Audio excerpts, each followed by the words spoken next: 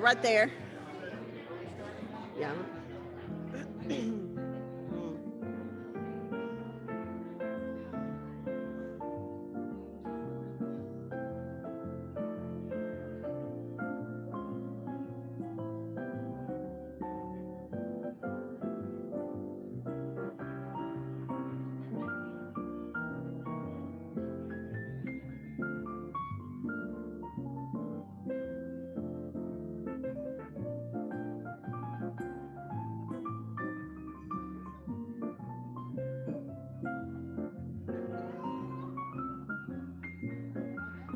Yeah.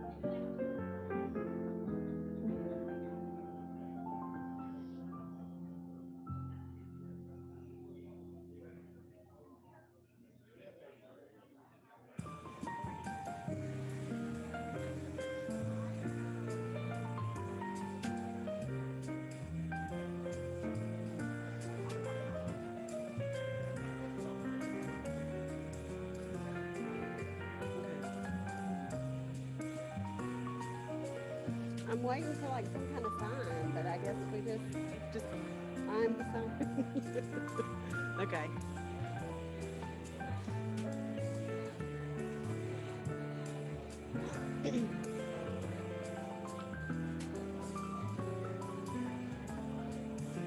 Okay.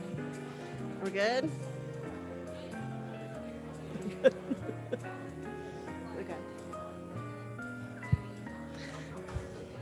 Good morning.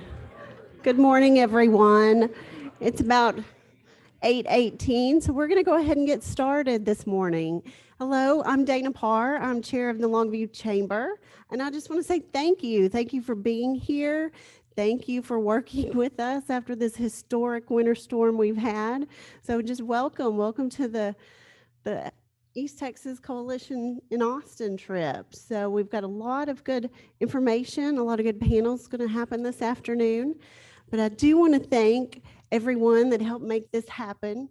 I want to thank all of our chambers, and Jill McCartney at the Kilgore Chamber, and Shelby Glover with the Lindale Chamber, Kelly Hall with the Longview Chamber, and Henry Bell with the Tyler Chamber, and all of their staff. We have had meetings for a long time trying to make this happen, and it is here, and we are excited. So thank you. Thank you to y'all for making this happen. And I also want to say welcome and good morning to the people that are joining us virtually today. We're glad you're with us. So a few housekeeping rules that we need to attend to. On the screens, you'll see our sponsors, and those are going to rotate out all day. So just look over those and just know they help make today possible. But we do want to thank our presenting sponsor, and that's ABC Auto.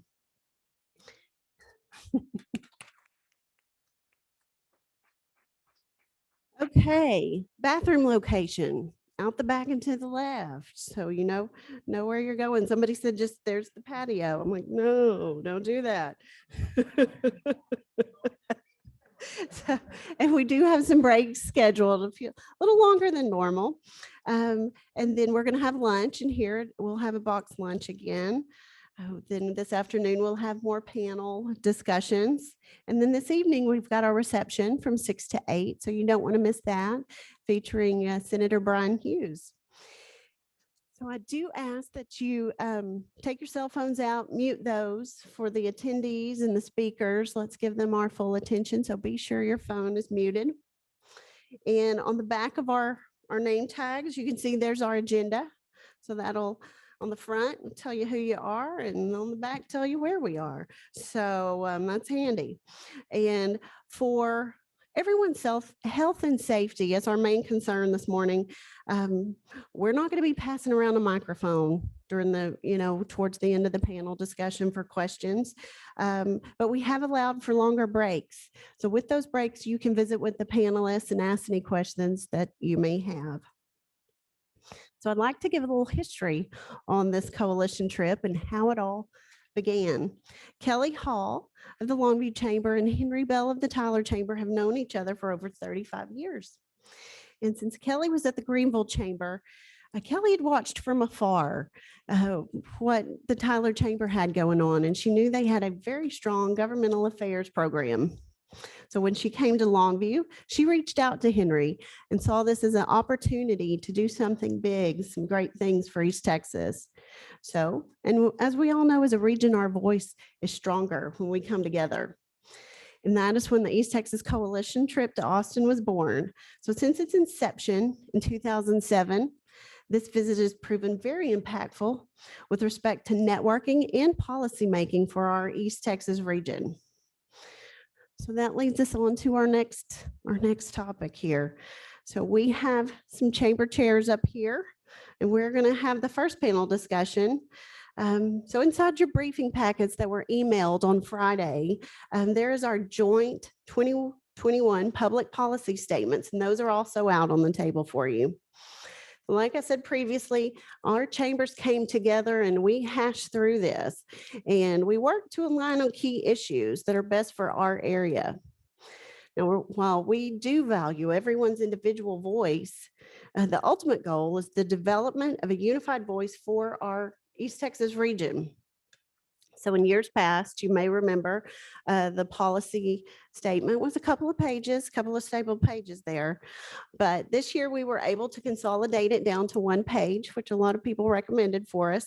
And that's to our benefit and for our state policymakers, so they can easily see where we stand as a region on these important topics.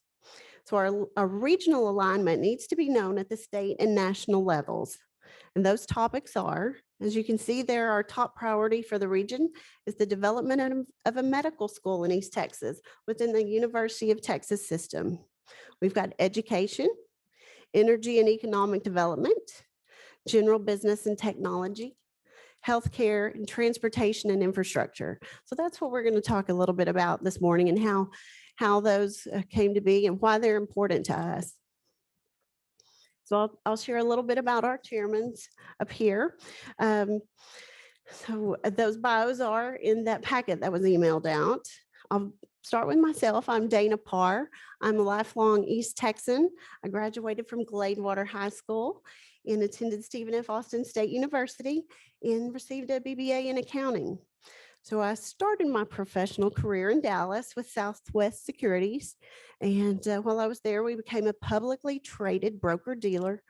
And then I worked in the financial and regulatory department of this group. So that was very interesting. In 2004, I returned to Longview. I took a position with Copeland Insurance Group. And here in the last 3 years, I started Advanta Insurance Partners. So I'm the president and founder of that insurance agency. So as a business owner, I know the importance of policies for small business and large business. And I'm honored. Again, thank you. This is my second year to serve as chairman for the Longview Chamber, so I appreciate that. Thank you. Next, we have Mark Robinson. He has recently returned to East Texas after spending several years in South Texas and South Bend, Indiana. After graduating from Texas Baptist College in Longview, Mark and his bride moved back to his hometown of Corpus Christi. In 2006, he began his career at American Electric Power as an electric equipment mechanic and soon decided to further his education in the Texas A&M University Corpus Christi Master's Program. So today, Mark is representing the Kilgore Area Chamber as chairman of the board. Then we have Roy Martinez. Roy is an accomplished senior executive and board member with more than 25 years of success spanning banking, transportation, and freight. He is currently the president of Swan Transportation Services, a full-service freight brokerage company. He is serving as chair of the Tyler Area Chamber of Commerce and executive board member of the Tyler Economic Development Council. After attending Tyler Junior College, Mr. Martinez attained his MBA and his BBA from the University of Texas at Tyler. Thank you all for being up here this morning. So I'm going to speak briefly about education on our public policy statements. So we support, you can see one of the topics there, support measures, including rural broadband that gives school districts flexibility to meet the needs of their students for pre-K to 12. I was actually at a dinner last night with several of the superintendents, and it is critical to have broadband for these students. And nothing has shown that more than this pandemic. It has really brought to light that divide. So many of our students are still not back in that traditional school setting, and they've got to continue to utilize that online learning. So we need to make sure all students have reliable access to the internet for their education. Our education system also needs to support reskilling and upskilling for today's workforce and working Texans. In the future, Texas needs to be lifelong learners who engage with the education system throughout their careers to keep their skills fresh as the job market evolves. We also need to protect the college career military readiness formula indicator in our school systems with effective job-related instruction and experience in career technology education. We want our students to be prepared no matter what path they take. The better we prepare them, the better for our economic sustainability and growth in the future. We support workforce development. Workforce development, it's an interconnected set of solutions to meet employment needs. So it can be changes to culture, changes to attitude, and changes to people's potential that help to positively influence a business's future success. A strong public education system undergirds a strong society. With a growing and increasingly diverse population in Texas, we rely on our public school systems to prepare students not only to be effective workers, but also to be engaged, productive members of society. So this can be development that is aimed at graduates at the high school level, or those already in the workforce. So as you know, some of you may have heard Gap Inc. recently announced plans to open a new state-of-the-art customer experience center in Longview. We want to be able to provide them or anyone else that looks at moving into our region with skilled labor necessary to meet their needs for growth and their plans for their future. We want to have a trained workforce for our existing business, as well as attract potential new business to our region. We need a stronger, skilled workforce to be considered as one of the best places to do business, both nationally and internationally. So that's my soapbox about education. I've got a 15-year-old, and he had to read 60 pages of Hamlet this weekend. So, it doesn't matter what they're working on. It's what prepares them for the future. Transportation and infrastructure. So we all know the importance of transportation and infrastructure traveling down here to Austin, because some of us had better experiences than others on the highways this weekend. So the last fuel tax for Texas, the last fuel tax increase was in 1991, 30 years ago. So some of the challenges we are facing is an aging transportation infrastructure. Cars are more fuel efficient. There's the increasing population in our state that's using our roads and highways. Not to mention electric cars are on the rise. So as the population increase in Dallas and Austin and the metro areas, East Texas does not want to lose our funding for transportation. We want to support new legislation that provides a reliable and permanent funding solution that is critical to planning and programming of these transportation projects.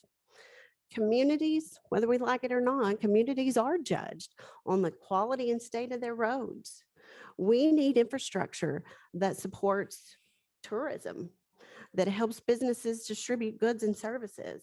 And as always, public safety is top of mind when we talk about transportation. So I know you've heard enough from me. I'm going to pass it on to Mark here and let him talk about his topics. Well, thank you, Dana. Appreciate that. And I know there's probably a couple people over there in the corner. There we go. I sat at that table last year and I realized I couldn't see several people. So very good to have everybody here this year. I always like to start with a thank you. Thank you, Dana, for the introductions. Thank you to all of you who traveled. I know that this is a weird year. Last year was probably a weirder year, but this year is definitely following in its tracks with Snowmageddon and everything else that we've endured. So thank you very much for readjusting your schedules to come a week later than we anticipated.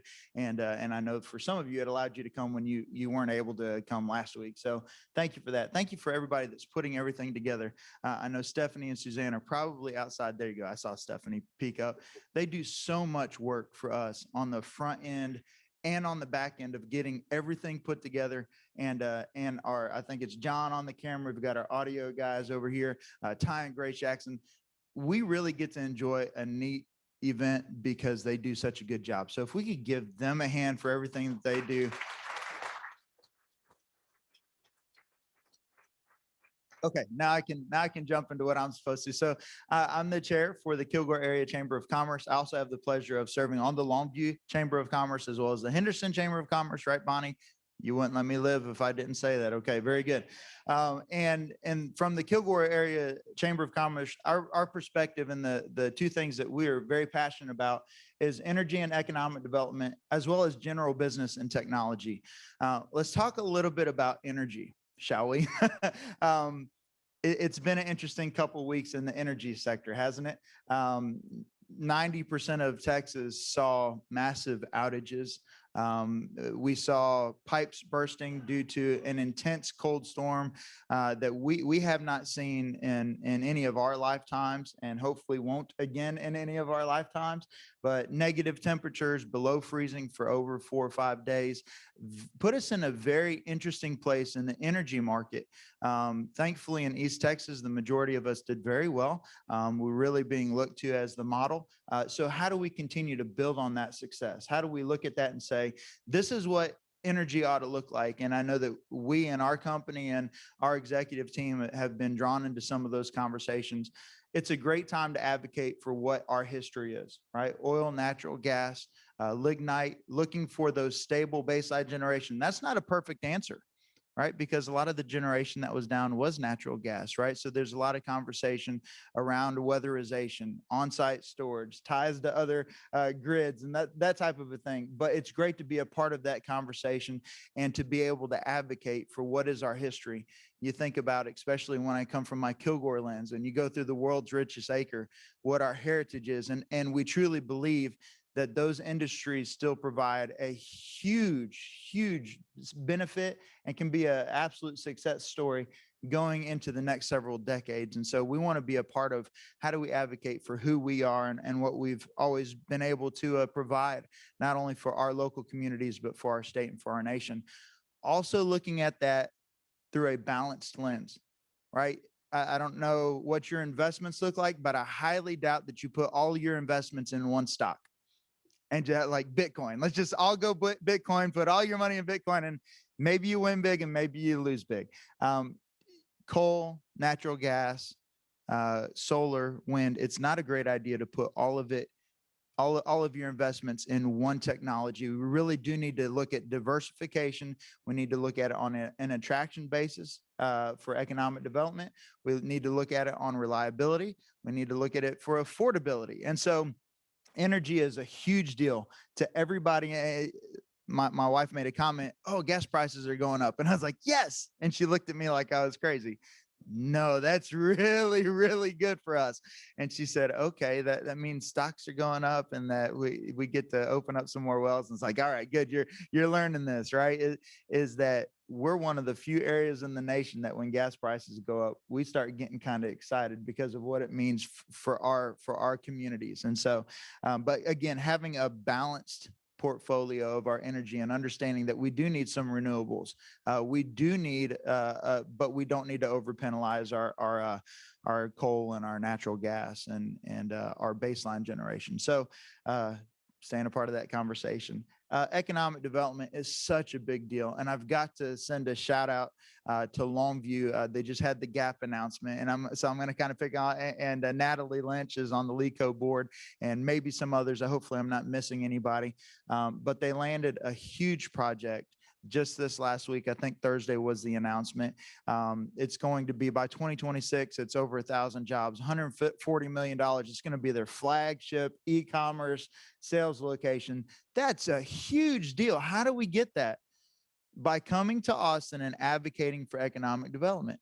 That 4A, 4B tax opportunities where we gather that money and then we look at those opportunities, then we say, okay, how do we create a space where an extremely large company, it's not all extremely large companies. We work with local businesses. We work with retention as well as attraction and expansion.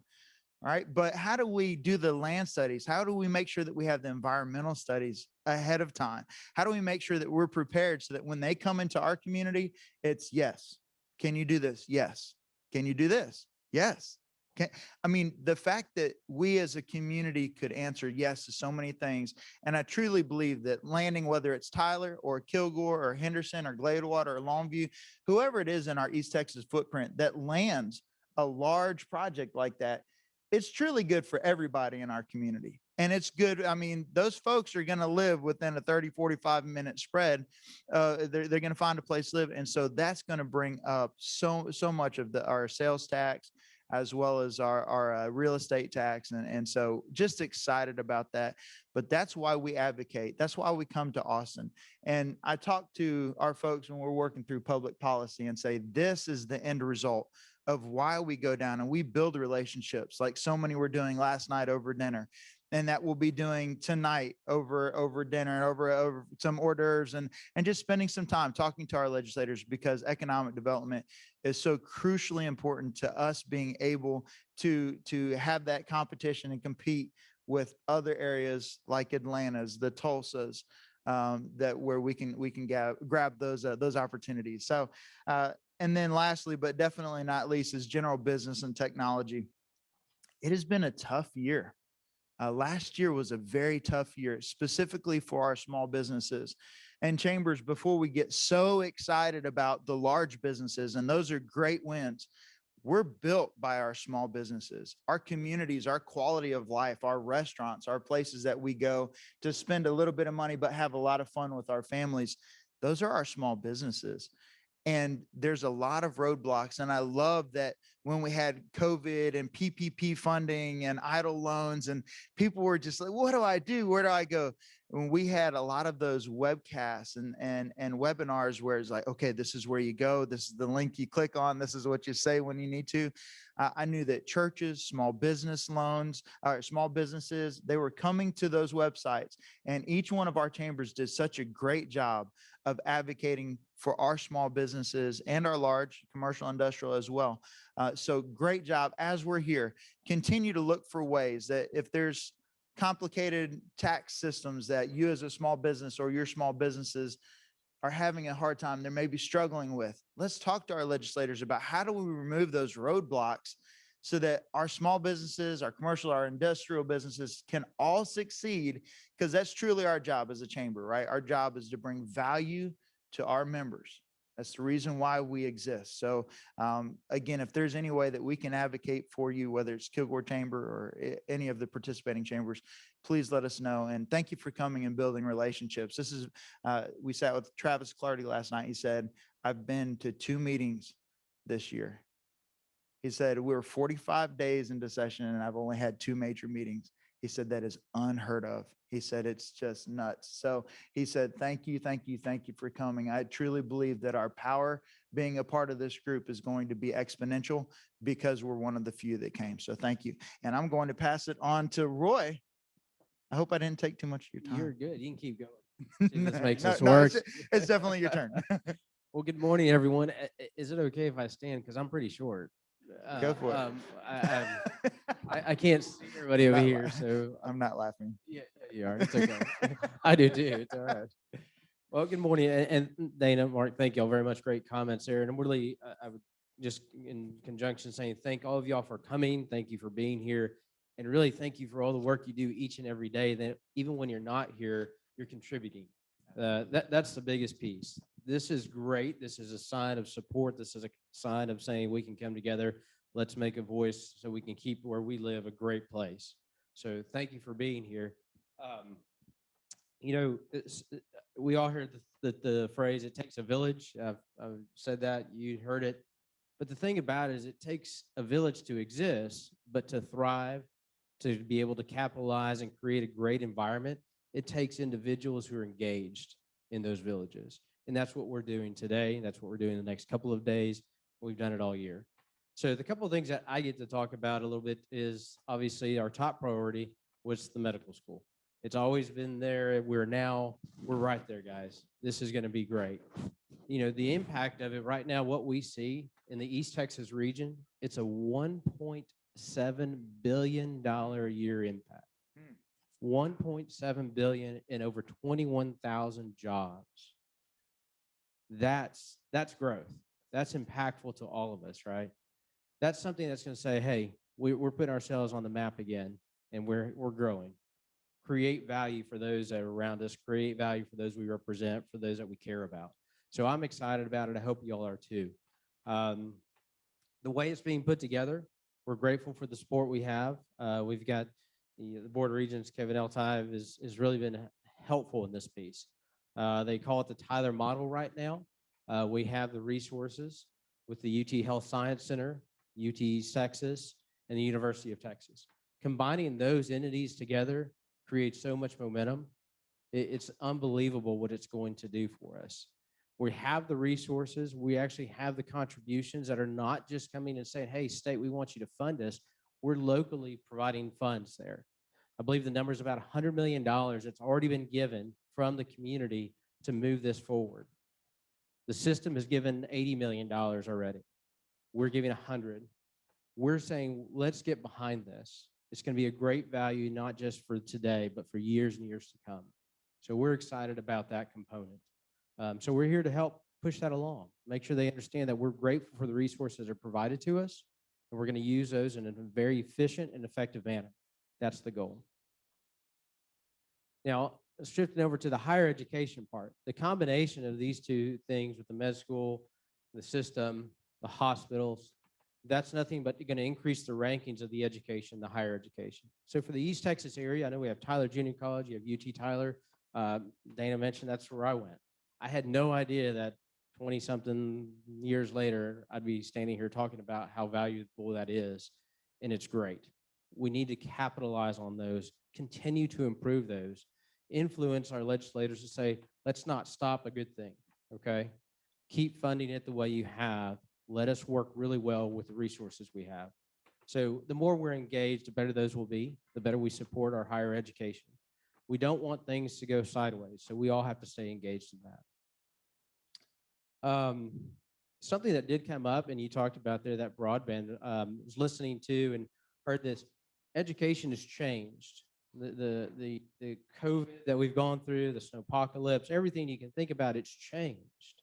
It's not going and sitting in the classroom only, but these higher education facilities have to change a little bit. So it's going to be a little bit of a difference for us going forward. And we want to continue to support that, but this broadband piece is huge. We've realized that it's not just a Zoom call. It's well beyond that. It's making sure the pipeline is getting out there to those families and those households. I think it's like 1.6 million households that do not have reliable broadband. Okay, that's 1.6 million that don't have it, that we can't communicate with, we can't share, we can't stay in touch with. Some of the most impactful things are not just sharing information in an email or saying, hey, here's your grades, or even just a Zoom call. It's being able to continue that with those educators, having the relationships with the students, with this higher ed, saying, we know where you're going, we have an idea, let us continue to help. For me personally, some of the biggest impacts were those professors who had the time to sit down with me, who were engaged and wanted me to succeed, but had a belief in us. So it wasn't just a grade. It wasn't just something I emailed to you. It was sitting down with them. But sometimes you're going to have to do that online. And that's just the way it's going to change. So it's going to be rolled in to the higher education and the process and the curriculum. So we need support to continue to push that because it's moving fast. I'll say it again, it's moving really fast. And what we've just gone through has really expedited the way we do business. So between the healthcare and between the higher education, we're here to support those things. We're here to make sure that we're on the same page, let's call it. Because the more we can influence the legislators on what we're trying to accomplish and get behind what they can provide for us, we're going to make this thing great, all of us combined. So I'm grateful for all of y'all being here, grateful for everybody being able to come together. These priorities that were put together from everyone, that's a lot of work, but it can be done. So thank you all for being here. Appreciate it.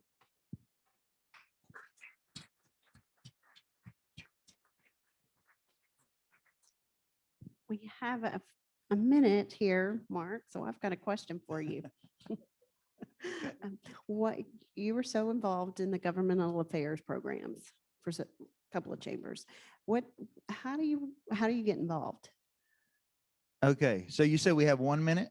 No, you've got 9. 9 minutes. Okay, all right, very good. Are you gonna have a question for Roy too? Or you might.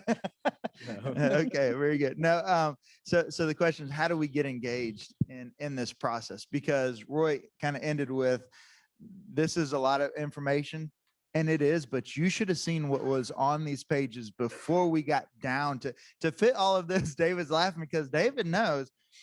You're talking about 13 pages from one chamber, 30 pages from another chamber, 1 page from another chamber, right?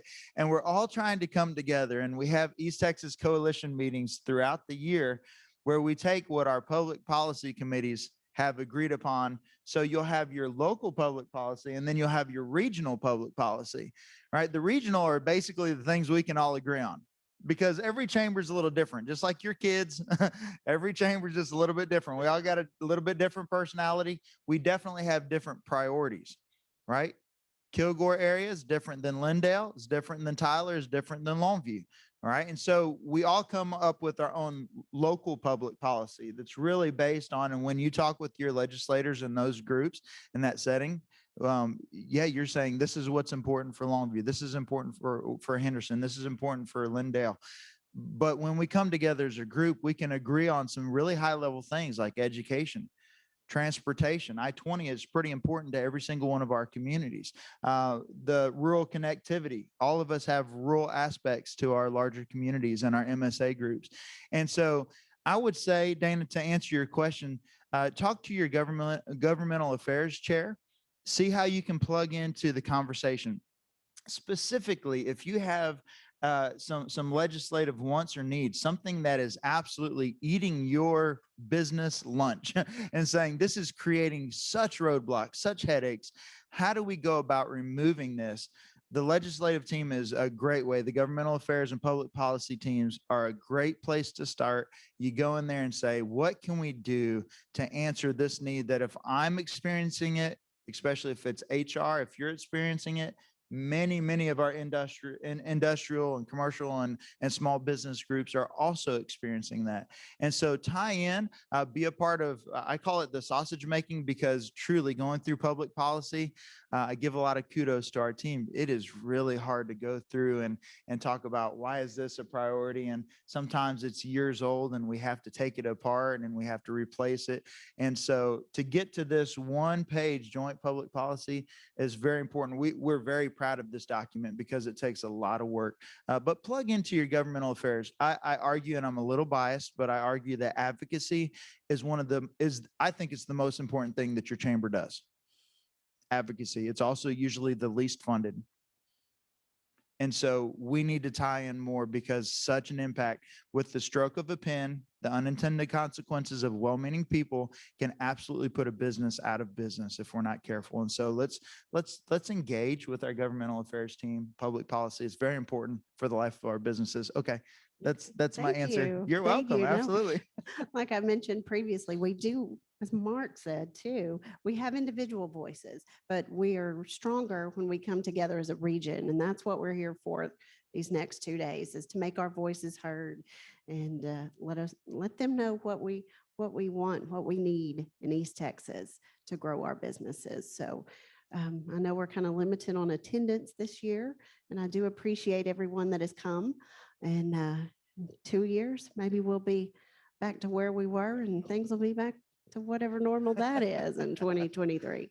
So I just want to say thank you again. Thank you for your time.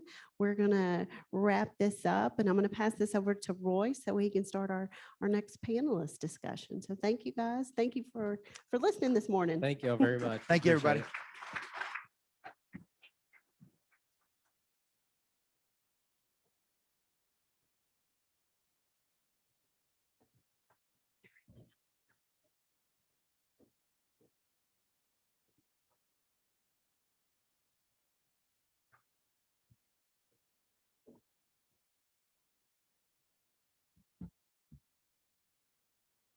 Gotta change gears here for a second now.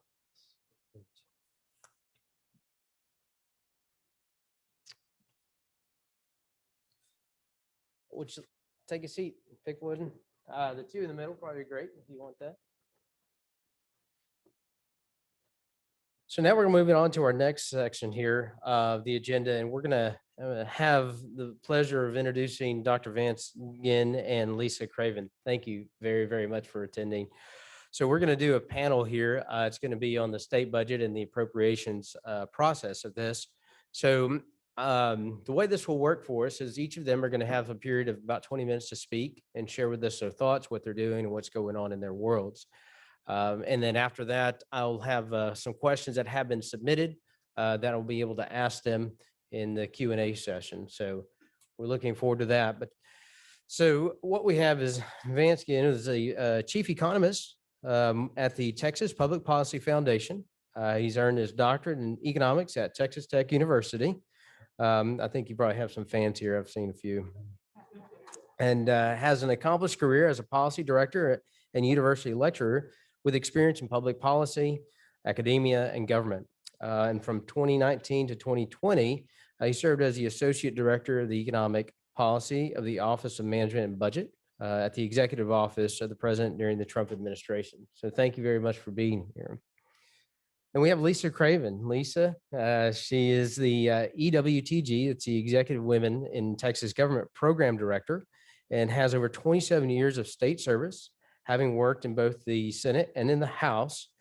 She served as Chief of Staff for then Senator Hager from 2007 to 14, and worked in the House of Representatives from 1989 to 2007, beginning her career as a Capitol tour guide in 1986. So you know where all the things are. We'll just say it that way.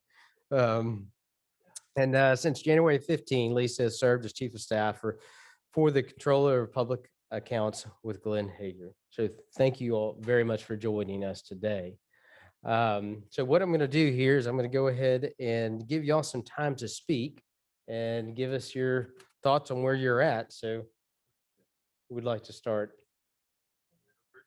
Lisa, we'll let you go first.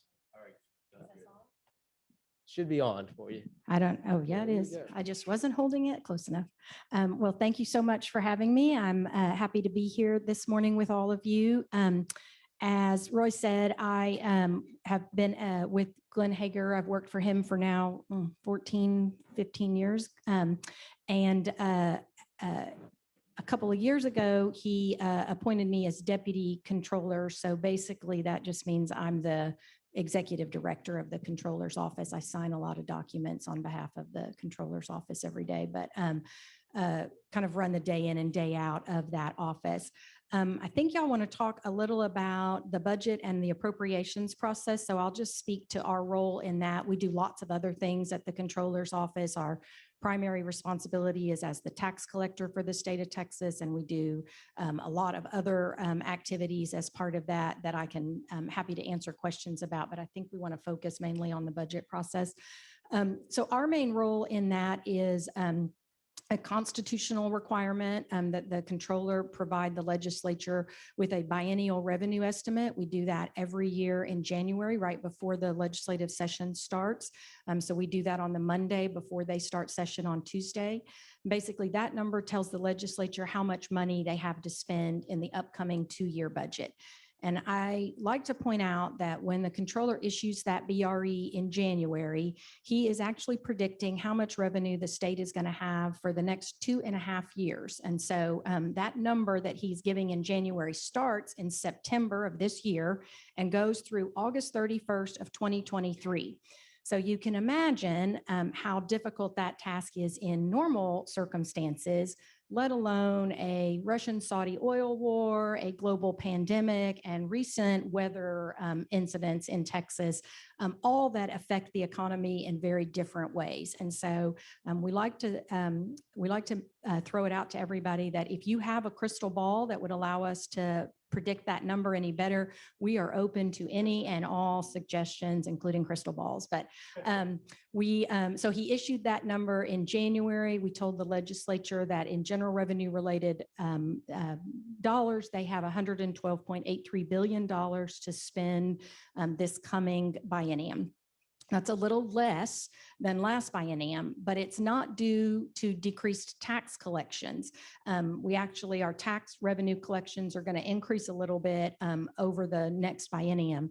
It's really due in large part to two major things. One is we started the current biennium that we're in right now with a surplus. We had $4.8 billion when the legislature came into town in January of 2019. So they started it with money in the bank, so to speak.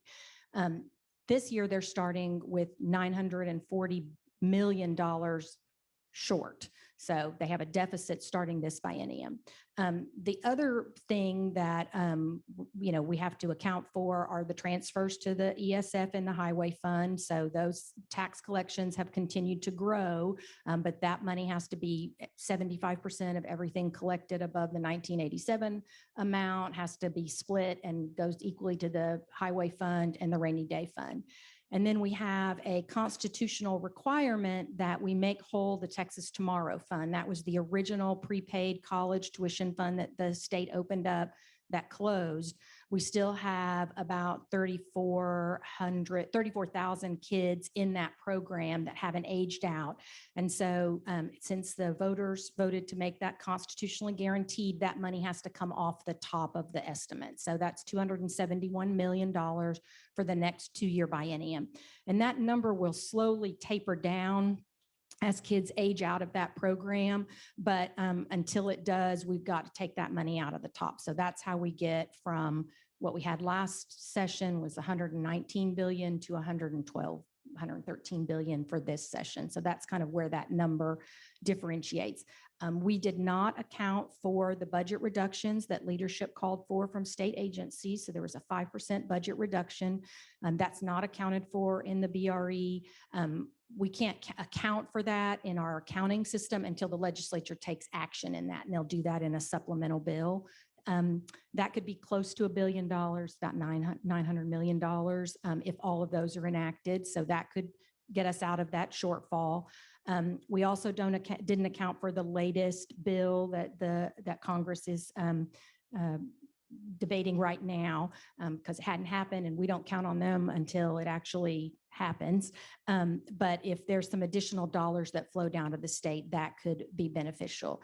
And then the last thing I guess I'll talk about, well, I have two things.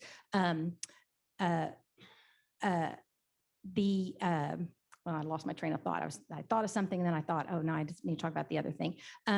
Some of the federal dollars that have come down, we're hoping to do some GR swaps with that, meaning that there are a lot of strings attached to that money and how we can spend it. But some of the things that we can spend it on, we could free up general revenue dollars and make those available for other purposes. So there's about $3 billion of federal dollars that we hope to be able to switch. So it's still going to be a tough budget for this upcoming session, but we feel like it's manageable, and there are lots of tools available to the legislature to get through it and get us to another conservative, principled budget that Texas is known for. And then the last thing I'll talk about on our role is we do the certification revenue estimate at the end of session. So during this whole process, we're tracking anything that spends money or raises revenue. And at the end, the controller has to certify the budget before it goes to the governor for his approval or veto. So that's the kind of back end role that we play, and we're monitoring all of that, and we do a cost out of the bill throughout the session as things are happening. And that's the number that really counts, is the controller certification revenue estimate. They have to stay within what he says is available for spending. So I'll end there, and I'm happy to answer questions as we go. Yeah. Excellent. Well, it's great to be here.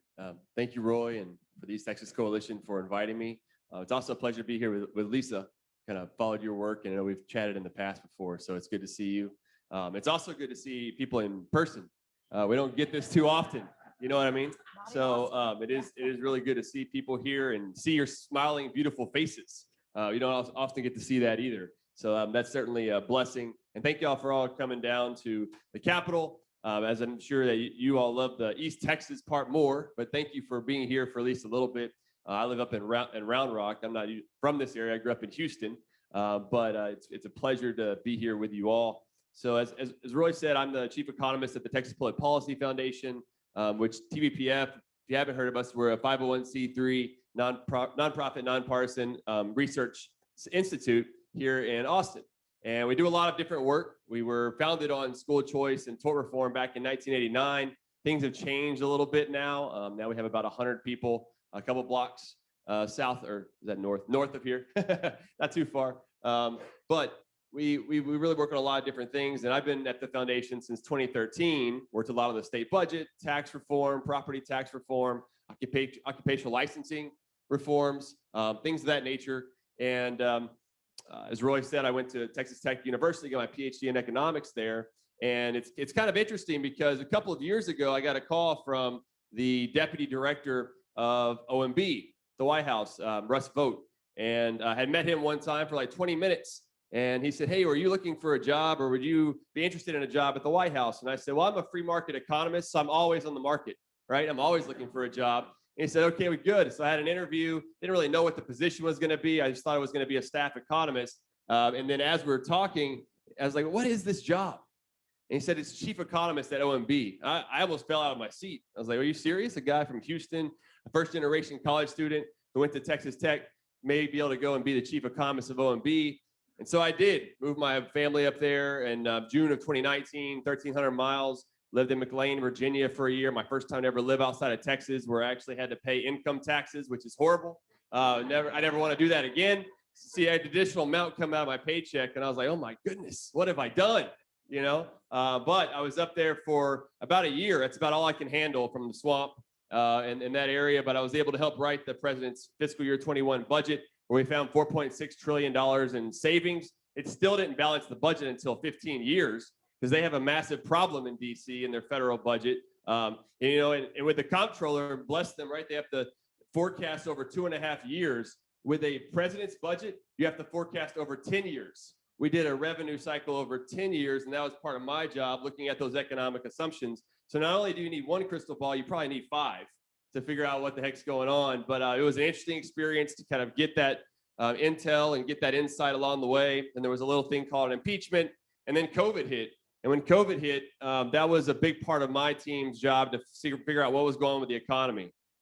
And again, try to figure out what's going on with the economy with so much uncertainty that's going on was really difficult. And then providing information to Fauci and Birx and the overall task force of where things were heading with cases and fatalities and everything else. It was quite the experience. I mean, again, I was was able to go into the situation room a couple times to give information. Never thought in my life that would ever happen, right? You never know what one day to the next can be. And so I feel, blessed to have had that opportunity, but I'm also blessed to be back in Texas, right? Where things really happen and where we can really make a difference overall and being optimistic about the future and about Texans and making sure that we're as prosperous as possible.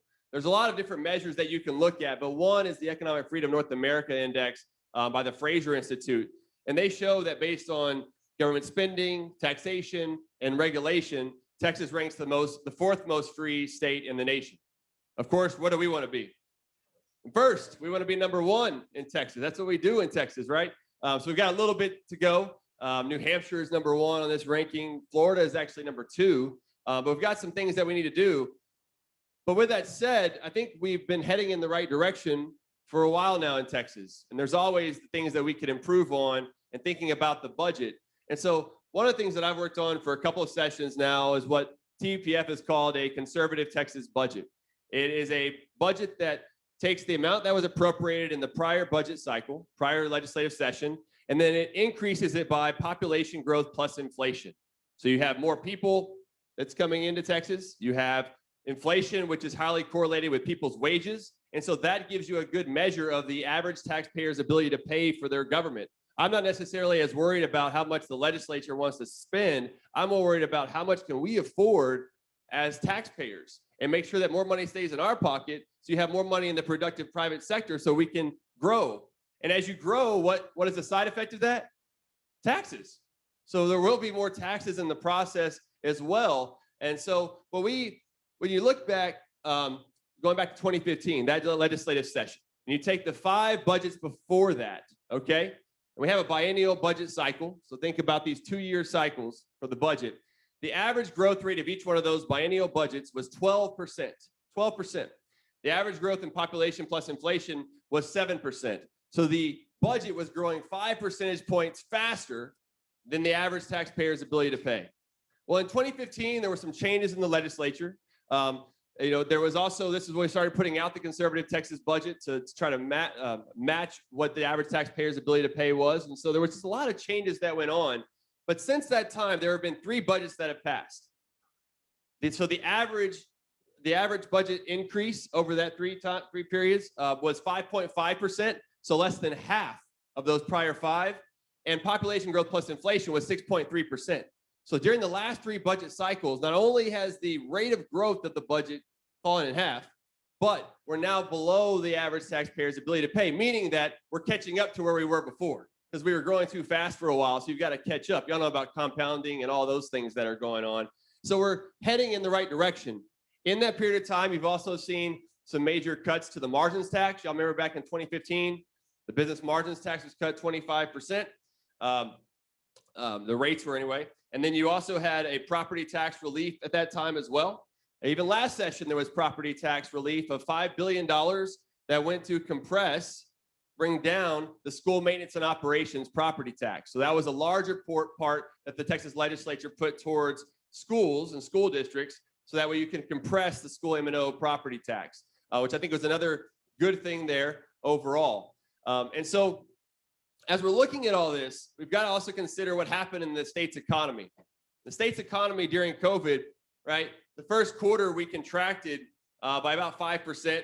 The second quarter, whenever things were shut down, right? The lockdowns and everything else that took place, that's really where you saw the hit in the Texas economy, but also across the nation.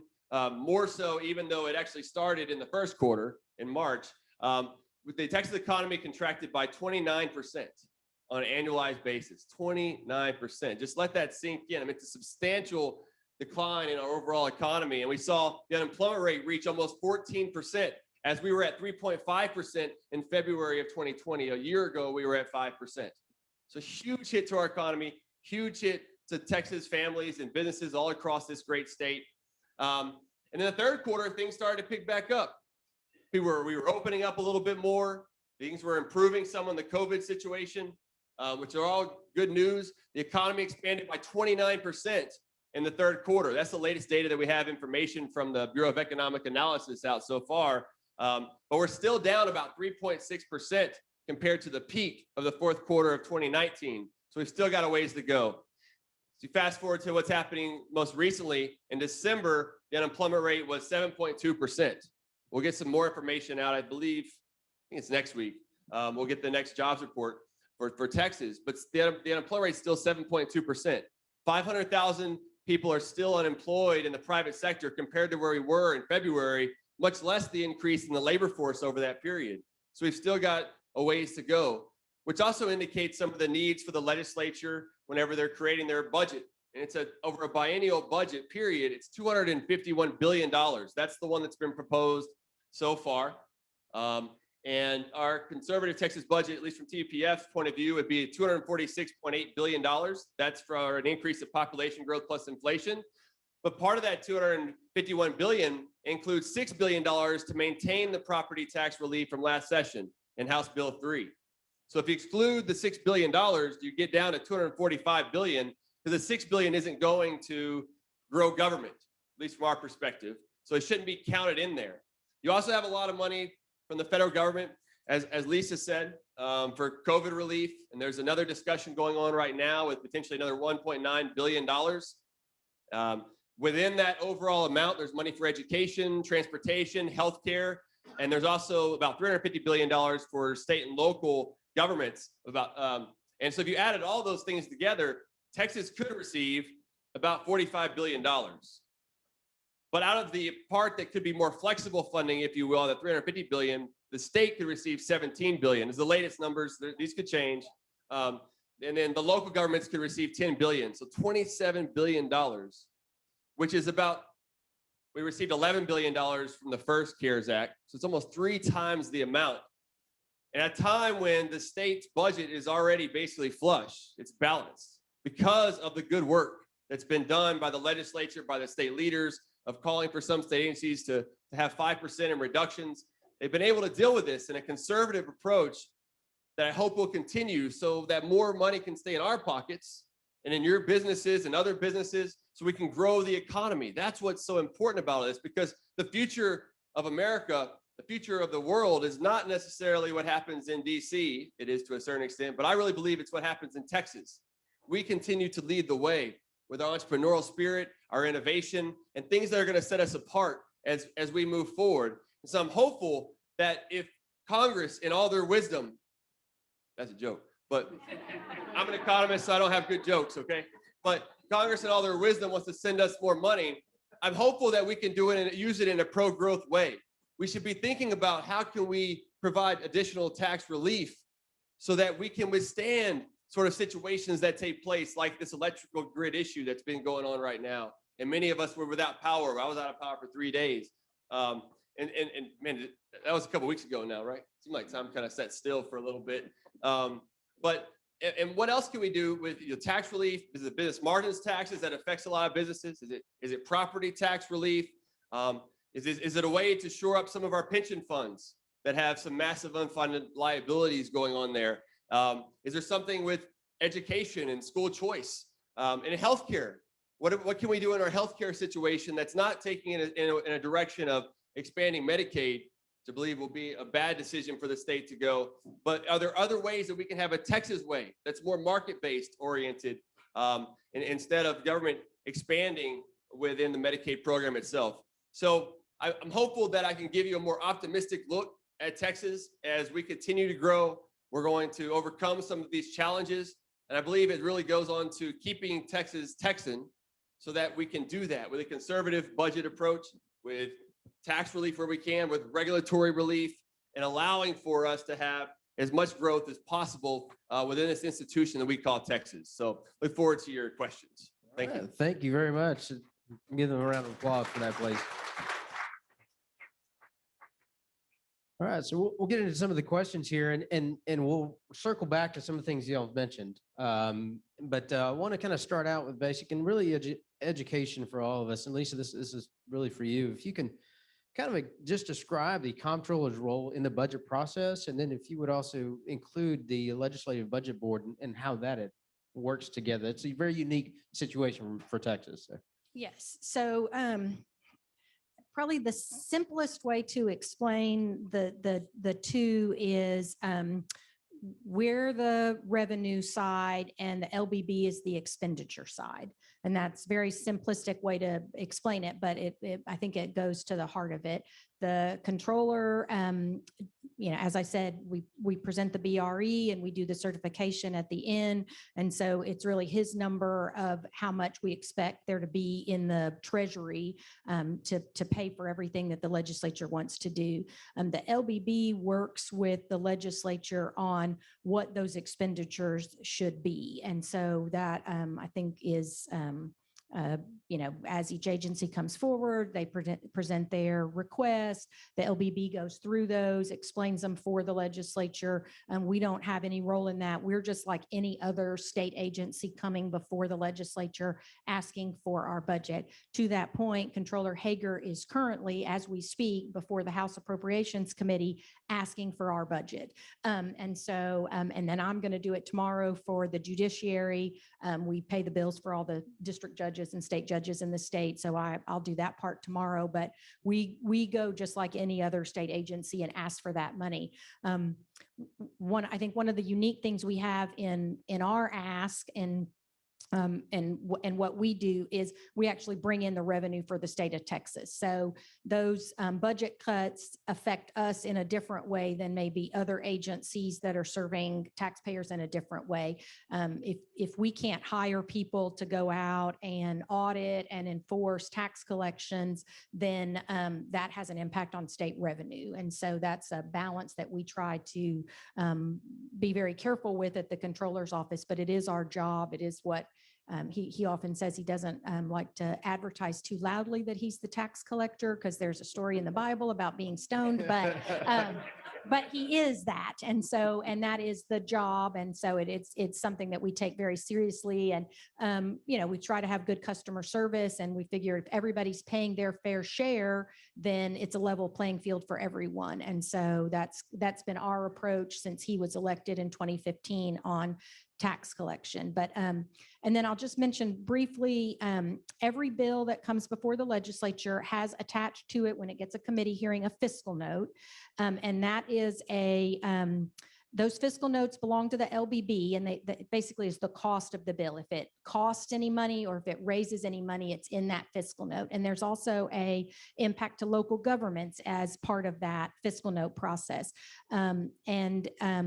We do anything that increases revenue or that affects anything at our agency, and then we give that information to LBB. And that's the way it works with every state agency. So if there's something at Health and Human Services Commission, they give input to the LBB on what they think it will cost them to implement something. But the fiscal note belongs to the LBB. They tend to overrule most other state agencies on what those costs will be. They don't tend to overrule us on what we think costs will be, mainly because we have that certification hammer at the end. And so we use our costs when we're certifying stuff. And so that's another piece of the LBB controller kind of back and forth. What did I miss? What do you have to add on that? Nothing really. I think you hit on the key points. Yeah. That's kind of a high level of that interchange. Well, and I think that's crucial just for all of us to kind of understand this process as a whole and what does it take So I think that's an education for all of us and doesn't hurt. We're not in it every single Yeah. day. So to understand that, then we know better how to react and utilize what we have with your tools. And Go ahead. I think it's an interesting statistic, but of that all funds number that the legislature uses, it's like 270 billion is what's available in all funds this year. 80% of that is dedicated either by federal strings or by constitutional or statutorily dedicated accounts. And so only about 20% of the money is what's available for the legislature to appropriate each session. So that's what everybody's fighting over, is that 20% of where it goes. And so but it takes all session. I mean, it's not, that 20% isn't insignificant, but it's not the whole number. A lot of the budget is already earmarked or dedicated for certain purposes. Okay. So there's some flexibility, but it's not the whole budget. So when we talk about the 250+ billion, it's not the entire thing that's at play. 20%. Okay. Well, Vance, you talked about how you look at what we can afford, right? What can taxpayers afford? And it's interesting, but we also know there has to be really good communication. And I say, we talk about effective communication. That's just, it's not saying something, right? It's also listening to understand, right?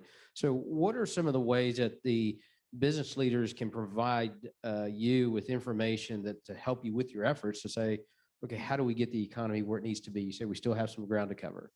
What's the best way to get that to you? How do we share that with you? Yeah, that's a great point. I mean, one way to do it is my email, begin@texaspolicy.com. You can send it my way. But I think it's also important to talk with your state legislators, talk with your state leaders to give them insight on how your business is challenged. What are the challenges that you're facing? Is it really a tax issue? Is it the property taxes, margins taxes, things of that nature? Is it a regulatory issue? Because that is some of that holding you back, like occupational licensing, for example, in your particular area. What are the challenges as far as skill sets go? You know, oftentimes, well, at least before COVID hit, there was a shortage in some areas of where some businesses said, look, I just can't find workers who fit the skill set that I'm looking for.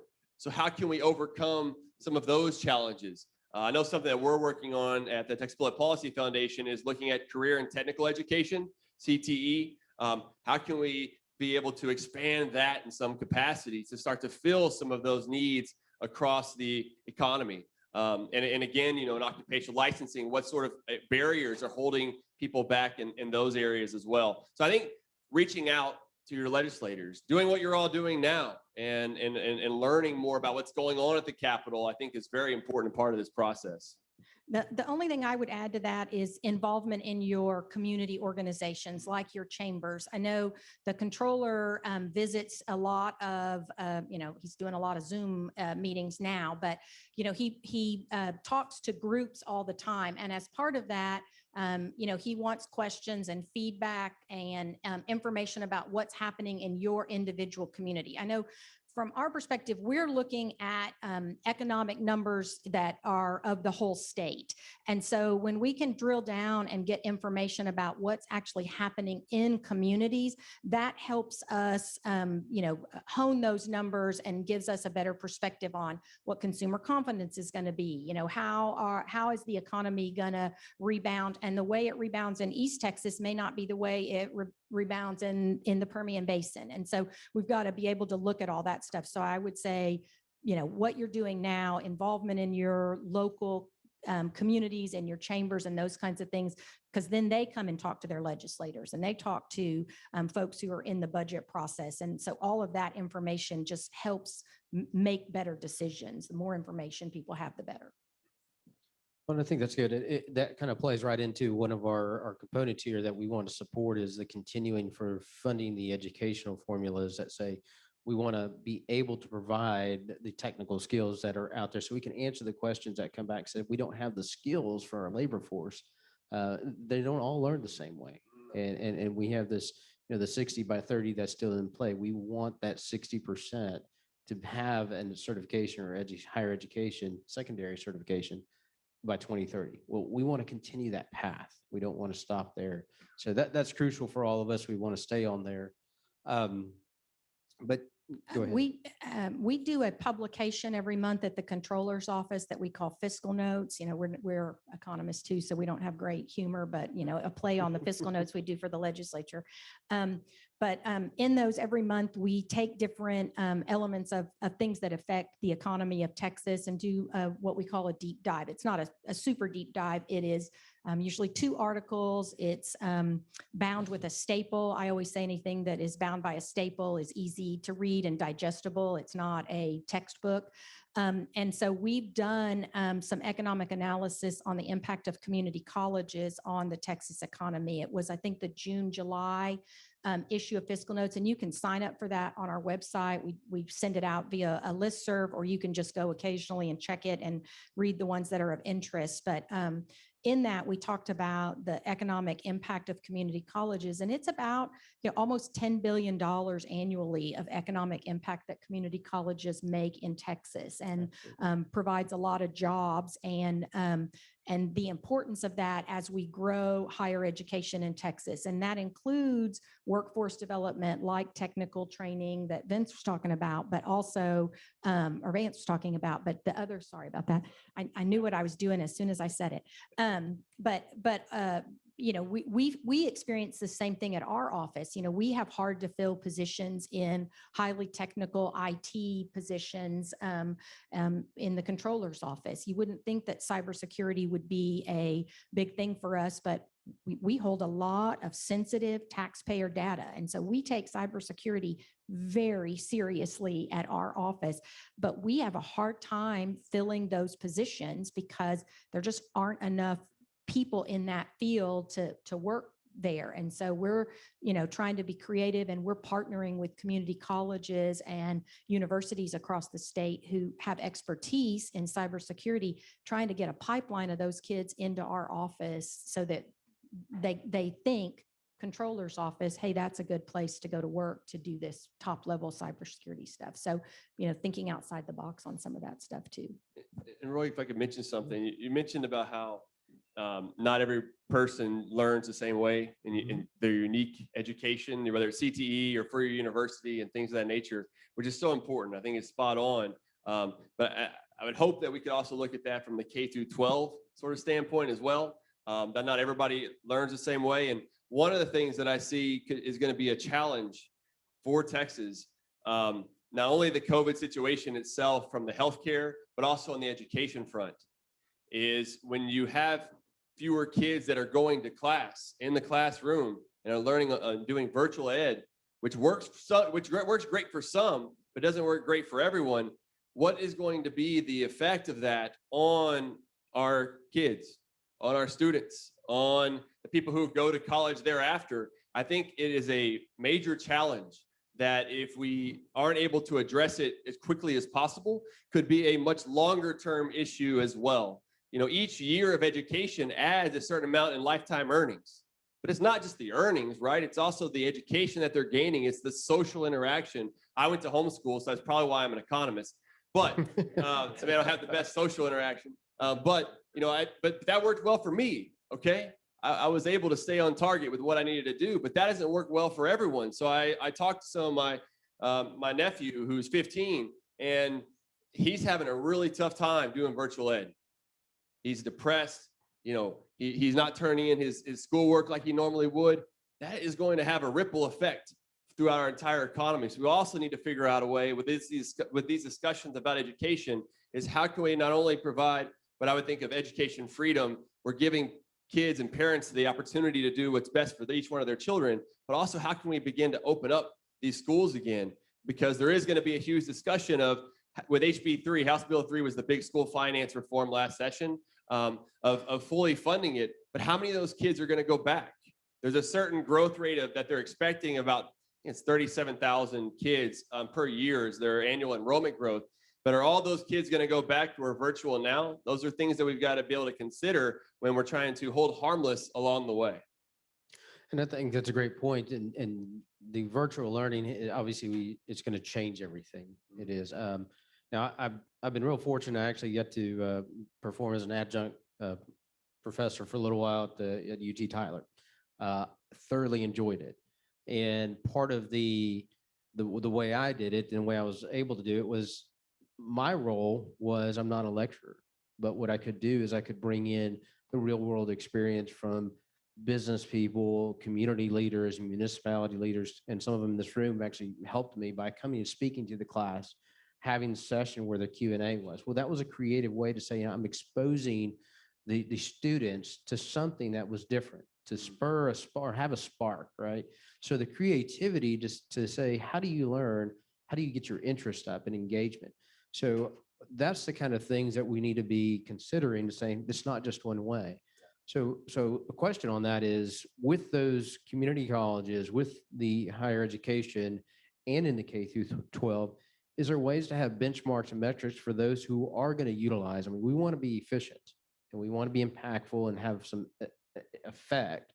Is there ways that the state says, okay, how do we measure up those who might be doing better? And let's say, go back to the Bible, give the one who does really well, give them more. And we feel we're pretty confident, we're creative. How do we do that? And can we do that to give more funding to those who are creative? I don't know the answer to that, but Commissioner Morath was testifying the other day, and he was talking about that very issue. And one of the statistics that he used was that about 30% of the kids who are doing virtual, or 30% of the kids are doing better at virtual, either college or K through 12. But that means 70% of the kids are not doing better at virtual. And I think the other interesting thing that he noted was that divide between the education gap that Vance talked about a little bit with, that the gap growing wider, is his expectation was that rural Texas was going to perform better in the education outcomes than urban Texas, because more kids are back in school physically and getting that social interaction and getting that face-to-face instruction and the value of that. And so I think we're going to see attempts to measure that for a while after, post-COVID, but I don't know what those metrics are. And I'm not a big proponent of more testing. So Yeah. I don't know what the answer to that is. And I would agree. We want to kind of reduce the reliance on those high stakes standardized tests, because of those things. Go ahead, Vance. I think that those are great points. I agree. And I think the other thing is for teachers, our best teachers should be able to be paid more. And I think part of that was what in HB3 last session was to figure out a way to come up with different metrics for them to be paid more and determine how that would look over time. I think it's something that we need to continue to look at and figure out, where these kids should go. I mean, ultimately it should be up on the parents. The parents should be the ultimate accountability, in my view, for their students, for their kids and where they're going to go. I mean, it was a choice that we made, that we were able to make for our son who was in kindergarten going to public school or private school. Well, we put him in private school because basically the principal said that we're going to keep schools open in person unless the governor shuts everything down. So we didn't have to have that same sort of uncertainty with a lot of the public schools of whether or not they were going to be in class. And I just think it's so important for them to be in class. And fortunately, we were blessed to have that opportunity to do that. But unfortunately, there's a lot of people who do not. And so how do we deal with these education gaps? I think what you'll see is a lot of those who are in the lower income areas, or there's going to be even a wider gap in the educational system, which will then lead to other gaps further on that we've really got to take into consideration. Well, and I will say this, with this entire group here, I think they ought to be very proud, and we're grateful that our education in the K through 12 and all of East Texas has remained open, has remained face-to-face learning, because it's so important. We get it, we understand it, but I think I think there's a congratulatory to them and to all those who've been working at it, is they've been able to be creative to say, how do we create an environment where we can stay safe, get through this, not just stop and freeze. We went through a freeze, but not do that and work all the way through. So I would like to say thank you to all of you who supported the education, the K through 12 through all of East Texas to stay face to face. We don't want to lose that, and we want to continue to push that. So I agree, and I think this group here knows it's crucial. And as a parent too, I've got a 17 and 12-year-old, and hey, let's get them in the classroom sometimes. Okay, there's only so much I can do at home. That's all I want to do. So I thank you on that piece of it. Changing gears over now just a little bit into, let's go to some of the questions that we also had. It looks like a pushback in retracting some of the highway expansion improvement projects through the last year because of the expectation of COVID. Are those things going to come back online? How do you see that coming for the budget there? That's really a tech stock question. So You have any friends over there we can talk to? Yeah, you might want to make some calls over there. I expect those will come back. I mean, what we've seen just across the economy in Texas, and I mean, if you just look around Austin and the number of cranes in the air, the construction projects have gone, forward full blast. And so I would expect that we'll see those transportation projects be, continued or pick up pace shortly. I know TxDOT is always concerned about their funding sources, and there are, that they get those transfers to the state highway fund, and then they get a portion of the sales tax. After we reach the $5 billion mark, they get the next $2.5 billion in sales tax. And so they're always concerned about that money coming in, and they don't want to let projects without knowing they've got the money for that. And so there's some things they do in their budget to ensure that they can pay for the projects that they have going on. But I would expect that we'll see those. The funding is continuing to flow to them. We haven't seen a decline in that funding. So. Well, what about on the shifting over to and some of the pressures that our local governments face are supporting with the police and the hospitals and courts, but the mental health challenge, and it's a large component of what we're facing right now. What about funding there? What do you all see? Are we going to continue to get more and hopefully establish where we can support and address the issue? We've seen it. I saw it even last week with our freeze and going out and helping some of those who are out in the cold. A lot of them were, and speaking to them, they're mentally challenged was the issue. And we want to be able to have a cohesive or at least a comprehensive solution. Is there anything that might be coming our way to the East Texas market for funding or somewhere to say, yes, that's important, we got to fund that? Is there something you can say on that? Vance, you might be able to. Well, I mean, it's definitely not my area of expertise, but I know that Chair Jane Nelson of Senate Finance, this has been one of her biggest topics is with mental health. And I know there's been a lot of talk about that in her committee in Senate Finance. And so I'm sure that there will continue to be funding in that area. One of the other things that we've been looking at TVPF is community care and community care within the community, right? Having help with those mental health issues, and how can we start continue to expand those opportunities as well? And so I'm hopeful that we can be able to cover these issues in a number of venues relative to just being from the government side of things, because there are many people who are struggling, and especially during COVID and being alone and those sort of areas. I think there's something that we really need to look at.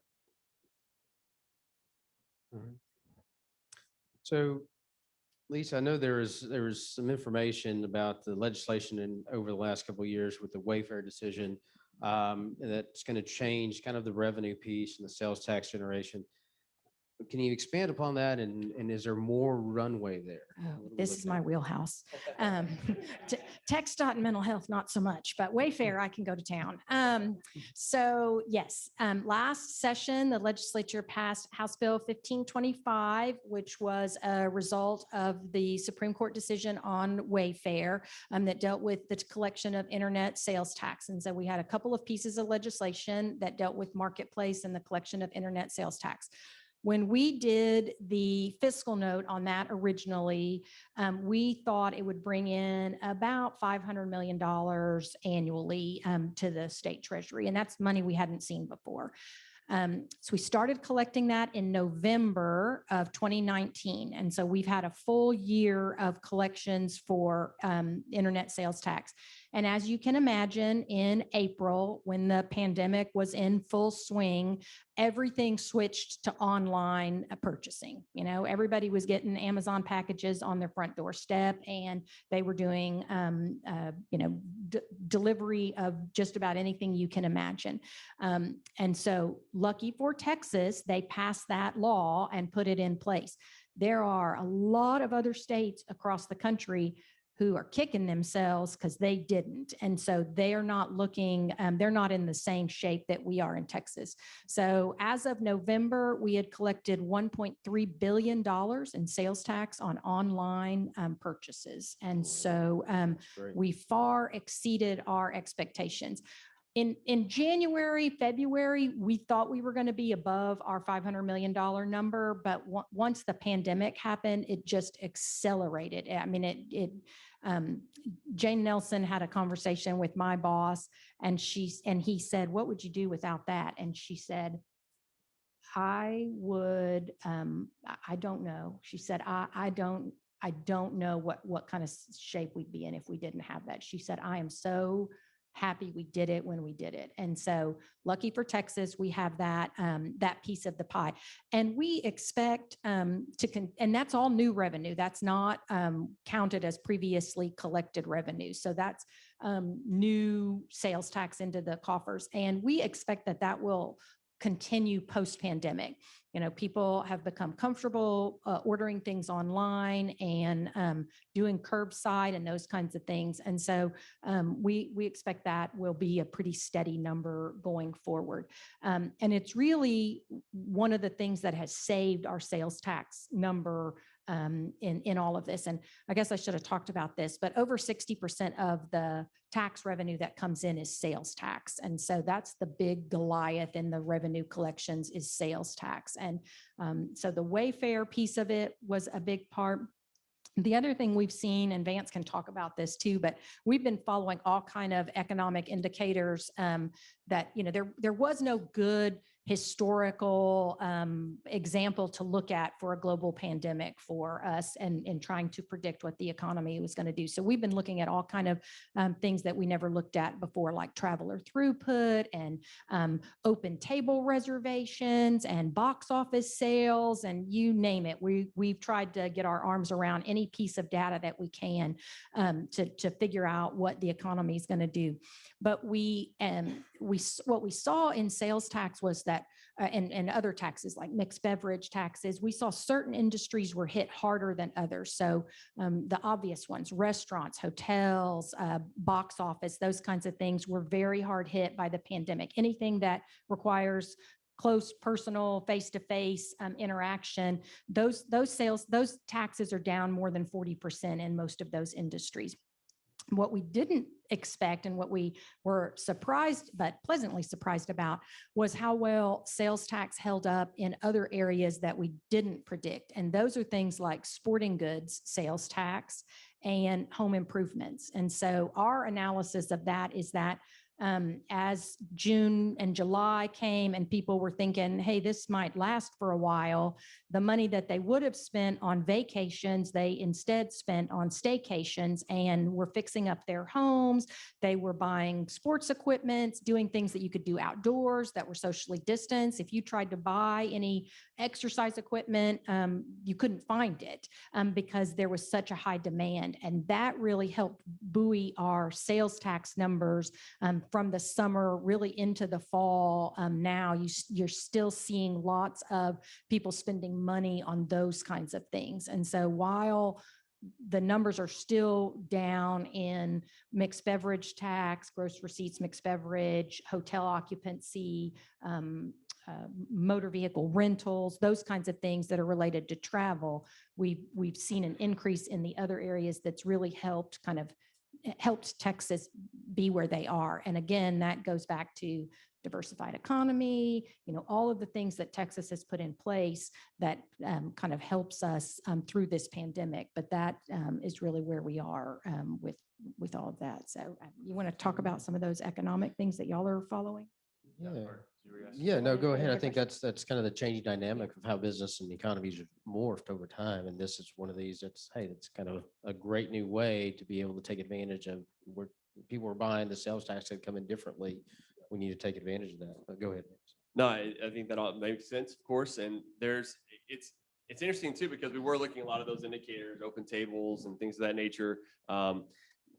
Also looking at the number of weekly jobless claims, unemployment claims, which are still at an elevated level right now, even as state revenue continues to roll in at a faster clip than what the Comptroller had estimated back in July of last year. There was a substantial improvement to that picture at the beginning of session in January. And the Texas Comptroller, Glenn Hager, has also suggested that he may come out with an update later. That's not for sure, but he's at least said that.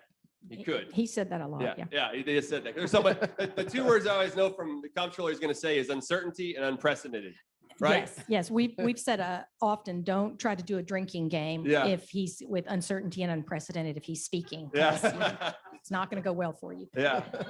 So, which is right though, because it is unprecedented and there is still so much uncertainty that's going on. And it's actually what I think is quite remarkable about the Texas economy and just the vigor that there is still in it, even as we're not at full capacity, right? Because within the governor's restrictions in place, the most that you could be at capacity is 75% across the state. And about 2 months ago, whenever the COVID cases were up quite a bit and hospitalizations were up, 88% of Texans lived in a trauma service area that had at 50% capacity. So in fact, for about a month, a little bit more than a month, the state's economy was really only running at half speed. We were running at 50%. A lot of those trauma service areas are now open again. I was just looking earlier, only 2 of them are now at the more restricted level. The rest are at 75% as COVID-19 hospitalizations have been down to 15% or less, right, within these trauma service areas. But it still means that we're only at 75% capacity. And as you might know from some of your businesses and some of your members, even if you're at 75% capacity, you oftentimes have to run at lower than that capacity. For example, a lot of the restaurants, I go to Eureka, it's right down the road here pretty often, and talk to them and say, what do y'all look like right now when we're at 75% capacity? And they say, look, we still have to be at 50% capacity because we don't have the space to continue to have the social distancing requirement plus that. So it still keeps you at some level of capacity constrained.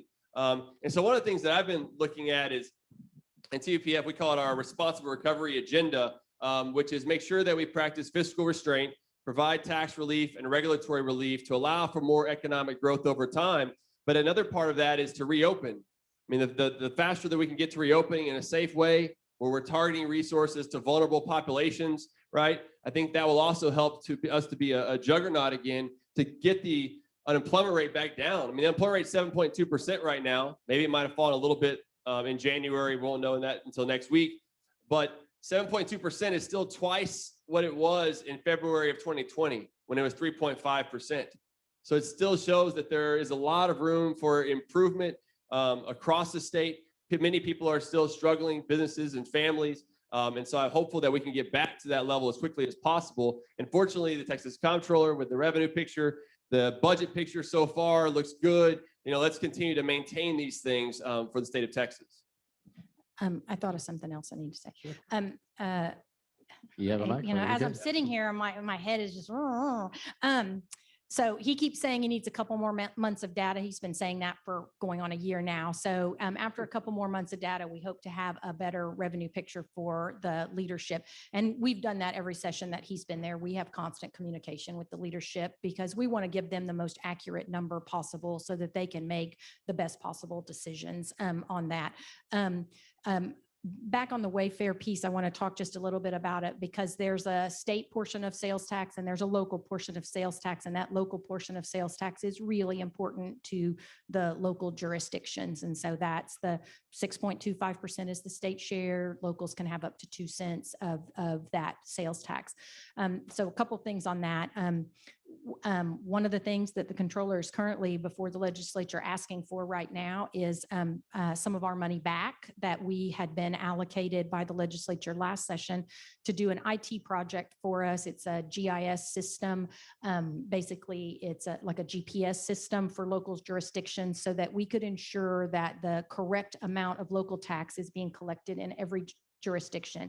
That money comes to the state and then we send it back to the locals for their use. But you know, Texas has so many jurisdictions. If you take in hospital districts and mud districts and all of those kinds of things, there's so many local jurisdictions that it's sometimes hard to know if you're collecting the right amount. So this would be a system for retailers to be able to make sure they're collecting the right amount of local tax so that the local jurisdictions are getting their fair share. The other piece of that, and this is something that we're working on in our rules right now, is we believe that if you pay for something online and it's delivered to your home, then your local taxing jurisdiction should receive that local sales tax. However, that is not always the case. And sometimes there are agreements in place that that local portion of the sales tax goes to a fulfillment center or the place where the item was shipped from rather than where it is received. And so there will be some discussion this session by the legislature about that very issue. And your local members have been very vocal about that from East Texas because they believe that it's a fairness in taxation issue and that when you order something, you believe that your local government is getting that 2 cents and that's where that 2 cents should go. And so I would just put that kind of on your watch list. Senator Nichols, when Comptroller Hager was in front of the committee, he was the first one to light up his light and ask about local sales tax going to local jurisdiction. And so afterwards, Lynn was in the office and he said, "Did you see Nichols?" And I'm like, "Yeah, he's on it. Don't worry. He's all over the issue and going to make sure that local jurisdictions receive their fair share." But that's the other piece of that Wayfair decision is now that people aren't going into a store to buy it, making sure that that tax revenue follows the product and the consumer to the end use. into that local. Well, Yeah. that just kind of makes sense. Yeah. You know, the Yeah, idea it's kind of common sense, but you know, if we could legislate common sense, we would all be be a lot easier, right? Yeah. and we'd all be in a better situation. I think some people get in the way sometimes. We're not sure what's going on there. Now, with the other type of the outside influences on the budget, obviously we've had these COVID and the relief and a lot of Fed funds coming in. You spoke about that, but how is that really impacting the budget and the economy? And if we get this next nearly $2 trillion piece that you talked about, what does it look like for us as another shot in the arm, let's say, or what is the influences that you see happening with that coming in? Yes, I mean, there's a lot of different things that's in the $1.9 trillion package now. I mean, part of that is a $1,400 amount in tax rebates for people. There's also a plus up or an additional amount for unemployment insurance. I believe the latest version is $600, $400 or $600 a week. 400. Okay, $400 a week. Get them confused. There was at one point a $600 plus up, but $400 plus up in this one. Then you have the state and local portion, and there's a little bit more money that would be added to PPP. So there's a lot of money that's been kind of went into the CARES 1.0, 2.0, and 3.0 as well, I like to call them. So there's been a massive amount of money that's went in there. And then it's a question of which one of these are what I would consider to be pro-growth, that are allowing for more economic growth, job creation, and that sort of thing. Part of it is, I think, when you think about the checks, and you think about the unemployment insurance, to expand those from the federal level, because the state unemployment insurance program is really what usually funds people who are unemployed. These are additional amounts that are being added by the federal government, starting with the CARES 1.0 last year. right? So these are additional amounts for that. And there are some behavioral effects that happen there. Whenever you receive more money being unemployed, then that changes your behavior, whether or not you want labor or leisure. And so some people will choose to stay home and get the unemployment benefits versus going to work. However, it's a little bit different dynamic given what normal economic literature would say, because a lot of places are shut down. So there's not the same demand for those workers as there ordinarily would be when you had the economy reopened. And so in my mind, there is somewhat of an incentive that's going to be out there for states to stay shut down longer than they otherwise would, because more and more money is going to be in people's pockets. And I'm not sure that that's a good thing.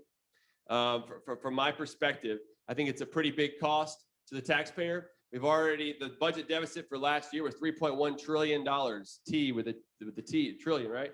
This year is probably going to be another $3 trillion. The national debt's at $28 trillion. Some people say, well, that doesn't matter. We just need to put money out there, but those dollars do matter. We don't. What I like to say is, high taxes and deficits are always and everywhere a spending problem. We've got a major spending problem in DC, and the more that we become dependent and kind of high on this drug of more spending out there, I think we're worse off we're going to be over time. There's an argument that says, well, interest rates are so low. They are. Interest rates are really low right now, historically speaking. But y'all know just last year, the interest on the debt was $350 billion. $350 billion. That's more than the entire state's budget over a 2-year period. And that's just interest on the debt. I don't care if you're a progressive or conservative or libertarian, we could come up with better ways of spending $350 billion. I would like for it to be more in taxpayers' pockets, but we could figure out better allocation of those dollars. And so when we're looking at Congress and all of their wisdom, again, of thinking how much they want to put out there, let's be sure that we're careful of how those dollars are spent.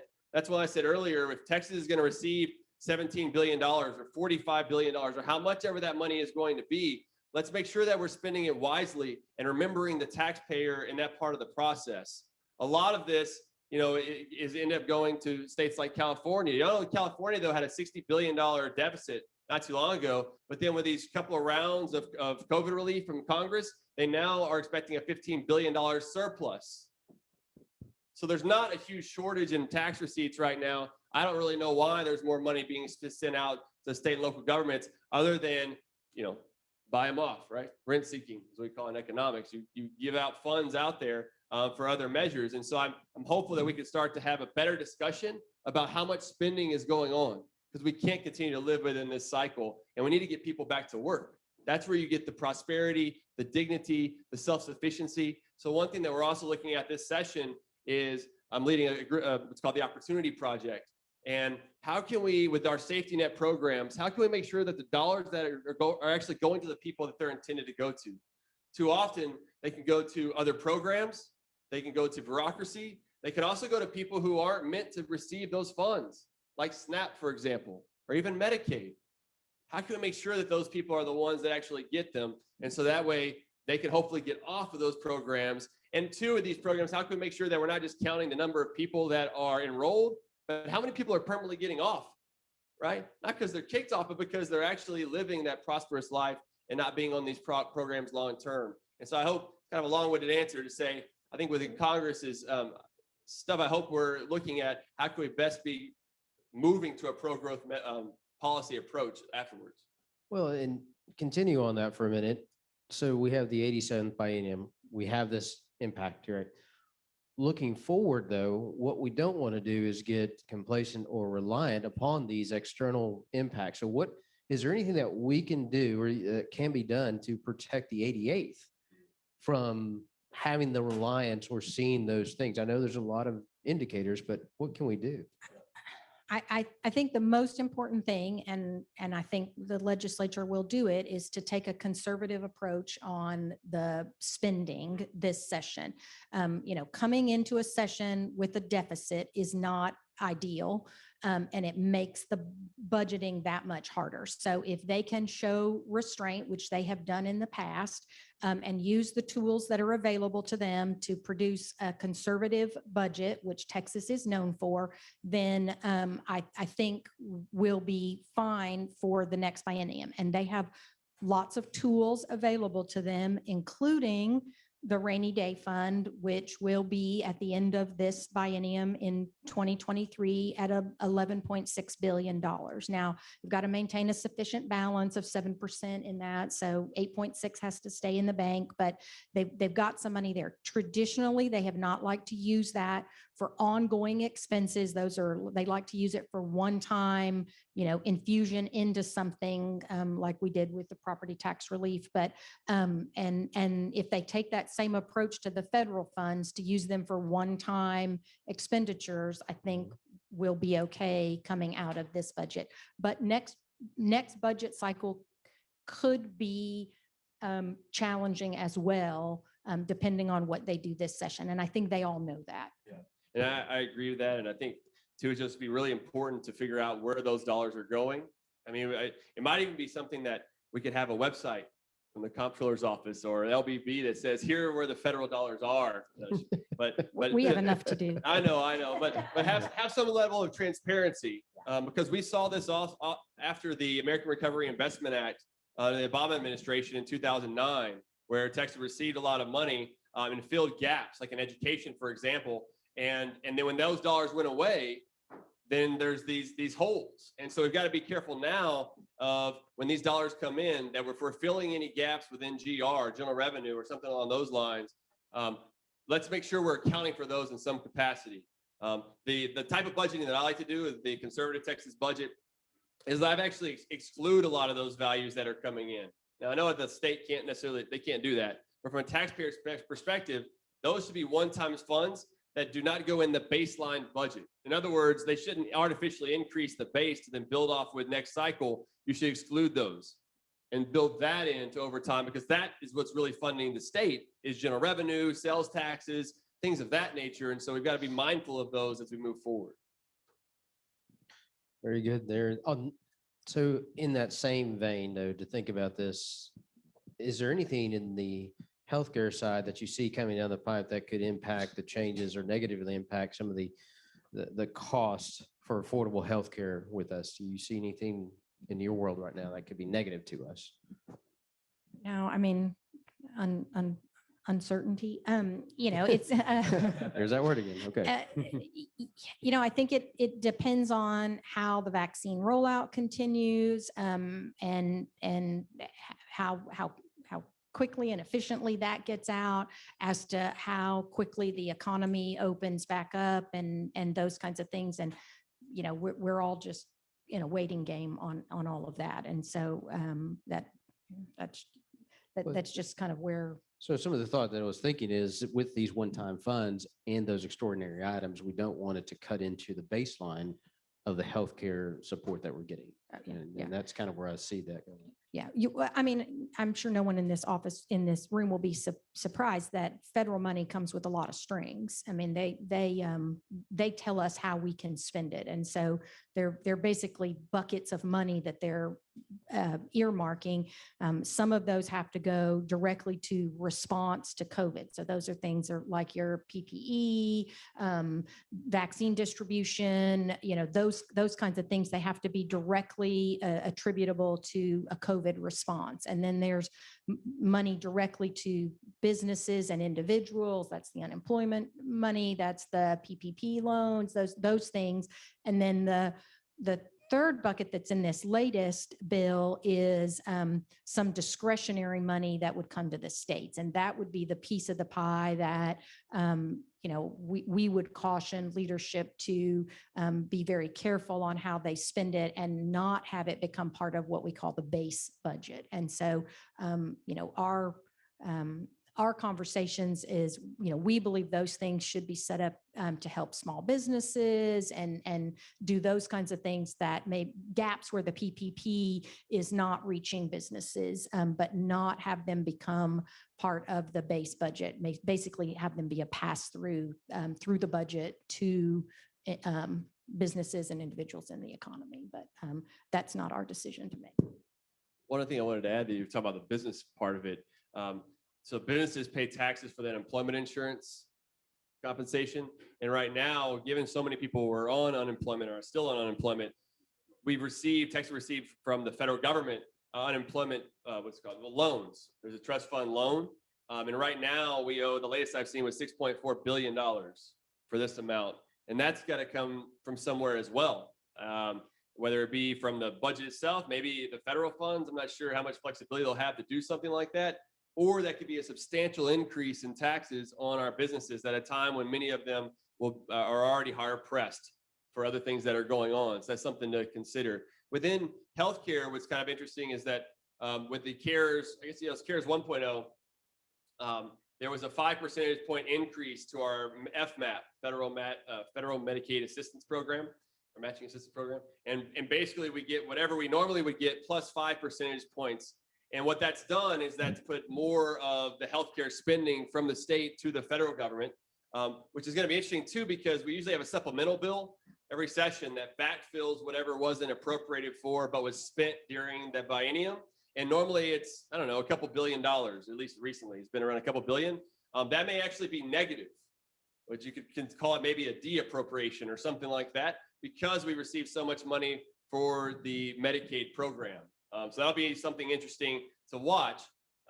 What's also interesting though, too, on the healthcare front is that whenever that expansion was put in place, and it's an emergency declaration by the Health and Human Services Secretary in DC, that 5% increase in FMAP also meant though that you couldn't, someone could not age out or income out or basically be kicked off Medicaid for whatever reason until the emergency declaration is expired by the Health and Human Services Secretary. And so that is something else we need to watch. How long will that go on? You know, I was looking at this the other day. There are natural disasters or some sort of emergency declaration that are still in place, that have been put in place over the last 100 years. 31 of them are still in place today. So will this be something that's made permanent?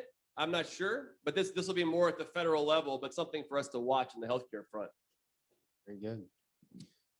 Okay, we went through the ice storm. Okay, this is kind of a deal.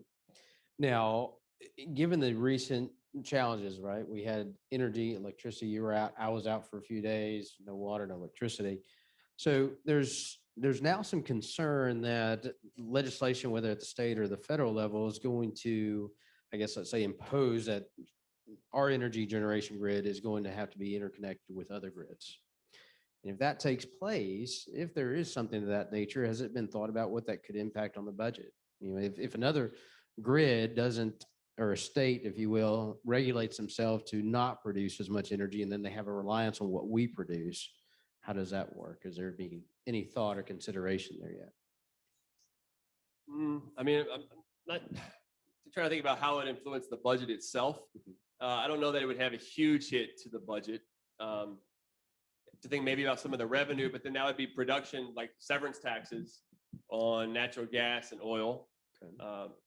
But I think that there needs to be a careful consideration of what the next steps will be when we're thinking about what just happened 2 weeks ago. And I know that the legislature is already doing that. They met last Thursday and Friday, I think for like 25 hours over just those 2 days to really consider what happened and what we should do moving forward. It seems to be so far a combination of things from my perspective. Is one, it was a once in a lifetime weather event. I mean, I've lived in Texas my whole life, as probably many of you have. I've never seen anything like that in Round Rock. And so I'm hopeful that that won't happen again. However, we need to be prepared, whether it be the state or just from our family's perspective and communities. And that was one of the beautiful things that I saw was Texans helping Texans, right? We stayed at a friend's house who also had a little, had a 5-year-old, and we stayed there for a while, having our own little daycare, kids running around, and it was interesting. But the other thing is, it seems to be some sort of grid mismanagement, whether that's on PUC, whether that's on ERCOT. I think all that needs to come under consideration, but we need to figure out what was going on there and how the electricity generation was moving across the state over that period.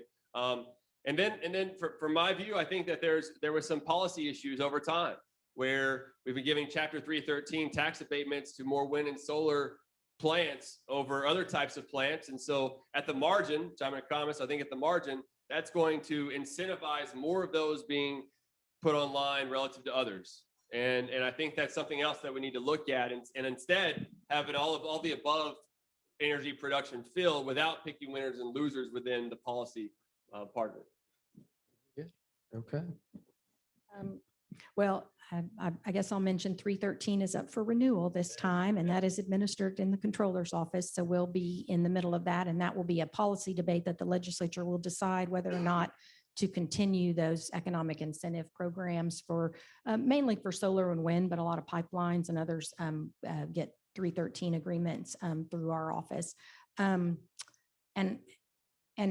yeah, they'll be in the legislature. There was a lot of discussion last week.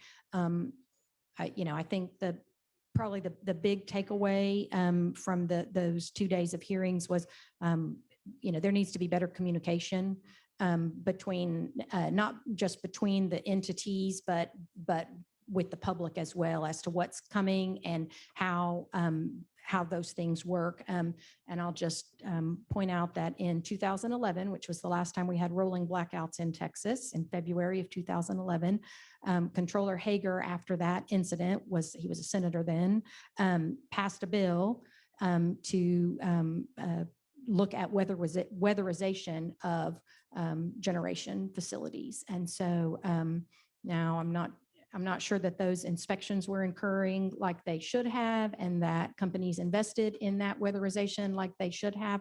But almost 10 years to the day from when the last rolling blackouts in Texas happened, or when those hearings happened, this winter event occurred. And so I hope that the legislature doesn't forget about it as the business of session moves on. And, there are a lot of competing interests for their time and their attention. And I think it's really important for Texans who were individually affected that, we learn lessons and figure out how to do it better. And that's the way Texas has always been. But, it's easy in the heat of session to move on to the next big issue that needs attention. And so I hope that they will focus on those events. And so Keep the big picture, keep us going. Is there anything that you want to leave us with as far as maybe a good question we didn't ask?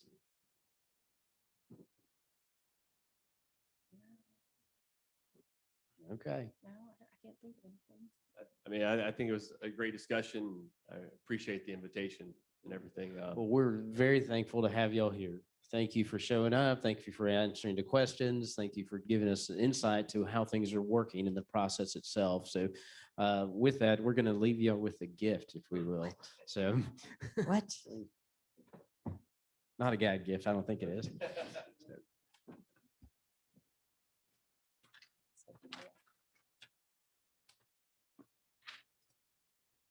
They didn't tell me how heavy these were. Is it an umbrella? I might need that today. That's right. Thank you. Thank you so much. Lisa, Vance, thank y'all very, very much. We appreciate it. Thank y'all. All right, well, ladies and gentlemen, thank you very much for being here this morning again. So we're going to take a break until 10:45. So go ahead and do what you got to do. Take the realistic breaks that we need. Thank y'all. See y'all back here at 10:45.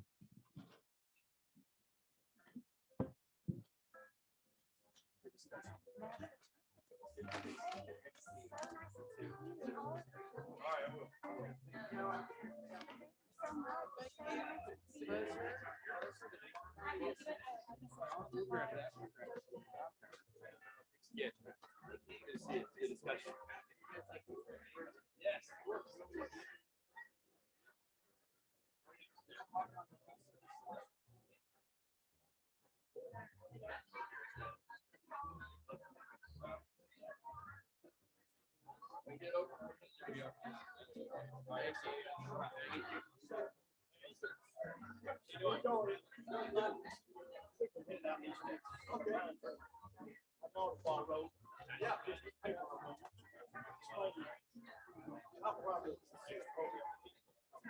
Okay. Okay. All right. All right.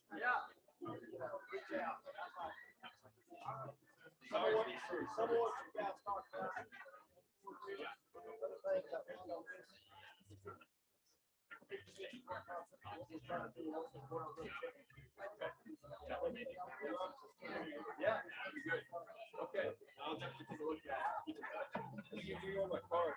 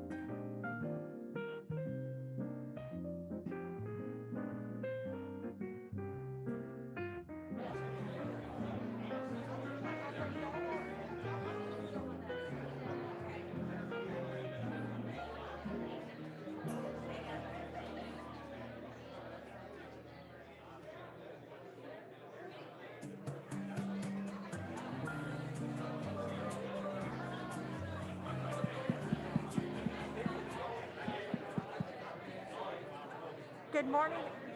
Good morning, everybody. Good morning, everybody. All right. I love always getting to start a panel after we've had a break. Because if there's one thing that we do well in East Texas, it's have a conversation and network with everybody. And since most of us haven't seen each other for months on end, we could have just had a networking conference today and it would have been really good. The funny part is, I don't know how many of you all have found yourselves at a Brookshire's aisle in East Texas, and you're at the grocery store and you're just trying to get in and out. And for those of us who are at the end of the day, and we may not look quite as well as we'd like to, having a mask has been kind of nice until someone says, "Hi, Mary Elizabeth," and you're thinking, I need that voice. Could you say that again? Because I have no idea who they are. And so I practice, Pat Stacy, my smile underneath my mask and hope that my eyes look happy to see that person. And so it is really nice to be able to look at you all and see your faces. It's an exciting time to be down here. And I just have to tell you, this is the best panel ever. You will never be able to hear another panel that is better than the one that you're going to hear today on healthcare. So I wanted them to kind of get an idea about who's in the room. So how many of you have been able to get 1 or 2 vaccines for COVID so far? Raise your hands. Those are the old people in the room. Okay.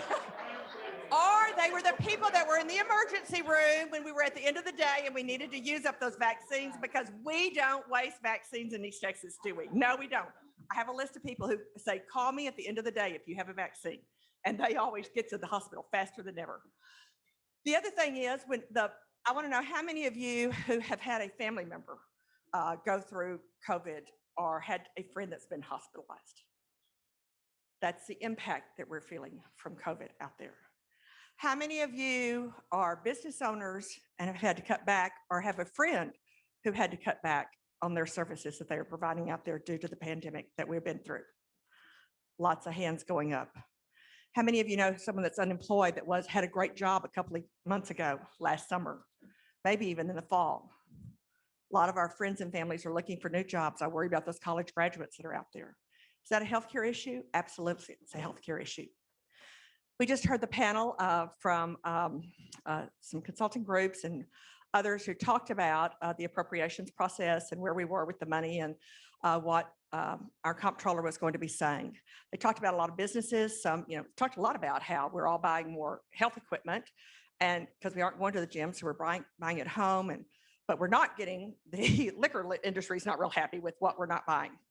I just want you to know, this whole panel of women, we pulled out something that we have not pulled out in a long time. We suddenly pulled out our tube of lipsticks and all said, we better put some lipstick on. And then we laughed and said, I wonder if those companies are still in business, or if this is just old lipstick that we have in our purse. It affects people and businesses in lots of different ways. Lipstick sales are not going to put us back into a strong economy unless you happen to be one of those companies that was relying on all of that to happen. Dry cleanings aren't having to dig out the lipsticks out of our husbands' suit pockets anymore. So what are we going to be talking about today with this healthcare panel? We're not going to be talking about long lines here and there, although we can do that too, and we'll discuss that in some of the questions. You got 3 panelists. I've told them they have 15 minutes because they will easily talk 20 minutes. So to keep that on time, I told them 15. They've got 20 minutes to do their presentations. I'm going to introduce them all right now, and then we'll flow through this just kind of as a reminder of who they are. But our first panelist to my left, to your right, is Jennifer Banda. Jennifer Banda is an East Texas person. She's a 6th generation person from Sulphur Springs, Hopkins County. Kind of between Hunt County and Texarkana along I-30, and they zip right through there all along that way. Jennifer, I'm very happy to say, is a graduate from the University of Texas, Plan 2, very smart young lady that came out of the Hopkins public school system. But she also is an attorney by trade and also graduated from the University of Texas. There might be a little trend going here with the UT, because I too graduated from the University of Texas, and I too got my master's from the University of Texas at Tyler. So far, Jennifer, we're doing great. The question was asked earlier, Richard, about how do you get active in your chamber? What do I need to do? Jennifer's a prime example of how to make that happen. Not the chamber, but it's where she got to today. She's worked for a former Speaker of the Texas House of Representatives. She's worked for a committee of the Texas House. She's also worked and been the legal counsel for a senator's office. She's also been in Washington, D.C. She's worked for a number of agencies as their general counsels. And now she is an executive vice president of the Texas Hospital Association in charge of public policy. Every Tuesday at 10 a.m. It's a good thing this meeting was on Monday. Every Tuesday at 10 a.m., Jennifer calls a meeting together of all the hospitals, 360 hospitals across the state, who get on to hear what Jennifer is telling us, what we need to be doing and how it's going to work. She has a whole team and a plethora of people that she works with the Texas Hospital Association. We're one of the largest hospital associations in the country. So she works with Washington, she works with Texas, and she's online with all the agencies. So you're going to love hearing what Jennifer has to say. And she's going to kind of give us the overview of healthcare, some special pieces of legislation and funding issues, and touch on COVID also. And then there's Nora Belcher. Nora and I have known each other for a long time. I longer than Nora because I am the elder citizen here on this panel. I've known Jennifer since she was a little girl in Sulphur Springs. We used to knock on doors together for her dad, who was running for Congress and was a congressman. Okay, so Nora and I have known each other since she was part of the State Office of Rural Health, back when they developed critical access hospitals. For the people with UT that are here, and I saw some of them earlier here, they've got critical access hospitals. We have critical access hospitals. They are the lifeblood of what's keeping rural America's hospitals open. But Nora didn't stay with that agency. She grew and grew and grew. She, of course, is also a graduate of the University of Texas with a degree in government. So another trend that it continues to be there. But she has gone on and worked with a number of not-for-profit groups out there, and she has put together programs that have focused on not just the big 6 cities, although they too like what she's doing, but she has walked the walk, talked the talk. She's been in the trenches with rural America. Okay, Nora, in East Texas, we don't think of Tyler and Longview, Texarkana, or Lindale, or Kilgore as being rural America. Those are other places in East Texas, but they're not us, or they're out in West Texas. But in reality, versus the big cities that you're in, they look at us as being rural America. Nora is our lifeblood for the eTexas project on healthcare initiatives. She is everything that is tele. If it's telehealth, telemedicine, tele this, tele-education, it's got Nora's name by it. And she has built a strong reputation and a very strong agency of not-for-profit groups so that her phone number is on direct dial from all the legislative offices, and they know her well. She's done a great job. And Nora, thank you for joining us today. Then Brittani Bilse. Many of you have seen Brittani for a number of years. And why have you seen Brittani? Because she comes from Henderson, Texas. So she is right here with us in Northeast Texas. But the great news is after she went to Baylor, what can I say? We had to go to Baylor. Yeah. They do have the #1 basketball team, I'm reminded. So Brittani, with that, you get points here. She has a degree in business from Baylor University, but then also got her master's in journalism and communications. Some of you met her first when she worked on Senator Eltoff's campaign. She was that sweet little girl that was there just straight out of college. And she was working on the campaign with us and did an enormously great job for the senator, so much so that she came on to staff with the senator's office. People in the Capitol got to know her. They loved her. Other offices, senators' offices, House members' committees, speakers' offices, lieutenant governors, all of those people wanted Brittani on their team, and she hopped and jumped through a plethora of those, including over to HHSC. And finally, I said, Brittani, if I'm your mentor, do not stay in state government. Go make money somewhere and go open your consulting firm. They'll pay you more. So she did, and she had a fabulous consulting company, and she organized the whole state, small hospitals, mid-sized hospitals, large hospitals, on what we call the Medicaid waiver, the 1115 Medicaid waiver. DSRIP, DSRIP, she's become an acronym genius. That program has brought the lifeblood of keeping hospitals open. Got that? The programs that she's worked on have kept hospitals open for Medicaid programs. Takes what you should be charging for Medicaid, what the state and federal government pay you, and she went and found ways to get us money in between there. They're in a hospital, a physician's office, a nursing home, an EMS system that doesn't have Brittani's cell phone on speed dial. until the middle of November, when the state said, you need to get back on our team, and they made her the state, it's not state director, but state director for Medicaid 1115 waiver programs. So all of us who hired her as a consultant, we had to give up our contracts, and she's not taking our calls anymore because then it's all public information. So I am loving this opportunity for them. That's who your panel is. And I'm going to step back and I'm going to let each of them start. They've got 20 minutes to go through this. I've got a plethora of questions to ask you afterwards that some of these people have asked me about.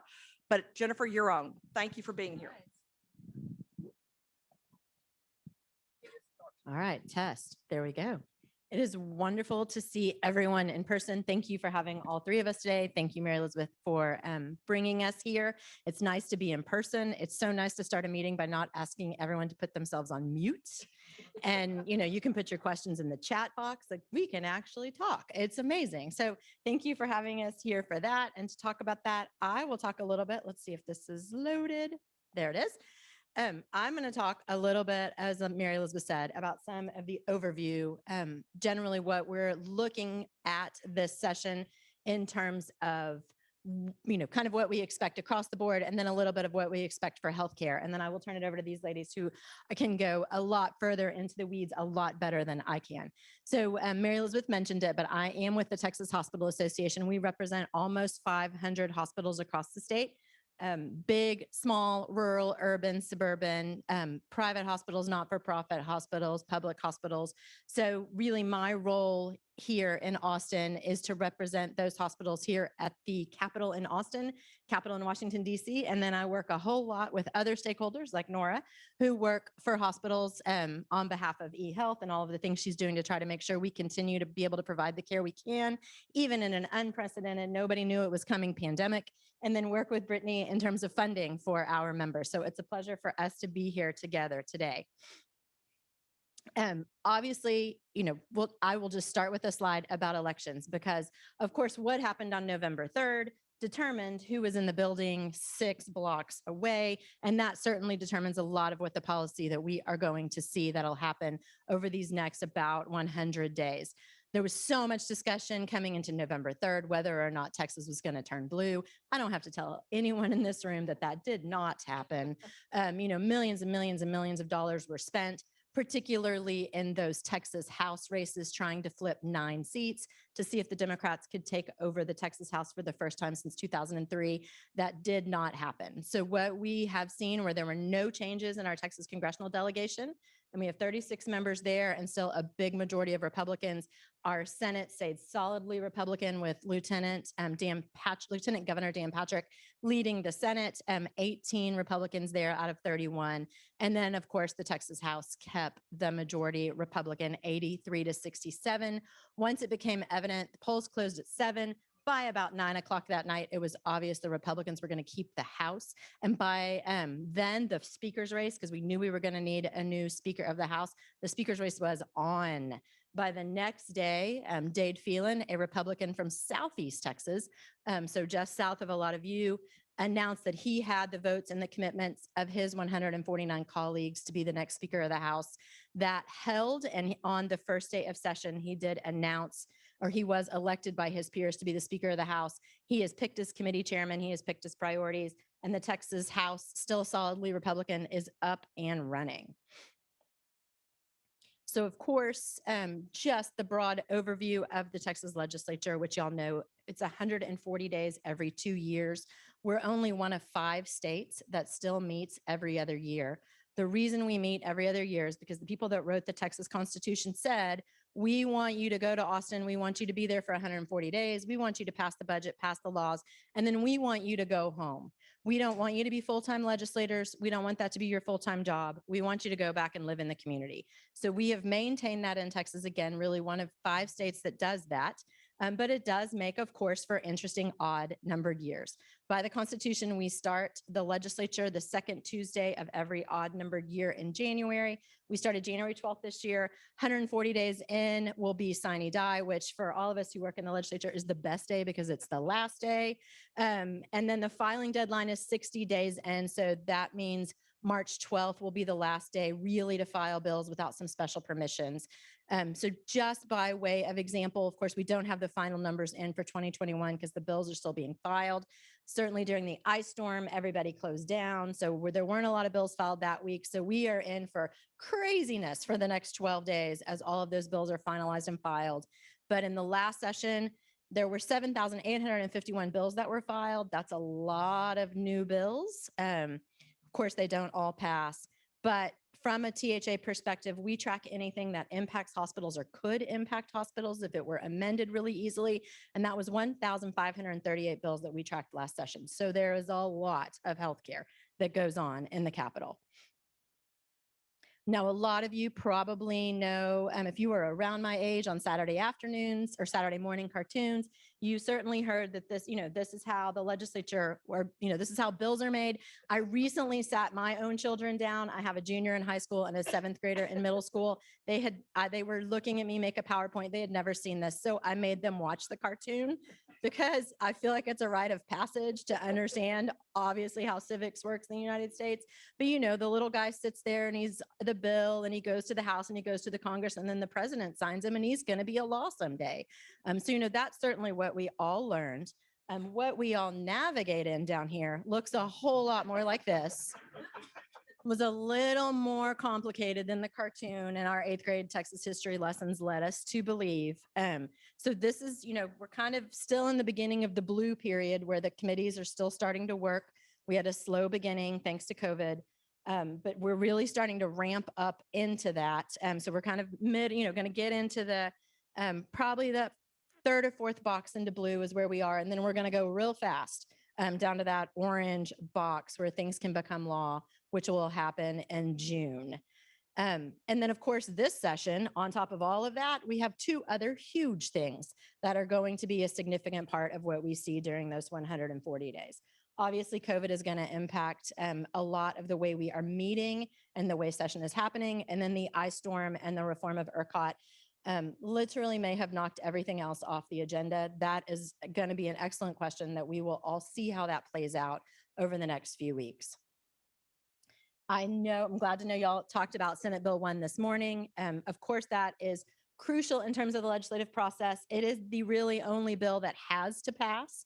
We have to write a budget. Our legislature, of course, writes a 2-year budget, again, with only one of the 5 states that still meets every other year. We have to write a budget, a 2-year budget. Imagine the challenge of that in your own business. Now imagine trying to write a 2-year budget for the state of Texas. It is an enormous, enormous amount of work. They started obviously over the summer. Coming into session, our appropriations and finance committees have started to meet to go through what all of that's going to look like. Of course, in Texas, unlike in DC, we do have balanced budget requirements and we have spending limits. So when the Comptroller tells us how much money we have, that's how much money we have and not a dollar more. So that is what our appropriation finance committees are dealing with and grappling with right now to try to figure out what that's going to look like. So right now we know we have a little bit less, not a lot, but a little bit less than we had in 2019 to write the budget. Miraculously, Texans were really spending a lot in online shopping and doing some other stuff while we were all cooped in the house the last year, which ultimately helped us in the long run with revenue.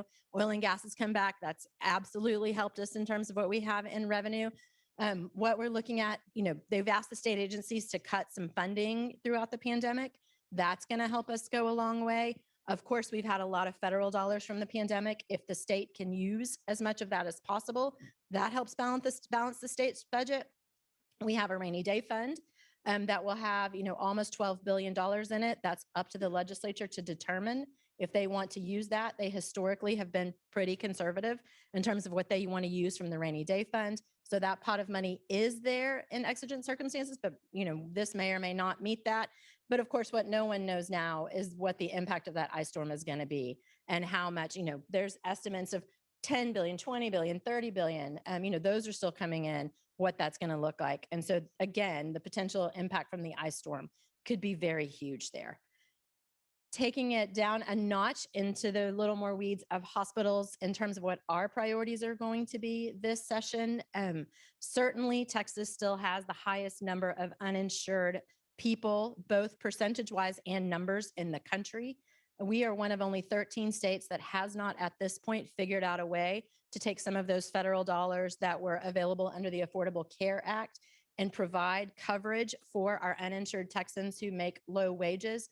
We are still and will continue to ask the legislature to see if they can look at what some of those other conservative states have done, take some of those subsidy dollars and get people enrolled in private insurance. That is a huge issue for our Texas hospitals. HHSC recently put out a document that showed we had a little more than $4 billion in uncompensated care last year at hospitals. So as long as that continues, it's to the advantage not only of the hospitals to have people insured, but it's certainly you get better healthcare when you get routine care instead of just coming to the emergency room by the time something's gone really wrong. We will be asking the legislature to maintain hospital funding. They're not only just maintaining Medicaid funding, which really our Medicaid program treats, people that are enrolled in Medicaid are children, elderly, pregnant women, and the disability community. We want to make sure that the Medicaid funds there stay constant. There are also some additional Medicaid dollars for our trauma hospitals, our rural hospitals, and our safety net hospitals, those that see a lot of uninsured. The budgets right now maintain that funding, and we're going to continue to really strongly advocate for that. Funding for behavioral health care services, certainly during the pandemic, we've all read and seen behavioral health has become more difficult or more prevalent, more difficult to treat than ever. So we will advocate to allocate additional dollars for behavioral health beds, allow reimbursement beyond 15 days. There's a restriction right now on that. You can't get reimbursed if you treat someone inpatient for more than 15 days. We would like to see the state adjust that with the feds. So I think there's a lot of opportunity in behavioral health. Certainly some of the telehealth options have been significantly helpful in behavioral health, and we'd like to see more of that as well. And then just opportunities that since the world has changed, I guess it was March 13th, a year ago, when the governor first declared the first emergency related to COVID. So we are literally at a year in to this pandemic. And so we've seen a lot of things change: telehealth, broadband, behavioral health, how hospitals have been reporting COVID and vaccinations. All of those things are going to be issues for us this session. There's a lot of additional issues, and I won't go through all of this list, but of course, the first four related to COVID, we know there's legislation on that this session. We will be very intimately involved in those issues. Maybe, we want to ask about some of the dialysis center regulations. A lot of those closed down during the ice storm. All the dialysis patients came to the hospitals when the hospitals were overwhelmed with patients from COVID and the ice storm. So, there's things like that we've learned from the ice storm that besides just ERCOT regulation that we're going to want to be looking at. And then there's just some other issues that have really come about in the last few years that are priorities for hospitals. I mentioned ERCOT reform. That could knock every one of these other things off the list.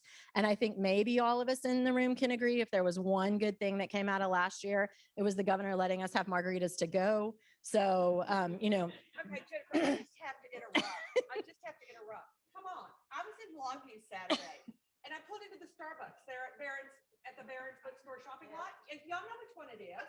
So it's Starbucks, and what is right there by Starbucks? Daiquiris to go. I mean, come on. And that's happened before the governor authorized it too, let me tell you, multiple locations. So it's okay for you people in Travis County. We were way ahead on that one. Way to go, Longview. So that sign that I put up there, there's a Mexican restaurant here in Austin. It's right on 6th Street. I drove past it this morning. They had something, I think the sign this morning said something to the effect of, is anyone still not over March of last year? And, now we're here. But, I found, of course, El Arroyo is famous for their sign, but they also were real quick to transition to margaritas to go. So, I'd like to think some good things can come from really difficult times. And, maybe that's one of them that we can see that happen. Y'all may have talked about this a little bit this morning. I think that absolutely we're going to see some special sessions this year. So while I said we really want them to be gone on May 31st, our legislature will be back down the street at some point in 2021. Really, there's one question and one known. The impact of what COVID is going to do on this session, we have gotten a slower start. Will they be able to finish the budget? That if the budget's not done, we'll have to have a special session to finish the budget. The governor is the only one that can call a special session. He determines what is on the call. So if some of his priorities or some of the issues he believes are important aren't done, he can absolutely call us back. So, we will know a lot more what that looks like when we get to sine die and what the budget looks like. But we know for certain that there will be a special session this fall. Of course, I hope you all got counted by the census when it was happening in the middle of the pandemic. Texas, we already know, is going to pick up 3 seats in Congress because we have grown so quickly across the state. But of course, those 3 seats and all of the other congressional seats, the Texas House and the Texas Senate seats, have to be reapportioned based upon our new, the population outcomes from the census. Because of COVID, of course, all of that was delayed. We are not going to get our census numbers that the legislature needs until September 30th. Usually they're getting them about April. So there will be a special session this fall to redraw those legislative districts. I will just say from a healthcare perspective, I hope we've done all of the healthcare we need to do by then, and the special session is only redistricting, but we just have to cross our fingers and see how that turns out.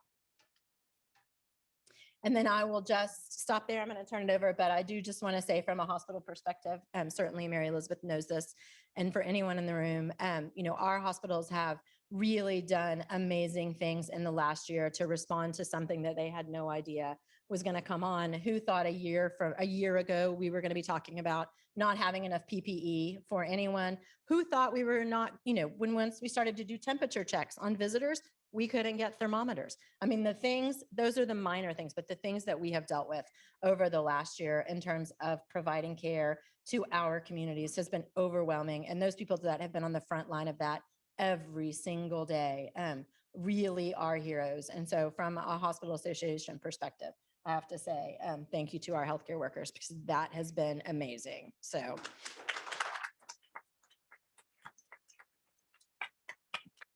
So I want to give a shout out to all the chambers and to the businesses in your communities. I think I saw Bob Westbrook sitting over there close to the glass windows at the west end of the room. And Bob Westbrook and the folks in Longview have worked really hard. Restaurants have come forward and they bring food to our hospitals all the time. Last week, Brookshire's grocery store served breakfast to people at the hospitals. And this week, the Tyler Chamber, they have a coffee truck going. I think today it's at UT Tyler. And then tomorrow it'll be at Christus Health. And just the number of the notes, many churches are writing notes to our healthcare workers. You just can't imagine what that really means. So thank you for bringing that up.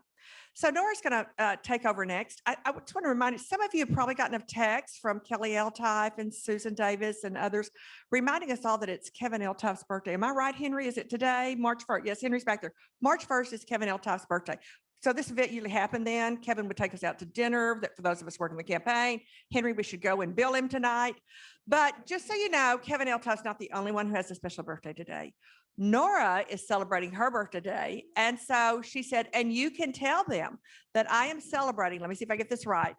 I am having my 20th celebration of my 30th birthday today.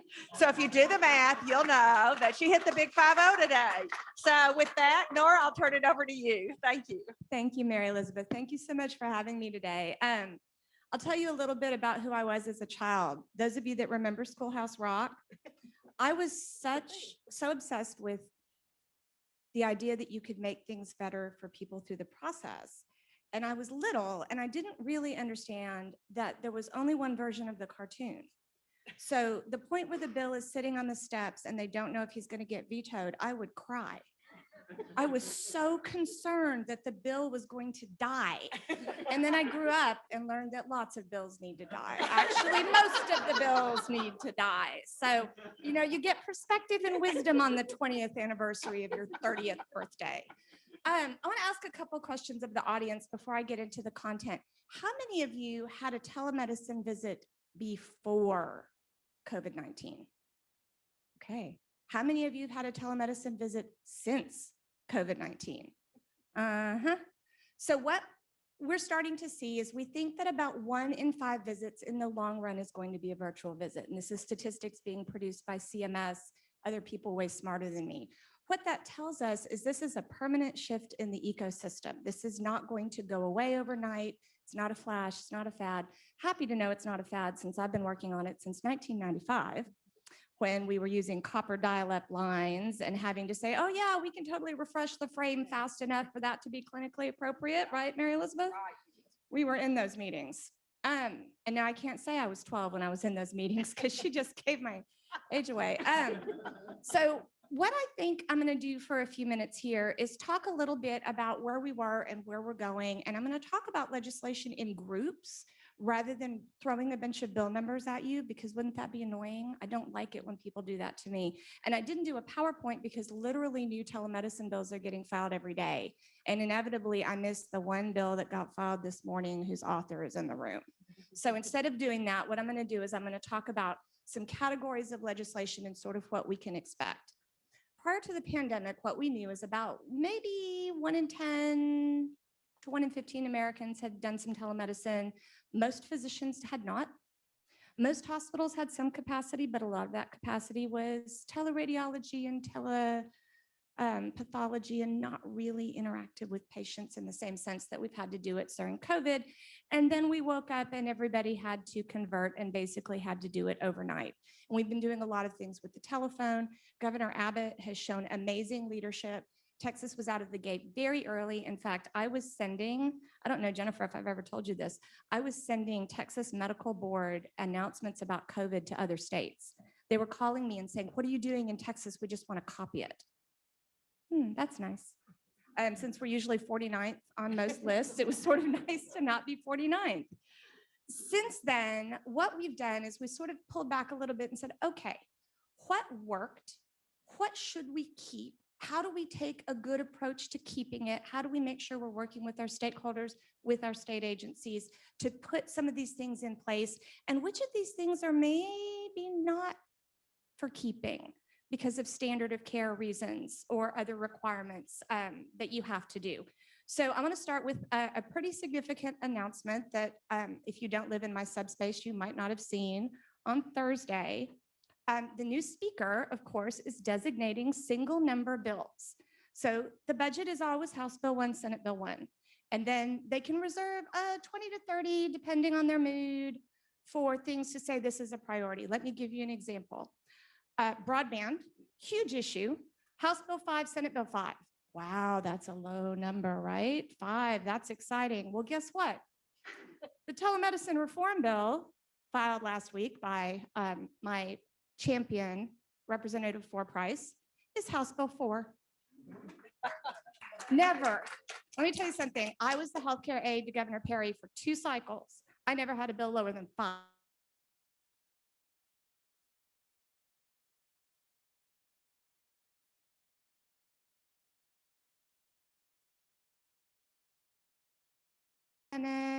We heard we were on the short list until ERCOT stole all the oxygen, literally, figuratively, out of the room.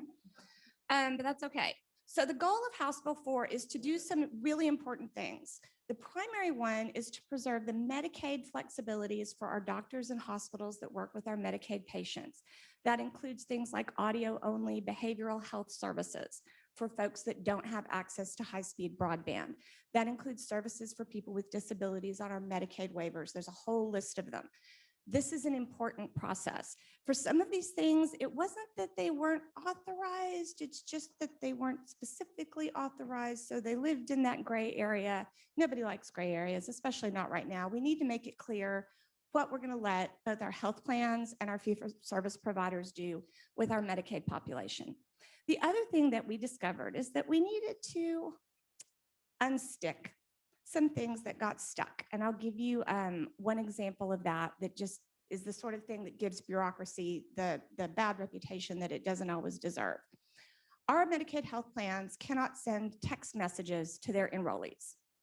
It's legally allowed, but there has never been agreement on the consent form that the client would sign to opt in to get the text messages. And apparently this consent form has gone back and forth between stakeholders and the agency for 5 years. We're done here. It's in the bill. It's got a deadline. I don't mean to look right at Brittany. It's not her section. Don't blame Brittany. But I'll tell you right now, if they produce that form tomorrow, I'll take that section out of the bill. So we found things like this related not just to telemedicine and clinical services, but technology during COVID. We have some health professions, I won't throw them under the bus directly right now, who are still forcing people to sign pieces of paper with ink for consent to treatment. I'm sorry, it's 2021. I'm 50 years old. This needs to stop. Like, I'm just done messing around here. So we are also working on a piece to help rural health clinics be full participants in both ends of a telemedicine transaction. So there's a whole bunch of pieces here that impact a whole bunch of stakeholders.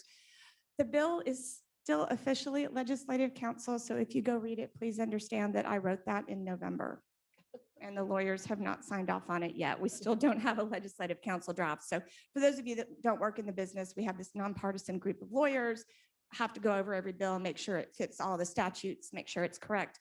I wrote a draft to give my author to get a final draft, and then we ended up having to file that, which is a very awkward position to be in when you never intended for a document to be public and all of a sudden it's House Bill 4. So this is just how we roll in 2021. We're really, really excited about this bill. We have a really strong Senate Bill 412 with Dr. Dawn Buckingham, who is very, very passionate about underservice to Medicaid patients, that we don't do enough to get services to Medicaid patients. She sees this as a way to do more. So that's really exciting. We also have some really good statistical information on utilization and the fact that this seems to be replacing a lot of in-person services rather than driving utilization way, way up. We like to keep people out of the emergency room, that sort of thing. So that's encouraging. That being said, I have a whole other page of stuff to talk about because House Bill 4 is not the only bill. It's just my favorite. So I'm going to talk about these in some buckets. There are 3 buckets of telemedicine activity in addition to the major piece of legislation that I'm working on. The first is a set of regulatory bills for different health professions, and this covers everything from dyslexia practitioners, speech language pathologists, any profession that converted to virtual health during the pandemic who doesn't feel that their occupational regulation is clear enough is bringing forward legislation to make it really, really clear. So we have some general protection in the law that says the medical board sets a standard and no other health profession can have a stricter standard than that. And that's been in place for a couple of cycles. And that's important because sometimes a professional board will decide to do things that are more of an antitrust violation, trying to chase people out of business by putting rules in place that folks can't comply with. It's generally frowned upon. But telemedicine has felt like a threat. It's felt like outsiders. It's felt like them. It hasn't felt like us to a lot of health professionals in Texas. And now everybody is us and everybody has had to use these technologies. My favorite sub-example of that is music therapy. Music therapy is a Texas Medicaid benefit in some of our waiver programs. The state's biggest music therapy waiver is my neighbor, the provider that runs the biggest group. She's gone 100% telehealth and her outcomes are improved, and she's going to be publishing that data. Now, that is not going to apply to every single thing. So here comes my disclaimer, Mary Elizabeth, that we talked about. I'll be really clear. If somebody comes to you and says, you can do 100% of healthcare with telemedicine, they're trying to sell you something and you should not be buying it. There are standards of care that have to be met, and they are the same as an in-person visit. If you need to look in that child's ear with an otoscope, you need to look in that child's ear with an otoscope. Immunizations, last time I checked, not virtual. Wouldn't that be nice? This would be a good time for that. The practices of the future are going to be hybrid practices, where they're going to be offering telemedicine and telehealth as an integrated component of their service array. Some things will be completely virtual. Behavioral health fits really, really well. We can reach an awful lot of people that way. So that is another bucket of bills around health professions, health professional regulation, service coordination. Oh my goodness, telehealth programs in schools, which we already have had some pretty good success with, but folks want to take that a little bit further. Now let's talk about the big fight. Anybody else in this room a fan of monster movies like Godzilla? Your Godzilla versus King Kong is about to come out, and I have to watch it on my 65-inch television because I'm not going to the movie theater. Very sad about this. I love monster movies. The big fight is over something called payment parity. The idea here is that a healthcare provider should get paid exactly the same for a telemedicine visit as they do for an in-person visit. And as I've said like 6 times, the standard of care is the same. So providers are arguing they should get paid the same. Payers, on the other hand, are saying, why should I pay you the same if you're seeing them from your house as opposed to when you're seeing them in an office that you have to keep up, where you have to pay rent, pay a nurse, pay for storage, pay for parking, pay for overhead. Oh, and by the way, we really don't like the state of Texas in our private contracts telling us what our payment rates should be, as opposed to telling us what we should cover. Both sides have a point. My association, by the way, technically neutral on this particular fight, because for us, that's an antitrust issue. We do not get involved in what people get paid for using our equipment. Whew. So I'm gonna be sitting that one off to the side. Yeah, boy, talk about dodging. But both sides have a point. It's one of those things, I call it Nora's first law of public policy. Two things that seem to cancel each other out can both actually be exactly true at the same time. And we will see how that discussion sort of susses itself out over the course of the session. But that's a big fight, and it's important. It's important to our providers. We don't want them nickel and dimed. We nickel and dime them enough in other places. Payment should be fair. But the employers are saying, wait a second, my health plan that I hire for my business, I get to decide. The state doesn't get to decide. So that's kind of an interesting conversation. The other important thing for everyone in this room to know about the fight over payment parity is it only impacts about 17% of the market in Texas. Most of our commercial insurance is ERISA, the big 50-state multi-employer plans, and those are regulated by the Department of Labor, and they do not have a payment parity requirement. Early in COVID, we actually tried to get that done nationally. There was a big coalition from my industry. We had good luck in the House. The Senate was not receptive.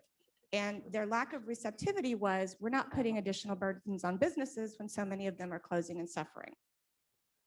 Isn't it frustrating when both sides have a point? This is a tricky, this one's tricky. Yes, So let me ma'am. help you out on that one. Why is this whole conversation around parity and what does it really mean? When COVID happened, and I'm just going to speak from the group that I have. So I have 800 providers in Northeast Texas, doctors and mid-level, across 40 different clinics in 10 counties. And we are on the Epic EHR system, as some of you all know. We purchased the virtual visit piece because we hired some really great doctors that came in from Kaiser Permanente and said, this is the way it's going. We, of course, wanted to be able to offer it to all of our rural areas because y'all know what our health statistics look like. So we invested gazillions of millions on the software and gazillions of hundreds of thousands of dollars in training for all the staff.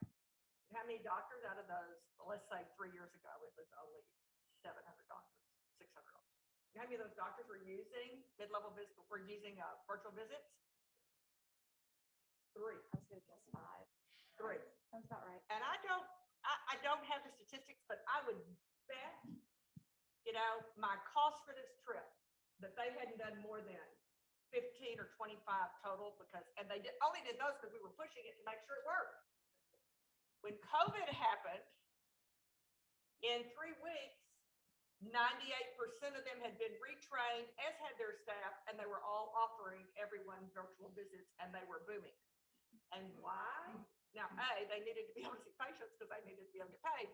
But the only way they were getting paid, Nora, was because there was an emergency edict that said you will pay providers for their virtual visits. That was an emergency If we rule don't at TDI, keep- correct. If we don't keep that emergency piece in there to say you have to pay them, that's what she's talking about. Because now that COVID's subsiding, the insurance companies are saying, King's X, I don't really need that anymore. They can go back to the office. So that's one side of it. And the other side then is, how do you get the foot exams, the immunizations, the blood tests and all that done? And is that now 2 visits versus 1? But that's what she's talking about. And it's all physicians across the state. Well, it's only 17%. It's folks that are into the EHR systems and trying to do that. But it's big money out there. And I say big money, it's access. We now have patients who travel. They pick up and they do a virtual visit. It saves money because they're not going to an emergency center someplace. So it's a good thing, but not my deal either. That's gonna be TMA stuff, so. It's a very interesting philosophical debate. And I think to close that argument out, one thing that I get the most is someone will call me and say, Blue Cross will not pay me for telemedicine. And after I finish making faces where they can't see me, because hopefully I'm not on a webcam, I say, which Blue Cross? There are 375 flavors of Blue Cross in Texas. Which one are you talking about? Are you talking about their fully insured product? Are you talking about an employer-based product? And we have to drill down. It gets very, very complicated. So it would be nice if everybody was paying by the same rule book. It would certainly administratively simplify things for our providers and our hospitals. Employers are going to have to make a decision here, and I'll just sort of leave it at that. And so for those of y'all that are chamber and business types, that's some food for thought. I want to describe one more great big fight, and then I'm going to stop. This one's really good. You ready? Teledentistry. 3 big things being fought over. Number one, how many hygienists can a dentist remotely supervise? The answer depends on which dentist you ask on which day and which hygienist you ask on which day. Number two, how do you manage direct-to-consumer orthodontia like Smile Direct Club and Invisalign? What is the role of those companies in the dental ecosystem? And then third, unlike the Texas Medical Board, anybody in here a dentist? Before I step over the line here? I'm checking. Any hands? Okay. So while the Texas Medical Board really went above and beyond to help us do telemedicine and telehealth during the pandemic, which was not their reputation, the Texas Dental Board said, no, you can't do anything. You can't even look at a picture of your existing patients and tell them what to do. So I will tell you, as someone who spent 3 years in crossbite elastics and braces at age 45, if I had been overcompensated the wrong way on my jaw, I could have been hurt. But an orthodontist in Texas couldn't even look at a picture of someone's bite that was their own patient during the pandemic. The dental board said, we're having none of it. Well, guess how much revenue the dental industry lost because they couldn't see their patients at all. That's got to be resolved. We cannot stay in a place where our dentists don't have access to their patient base using technology. New treatment relationships, maybe that's a different discussion. Direct to consumer orthodontia, I think that's actually going to get worked out. I am very, very concerned that we had people going without oral health care, without even having a way to check in with their dentists in a way that was really, really harmful over the past year. And the dental board, I don't know them. They actually won't talk to me. I don't know why. I'm so nice. It's completely strange. I've offered and they just are like, yeah, no, thanks. Fine. You're lost because I'm fabulous. I don't know what's wrong with you. They are going to have it done to them because they have not solved the problem on their own. So despite ERCOT sucking up a lot of the oxygen, the telemedicine and telehealth stuff is COVID related. And we do expect those things to be considered priorities and we do expect them to get resolved. So I expect to be very, very busy. I am happy to share my contact information through Mary Elizabeth. If anything that I've said is of interest to you and you'd like to learn more, I'm available. Just give me a shout. Happy to talk, happy to give you all the details, all the bill numbers, all the things. And with that, I think I will close out and turn it over. Okay, Brittany, you're on. Medicaid is the never-ending growing population. 65% of the births in the state of Texas are Medicaid. So if you think Medicaid is going away, it's not. If you think that we are not, and yet births are down in the state of Texas, we are not up. And we have an adult population that is growing with uncompensated care. It's all yours, Brittany. Thank you. So I'm going to stop just a moment and I'm just going to say real quick. So as a girl from Henderson, I just want to say that I'm super excited to be here to talk to you because you talk the way I do. Nora and her phonograms, I heard the WH, my kids are learning phonograms in school right now. And they always say, Mama, you didn't say that right. And I'm always like, I know. And it's not because I didn't learn them properly. It's that there's something about the way I talk.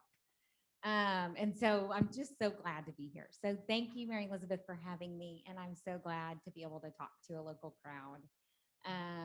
I often tell people that I'm from East Texas and they're always like, well, where are you from? And I was like, oh, close to Tyler.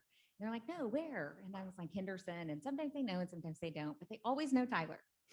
So I'm glad to know about that. And I will say, I actually did tutoring in the summer in Longview. And my grandfather would take me we would go like twice a week. he would always take me, and we always drove by Daiquiri Express. For anybody out there that didn't know Daiquiri Express existed, it does exist, and there are multiple locations in Longview and in Gregg County. So anyway, I know they aren't Daiquiri Express, but or you might be, but anyway, yes, which is what they use now in Austin. Not to say that I've done that. So real quick, we'll transition to Medicaid. I want to start in Medicaid by saying there are two large government-funded healthcare programs. One is Medicaid, and the state of Texas partners with the federal government to administer it. And it is going to be for poor and disabled populations in Texas. And to Mary Elizabeth's point, that population is growing right now in Texas. Before COVID, we had just under 4 million Medicaid enrollees. And today we have over 4 million Medicaid enrollees. We are not expecting that trend due to COVID. The federal government said you typically would roll off of Medicaid, or you would have eligibility either at a 6-month or a 12-month check-in. There is no check-in anymore. So people are not rolling off of Medicaid. An example that is important to recognize is that if you were a pregnant woman 12 months ago in Medicaid or in CHIP, you are still what we call a pregnant woman in Medicaid today. You had a baby, but we never moved you out of the pregnant woman program because the federal government said they're where they are today. This is going to pay for me to see them on all those well things now? Yeah. She didn't know that. So the other issue is that you have kids who go who are disabled, and they go from one Star Kid, we call it our Star Kids program, so it's for disabled children. They move to Star Plus at 21, and they're not moving because they're staying in Star Kids. So Star Kids used to serve kids up till 21 and then they transitioned to an adult kind of provider type, and they're not transitioning. And so that's a little bit of a programmatic problem that we can manage. But the point is that there are some things that, to Nora's point and to Jennifer's point, that will stay the same, and there are some things that can't stay the same. COVID-19 presented, the public health emergency presented a number of issues, but in addition to the COVID-19, like, do you have enough money to buy PPE? Do you have enough money to pay your employees? Do you have the resources that you need? That created we had another problem that was happening. And Mary Elizabeth, when she introduced me, she talked about my previous life. I've only been in state government again since November. But we worked on, we as a state, we're not good Medicaid payers for the most part. And so through the waiver, which is what I direct, it's called the 1115 transformation waiver. It's the way in which we run and authorize our Medicaid managed care programs. So if you hear about a health plan in Medicaid, which is the program for the poor and disabled here in Texas, those are authorized under the 1115. And so our transformation waiver is where we kind of make up for being a poor payer. And we allow for hospitals to participate in these programs and different clinics to participate in these programs, so that if they are a Medicaid provider, they can come in and say, we want to do some things differently. We want to access these funds. And so it's really about local decisions to choose to come in and access those funds in order to support that population. The same with uncompensated care, which was what Jennifer Banda noted, is almost $4 billion. And so we, again, through the 1115, we use funds that are what we call budget neutral. So it's not additional money, it's money that we would have otherwise spent on just Medicaid, but now it's available to the uncompensated care patients who are treated in a healthcare facility. And so those are two different programs. But the one that Mary Elizabeth was talking about, the DSRIP program, the Delivery System Reform Incentive Payment. I know the acronym, but I'm in trouble for always talking in acronyms. So it's set to go away, and its death is nearing very quickly. It is September of this year. And so we were, as a state, the state was planning for it to transition and making plans, and then COVID hit. And when COVID hit, all the deadlines got pushed because everyone was all hands only on COVID. And so when I came on board in November, I had multiple leadership meetings with the governor's office, with the Medicaid office leadership, and they said, we have a problem. And it is the fact that we're going to suck about $3 billion out of the hospital industry in Texas in 9 months. And we have a COVID problem. So we quickly began working on people coined it different things. For a football metaphor, I'll say it was a Hail Mary. We knew it was going to be a long shot, but we went forward as quickly as we possibly could to ask the federal government to help us shore up this $3 billion hole that was going to hit our healthcare providers in September of this year. And so we began conversations with them in November and December, and we said we had COVID. Our cases were going up at the end of November. We had like 3 days at the end of November that they were steadily going up. And so we continued to press the federal government and say, look, we have this big hole that's coming in a revenue cycle. You people are your business. 9 months, $3 billion out of a $30 billion kind of revenue cycle, annual revenue cycle is 10%. And so we were really concerned as we were facing the public health emergency, how we were going to see going through winter without that revenue kind of stabilizing out there in the future. And so January 15th, the federal government, I'll get to this story. January 15th, the federal government approved our request. And in their approval, they did say district's got to go away. So district is still nearing its term. And we are shifting. And so I will say healthcare providers have a major shift they're going to have to make in the next 8 months. And to Nora's point, we are shifting to utilization and service-based models of care. And so it's not about what you're doing and are you innovative. It's really going to be, it's a really large shift. They know that the money's out there. They know that they will still have to have some local buy-in in order to do it, but they also know that it's going to be tied to utilization. There are going to be benchmarks. There are going to be HIE quality measures because we want everyone to be working toward the or what we call, I apologize for the acronym, health information exchange, where systems are talking and I can log on and see my healthcare record and I can log on and I can chat my doctor and do those kind of text things. So we are going, and I'm going to work on her consent form because I'm going to put it in my HIE strategy document because I have to update that to the federal government. So there are a number of things that are happening that are still major shifts in the economy, major shifts in healthcare. And so I would just say, there's a lot that's happening in that regard, but I would just note that the uncertainty and the way in which everything still shakes out in the next, I would say 3, 6, 9, really 12, if not 24 months, is still unsettling in the healthcare space due to COVID, due to the public health emergency. It has to Nora's point, she's worked on telemedicine since '94. And it took COVID a split second to make it the thing that everybody needed. An ice storm just made Generac stock skyrocket. I lived without electricity for a number of days. I was not on the rolling blackout. I was on the permanent blackout.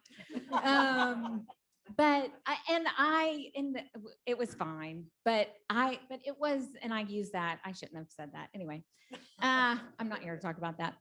Just my personal experience. Traumatic. I know it was traumatic. So I just say all that to say is that everything is still uneasy. And so if you continue to go to your doctor and you continue to hear Medicaid talked about, or if you hear Medicare, so Medicare is for the old people, everybody who got your COVID vaccine. Sorry, that was. Mary Elizabeth's going to get me in all kinds of trouble. My parents are on Medicare. So I say that with love and endearment. But they are, but that is, Medicare is what the federal government is working on. My parents call me for Medicare advice, and I always tell them, I don't know what to tell you. I work on Medicaid. And so there's just so much change that's happening. And so from a business perspective, from an employer's perspective, you're looking at your plans for your employees and what you're going to do.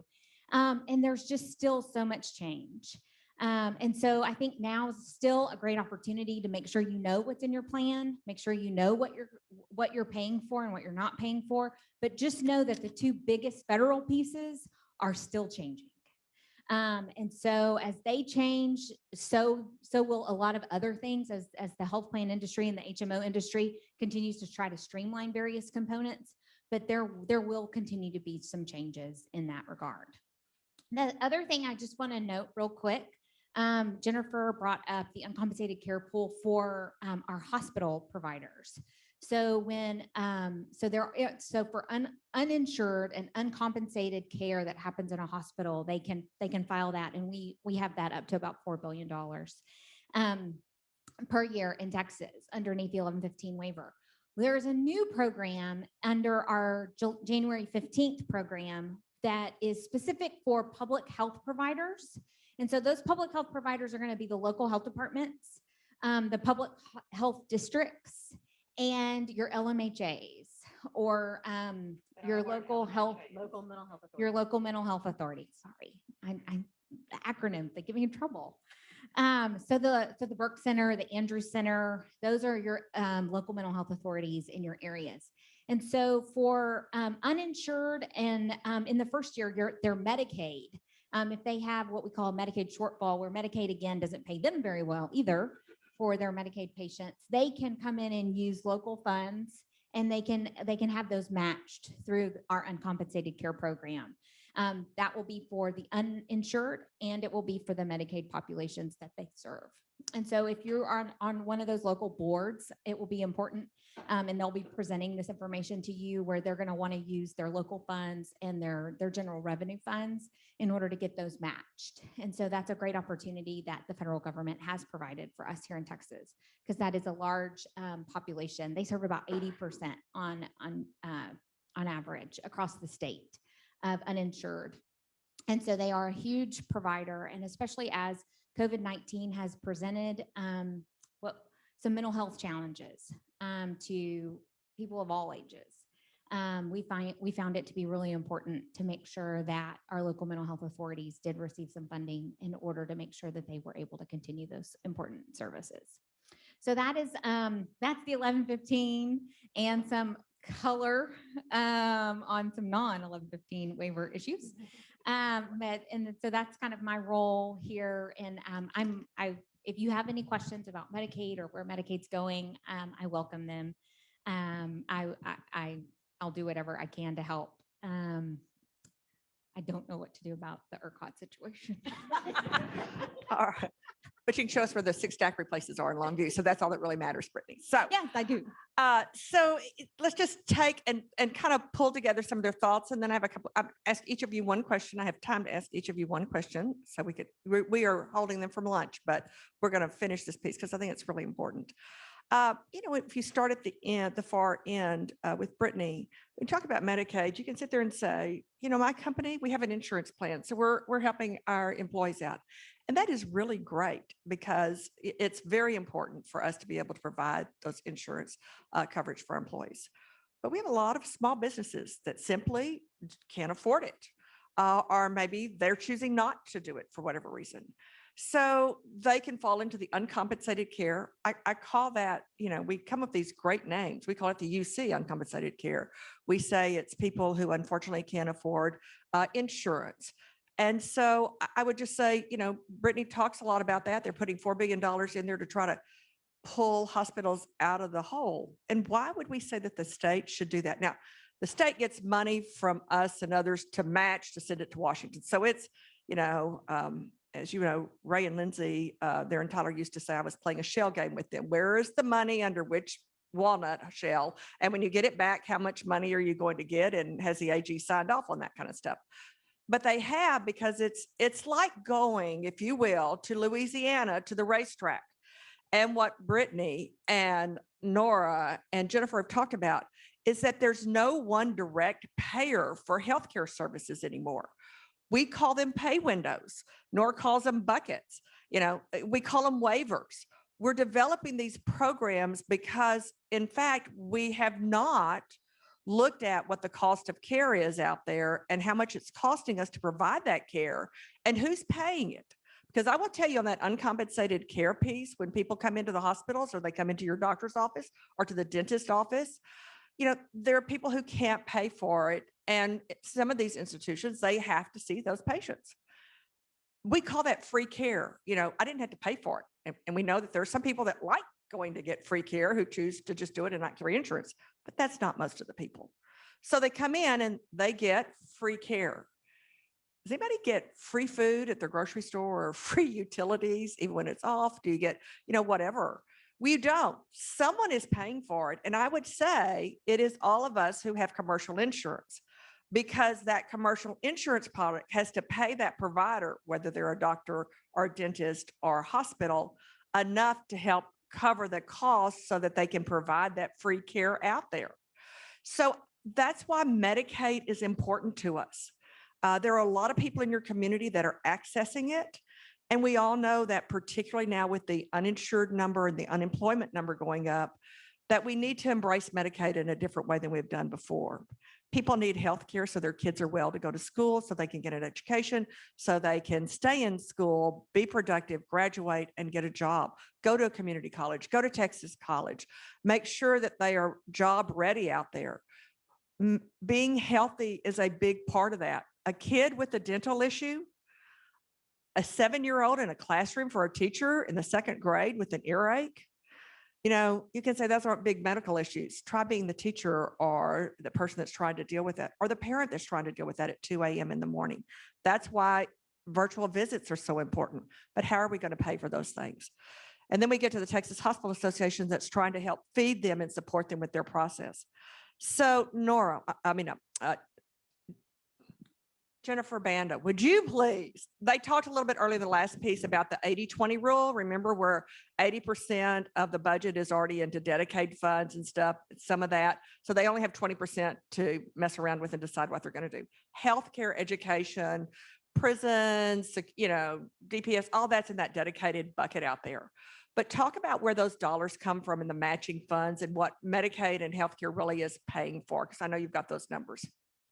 All right, specific to healthcare? Yes. Okay, so Article 2 is the portion of the budget that where healthcare is budgeted. It is, of course, education and healthcare are the two biggest portions of the budget. Article 2 is healthcare, Article 3 is education. So once you get into Article 2, which is healthcare, the vast percentage of Article 2 is Medicaid.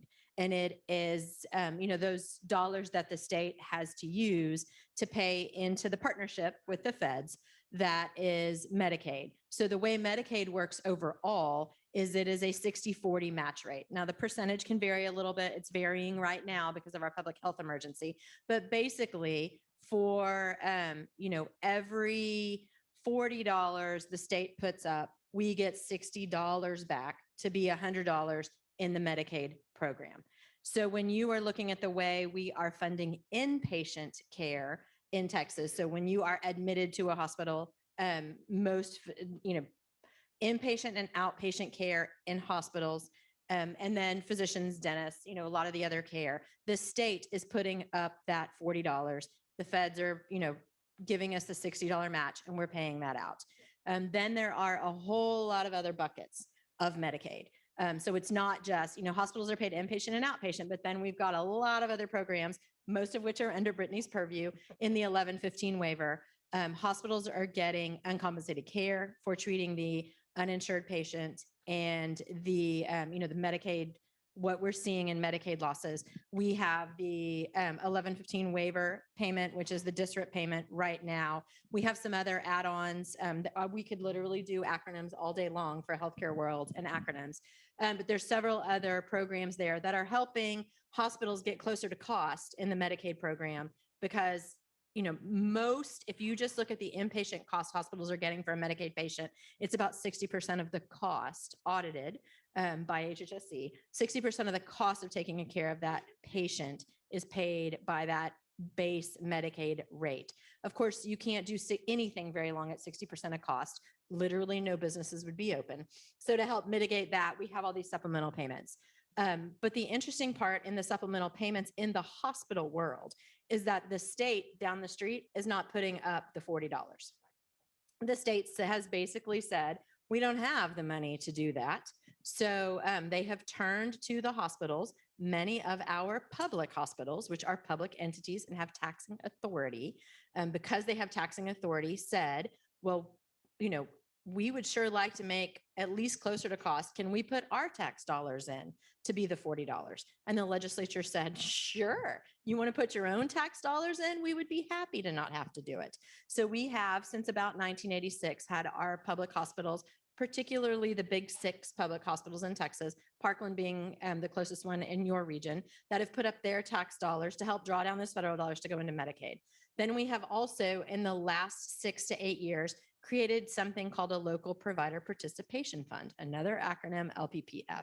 That is where the private hospitals are actually taking some of their own revenue and putting it into a pot and creating that $40 in partnership with the public hospitals to draw down that $60. So we have gotten to a point where the dollars that are flowing into hospitals in Medicaid are more financed at the state level by the hospitals themselves than by the legislature down the street. So it is a patchwork quilt. Would anyone design it like this? No, but it is where we are, that the hospitals really are financing more of their own payments on that state share, that $40 to bring down that $60. So when you try, how if you're a good lobbyist, you have that 30-second elevator speech. You can spit your issue out, make your point, get in, get out, run into them in the hallway. Of course, you don't get to do any of that anymore, really. I guess we'll see how all of that. So you got to be able to do it real quick on Zoom right now. But the healthcare financing system is extremely complex. And we could not do it without the federal match. So I think when they start talking about how much all of this costs, the reason we're doing this Education 101 about finance is because they talk about the big pie number, but the big pie number is made up by some state match, big slice of local match by hospitals, and then some state dollars, and then the match from the federal government. So it's an interesting pie, and it changes all the time. Well, I do want to ask all of you all to make sure when you see County Judge Moran and County Judge Bill Stout, y'all be sure and thank them because both Gregg County and Smith County have LPPF. That's all you need to remember. You just need to say, thank you for the LPPF program in your county. All your hospitals participate in it. All of them need those revenues. And when you see Brian Hughes and his staff or any of our House members, there's some cleanup bills on LPPF. So you just need to say, please support LPPF bill cleanup. That'll be great. Brittani, very quickly, is it still 80-20? 80% of the money that is spent in Medicaid goes to 20% of the population, which is the adults, and 20% of the money that we spend on Medicaid goes to 80%, which is the kids. Is that about right still? And why is that important? Pre-COVID, it was about 60-40. So yes, 60% of the funding would actually go to 40%. Again, it goes back to the Medicaid. We've got a lot of healthy kids who are not very expensive, but we have a lot of age blind and disabled children and adults who cost a lot. So yes. So we need to make sure those prenatal visits are offered out there and those postpartum visits. Okay, last question to Nora then. Nora, this is a personal story of mine. 4 years ago when we were here, many of you saw me because my daughter had suddenly had an unusual occurrence in her life. She lost her hearing in 24 hours, and many of you heard that story because you were wondering where I'd been, and she couldn't stand up, and she was having a revolting effect with the medicine they gave, and suddenly she was having heart issues. And there was this thing that they attached to the back of her phone where she put her fingers on it and it gave them an EKG reading. And she's from San Antonio. And I said, you people are crazy in San Antonio. You need to come up to Tyler. We have the best heart hospital ever. She said, I like this. I don't have to go to the emergency room. They're advertised on TV. Nora, what's next on this route? So let me give you the example that I like to give when I talk about this stuff, because this is one that I think most of the, how many of you have children? How many of you had children that got ear infections? How many of you know those children know when to get the ear infection, which is when your car's in the shop and 2 kids already have the flu and your spouse is out of town? It's like a secret pass from baby to baby in the womb. They know, oh, if you're going to do this, this is how it's going to go down. You can now get an FDA cleared otoscope for less than $100 on Amazon, which meets what we call the standard of care for the diagnosis of an ear infection, which is examination of the inner ear with an otoscope. You can send that image via a cell phone to a pediatrician, and then the drone will bring the antibiotics to your house. And if you think I'm joking, you have not met Jeff Bezos and Amazon, because they bought a company called PillPack. And PillPack custom packages your medications and delivers them to your door in little bags, Monday bag, Tuesday bag, Wednesday bag. You're about to see Google, Amazon, Microsoft, all these big tech players are trying to find. This is the last industry where we go to the service. This is it. Well, the service is coming. It's like the Kool-Aid man going through the wall. Whether you like it or not, the service is about to come to your house. So we're about to enter an era of services at home. Some of those things are going to be problems. Not all of it is going to be good. But what we are going to do is be able to liberate parents and workers from the 3 hours it takes for a basic doctor's visit. And we're going to do that with technology, and we're going to do that with devices, and we're going to do it with relationships, because thanks to COVID, your own doctor probably is offering these services in a way that they weren't before. So that's the future that I'm sort of fighting for, is for the mom who's a sandwich. She's got little kids and elderly parents. There's a lot we can do with technology to support both ends of her life. So maybe she can get a little me time while she's in there. This helps keeps families connected who are geographically separate. Some of my favorite tools are for helping families who have a loved one in the nursing home all participate in the nursing home care without having to be there. This is all happening right now. Right. Super exciting. Ask me back in 2 years. I'll have more stories for you, I promise. Changing Great. every day. I mean, is this not just the most fantastic panel you've ever heard? Big UT people, big UT people. Thank you.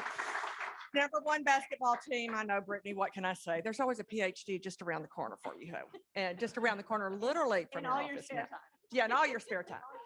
You know, I hope you will see that East Texas is producing some pretty fabulous women who are in pretty fabulous jobs. I didn't tell you where Nora came from. I said, Nora, tell me, where'd you grow up? She said, Plano. She grew up in Plano, was Plano, and it looked a lot like East Texas.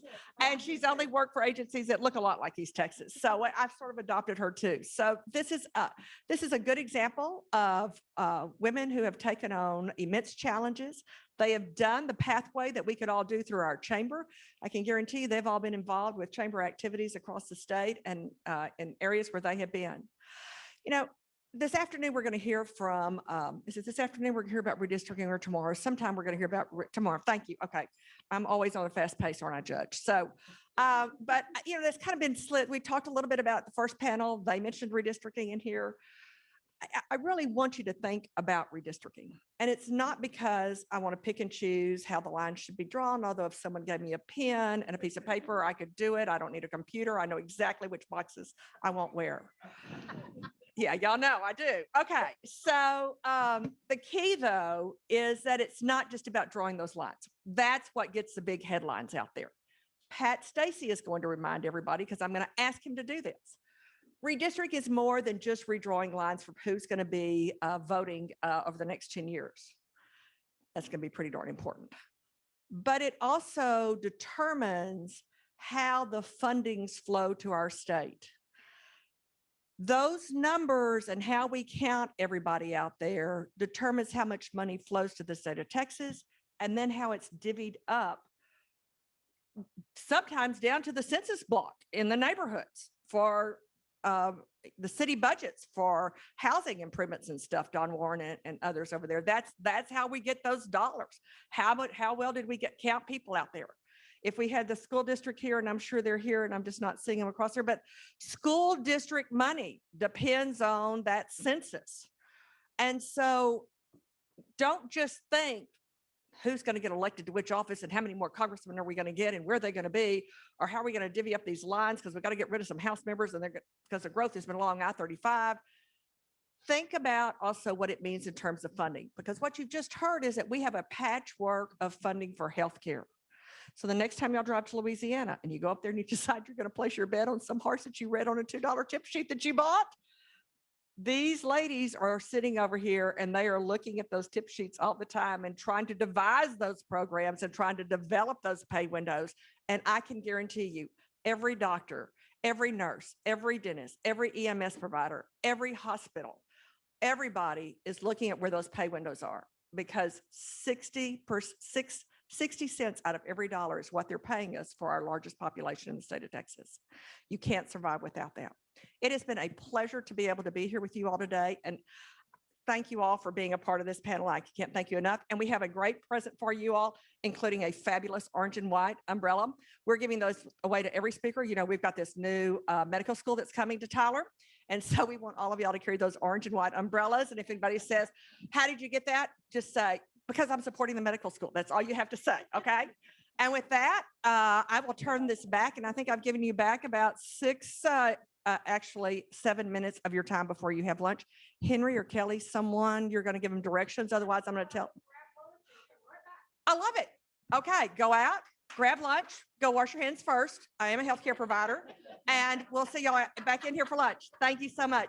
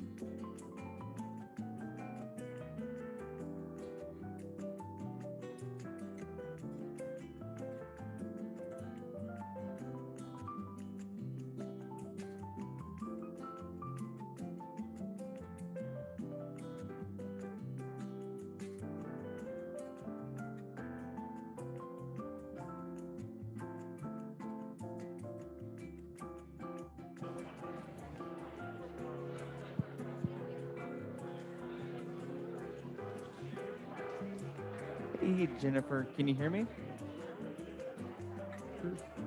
I can. Okay, awesome. And then are you seeing the stage and everything well? I am. I'm seeing the sponsor screen and the stage. Sorry, what was that? I'm seeing the sponsor screen and the stage. Okay, are you seeing the room as well? Yes, that's what I meant. Yeah, the stage or the room. Yes. Okay, cool. So we should be all set then. We're just waiting on Scott, and then feel free to just kind of leave your video on, and then we'll kind of zoom in and get everything started very shortly. Wonderful. I'm going to finish eating my lunch. I've got like 3 more bites, You're so I'm going to good. go off camera, but then I'll come back on. Okay, sounds great. Thank you. Thank you.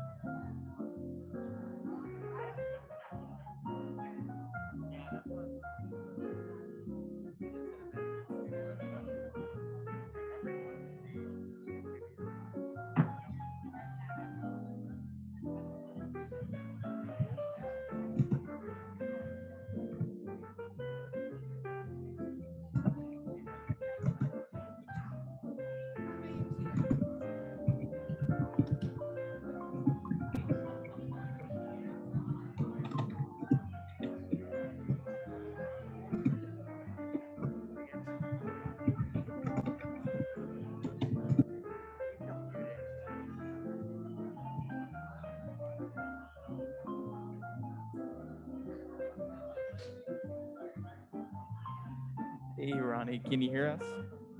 Yes, hey, this is Scott.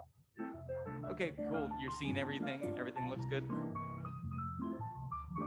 Right now, I see the screen with all the logos on it. Gotcha. So we're gonna be starting here very shortly. Whenever y'all want to advance your slides, you can just let us know, and the moderator will advance them for you. Okay, that sounds good. Okay, cool. We'll be starting very shortly.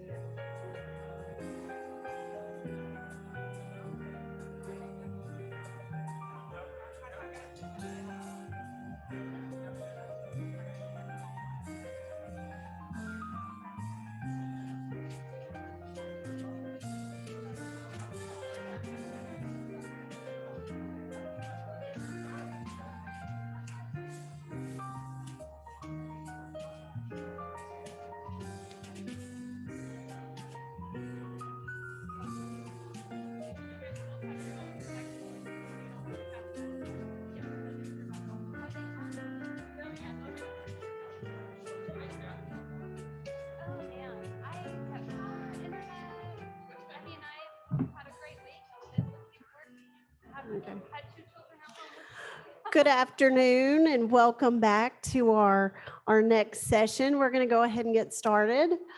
A few more housekeeping rules from earlier. Excuse me. Please be sure, just make sure your phones are on silent out of respect for our attendees and the speakers.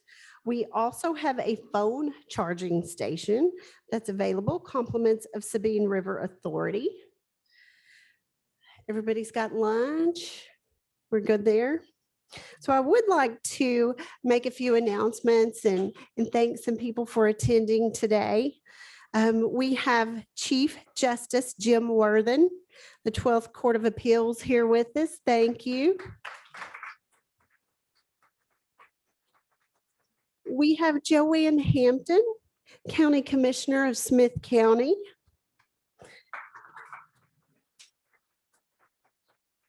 We have Pam Frederick, Mayor of the City of Bullard. We also have J.D. Shipp, Mayor of the City of Gladewater. We have James Wansley, Mayor of the City of White House. We have Don Warren, Mayor of the City of Tyler. We have Broderick McGee, Councilman for the City of Tyler. And Bob Westbrook, also Councilman for the City of Tyler.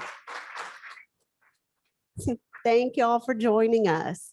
And we also, so be sure to notice we have our sponsors. We had those listed there during lunch on our break.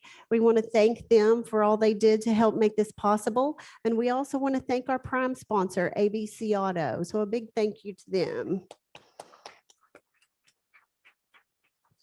We've had a couple of changes to tomorrow's session.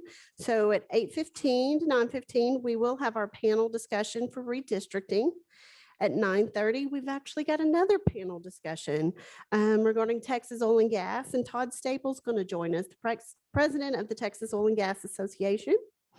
At 10:20, we will do pictures at the stairwell. And then at 10:30, we do have our Lieutenant Governor Dan Patrick coming to speak. So we've got a big day planned. We also want to remind you about our reception at 6 o'clock tonight. We have had quite a few RSVPs for officials and representatives that are going to join us. So you don't want to miss that. It's going to be a good evening. So with that, I'm going to turn it over to Lindsay Vanderbilt for our next panel discussion. Thank you. I'm Lindsay Vanderbilt, and I'm the Director of Communications for the East Texas Council of Governments. I am honored to be here today, and I am standing in for the Executive Director, David Cleveland, which many of you may know.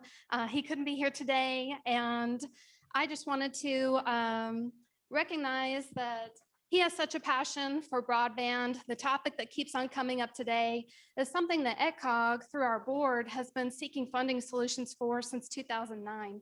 So it's something our agency is super excited about, to see the momentum happening across the state, and that the COVID-19 has really brought this and kicked it into gear. But today I'd like to welcome three of our panelists, all experts in the field. We've got Jennifer Harris, the State Program Director of Connected Nation, Scott McEnaugh, Vice President of TDC2, and Dr. Mickey Slimp is here in person. As you can see, we'll be testing our internet speeds today with some of our panelists have joined us virtually.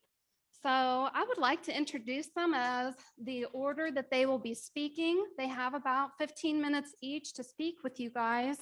And then we have some prepared questions if we have extra time. But I'll start with Scott McEnaugh. TDC2 is a vendor that ECOG has partnered with on our rural broadband project, which he's going to speak to you about today. Scott McEnaugh has over 20 years of experience in all aspects of broadband engineering and operations. His strong project management, personnel management, and technical team building skills, combined with a detailed understanding of public and private networks, provide an extremely well-rounded background to the telecommunications industry. Scott received his BSEE from the University of Alabama and developed an in-depth understanding of telecommunications networks. In 2004, he served as a consulting engineer for JDFEC, and in 2015, Scott transitioned to TDC2 as vice president, which focuses on the oversight and management of full service turnkey engineering and OSP construction services for the clients. Next, we'll take it to a state look with Jennifer Harris. She is the state program director for Texas Connected Nation, a national 501c3 nonprofit organization connected to the mission to improve lives by providing innovative solutions that expand access and increase adoption and use of broadband and its related technologies for all people. Jennifer also serves as the governor's Broadband Development Council and represents Texas in the National Communications Information Administration State Board Leaders Network. Finally, we'll take another look at what's happening in East Texas with Dr. Mickey Slimp here on stage. And he's known for setting up and managing broadband connections across Northeast Texas for the past 3 decades. He was recently recruited to the Deep East Texas Council of Governments as a consulting broadband manager. Dr. Slump has taught classes for Texas A&M at Commerce and at Texarkana, and was a technology leader for Tyler Junior College and is on the adjunct faculty for University of Texas Health Science Center at Tyler. Slump's also an author and the founding director of the Virtual College of Texas. Please help me in welcoming our panelists. All right, Scott, it's on you now. Okay, good afternoon, everybody. Glad to be here representing TDC2. We are a full-service design, engineering, and construction firm serving the broadband industries here in Texas and all across the Gulf Coast states. I'm here today representing the East Texas Council of Governments, and we have partnered with the East Texas Council of Governments to provide a broadband plan to enable commercial broadband in all of the counties that the Council of Government serves. And we have a partnership with Design9, which is a company that we've worked with for some time now. And in the process of which we've served over 250 counties, towns, and cities across the nation in enhancing their broadband availability for their commercial and residential needs.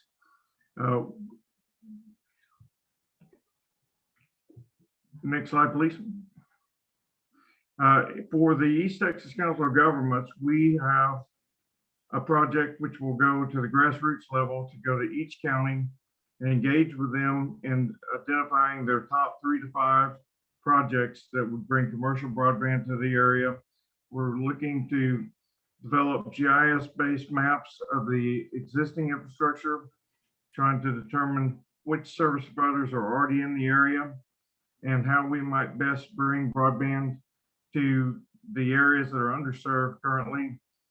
Our goal is to provide 3 to 5 projects per county, which focus on business needs, and we have the ability to add 1 residential project in with our projects in order to help for distance learning, telemedicine, and the things that we've all experienced via this COVID situation that we have, is highlighting the broadband needs that we have.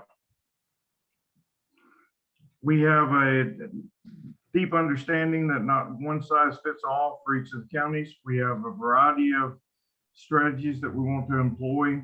We're going to focus on a fiber broadband strategy, but we have got some wireless technologies available to suit the needs of the community.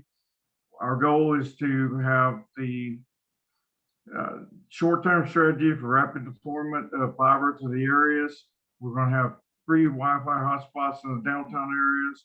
And also, we're going to try to serve the low and moderate income housing with satellite as an option for some areas that cannot get economically feasible for the fiber.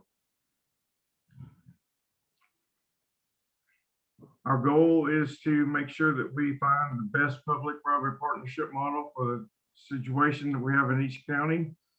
We want to make sure that we identify who's going to own the infrastructure, who's going to provide the fiscal oversight to make sure the project is well managed, and then which ISPs or WISP or service providers with the best partners in order to provide this broadband to the communities. The strategies we're developing will be encompassing all the different technologies that are available to suit the needs of the community. Our goal is to identify and map existing assets that are available in each community, identify the best technology solutions, whether it be fiber or wireless or combination of the two. Our goal is to bring 3 to 5 projects per county to enhance the ability of broadband to serve the commercial and residential needs. We're going to go through and develop the best cost estimates to make the most affordable networks that we possibly can using public and private partnerships. And we're going to recommend financing strategies and legal considerations based on the available grants and loans and other financial incentives that are available in the market.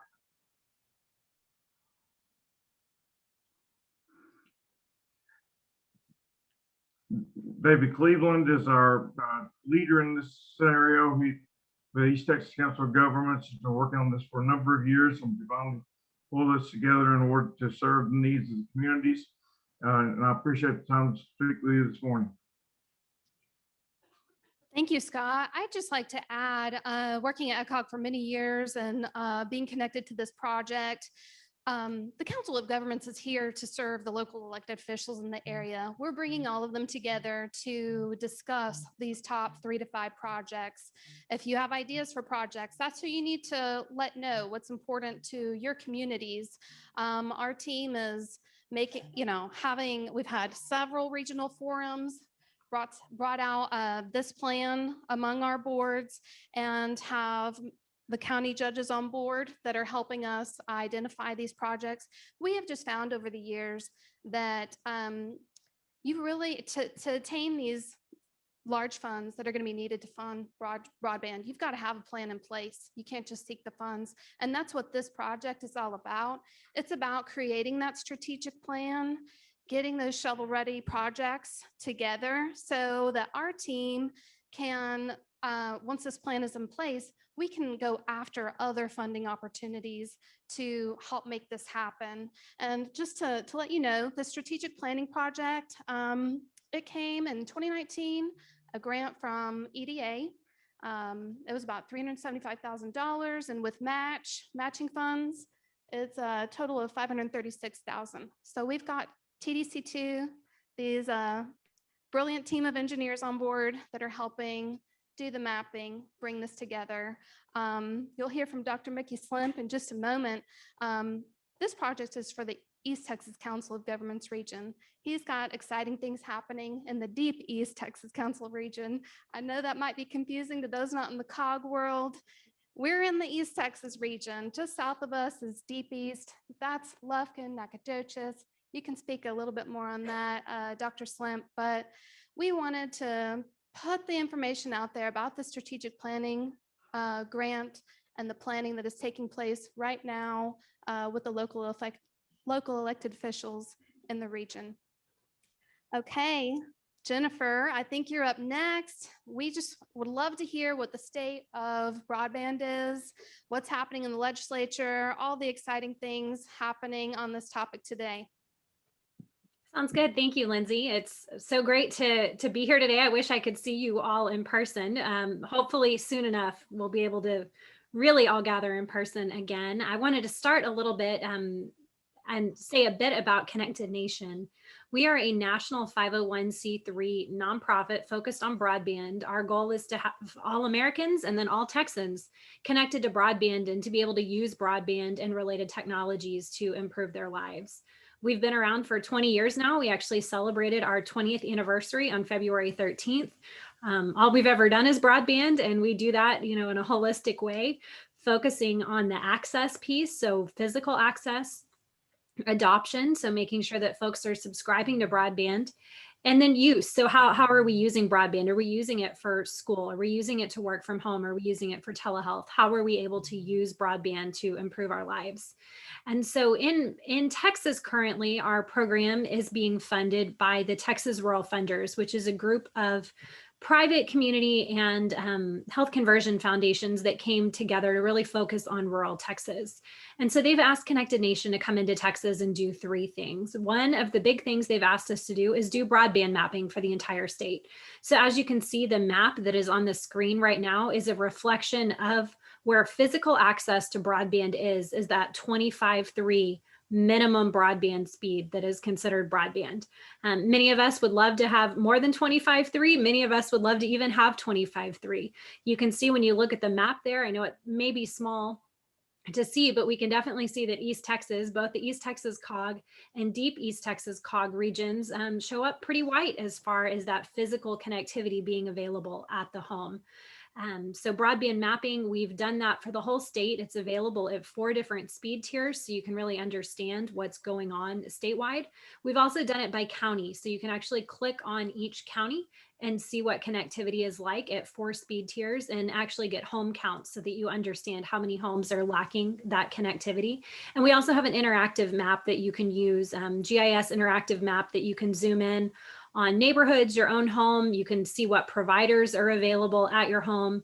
so many other tools on the interactive map. So if that's something that interests you, please reach out to me after this presentation. I'm happy to give you a walkthrough of that interactive map. And one more tool that is available on our website is that we do have a list of current internet providers by county that's available for download. There's a PDF version and an Excel version if that's helpful to anyone, so that you can see who providers are currently in each of the counties in the state of Texas. So the second thing that we're focused on in Texas is really working directly with rural communities. We've been given funding to work with 27 rural communities across the state. 3 of those communities are in the East Texas COG region. Rains County and Anderson County, we started working with prior to COVID. So Rains County in November of 2019 and Anderson County in March of 2020, right before the world changed. That was our last kickoff meeting that we had fully in person with a community was in Anderson County. And then we kicked off virtually just a couple weeks ago with Harrison County. And so we're working with those communities to really understand what's going on as far as access, adoption, and use, and work with them to build local level community technology action plans. So if you have questions about any of those, once again, please reach out to me after this presentation. I'm happy to talk about any of those. And then I'll go through a little bit of this data and then talk about the legislative piece, which public policy is the third thing that we're really working on statewide in Texas right now. So as you can see with that map reflected there, a little over 96% of homes in Texas do have physical access at that 25/3 speed. However, that leaves over 300,000 households that don't have that connectivity. May not sound like a lot, but if you look at that people-wise, that's almost 900,000 Texans, which would be like the entire state of South Dakota not having broadband. And so this is just that minimum speed, that 25/3 speed, that inside our state, we have an entire state's worth of folks that don't have that physical access, couldn't connect to broadband if they wanted to. So really, we do have a significant problem here. You can see on the map that, connectivity follows the I-35 corridor, and we have pockets of connectivity in Amarillo proper, in Lubbock, in Midland and Odessa, and El Paso and parts of the valley. But really, we see East Texas is really suffering as far as that physical connectivity to the home. Next slide. But here's where we get into an even more complicated topic to really talk about. And I think what a lot of us have witnessed during the pandemic is, well, physical connectivity may not be there, but if it is, are we subscribing? Unfortunately, over 30% of Texas households don't subscribe to broadband. So you saw in the previous slide that we have about 96% of households that have physical availability. However, only about 68% of Texans are subscribing. So obviously the 4% without physical accessibility couldn't subscribe, but between that 96 and the 68%, we've got something else going on. It could be that it's too costly. It could be that there's lack of a device. It could be just not having interest in broadband. And it could be lack of digital skills that we don't know how to use broadband. And so that's why we're not subscribing. Texas, unfortunately, ranks 35th among other states and territories as far as adoption or subscribing to broadband in the home, and we don't even meet the national average. So this is something that we really need to work on as a state. If we think about companies that want to be able to provide broadband, obviously it costs a lot of money for the infrastructure and the upkeep and the service cost. But if they don't think anyone's going to subscribe, why would they be putting the infrastructure there? So one of the things that we can do is really, figure out what is driving Texans to not subscribe to broadband, and whether it is digital literacy skills or the cost is too high or whatever it may be. Understanding what those barriers are to subscription really are going to help solve that supply and demand situation a little bit better. If we knew that 80% of Texans were going to subscribe, it would make a lot more sense to build infrastructure in high cost areas. But if we know that in some high cost areas, only 50% of residents are going to subscribe, well, then we might not even get to a break-even point. So something that we definitely need to think about as a state.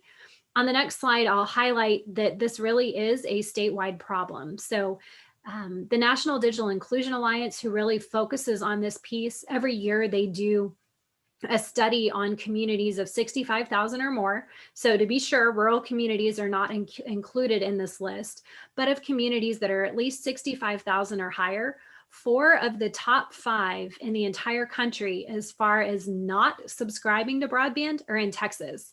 And you can see on that list there, you know, Tyler comes in at 4th. Longview is 68th out of the entire country. We can really see that it's a statewide problem.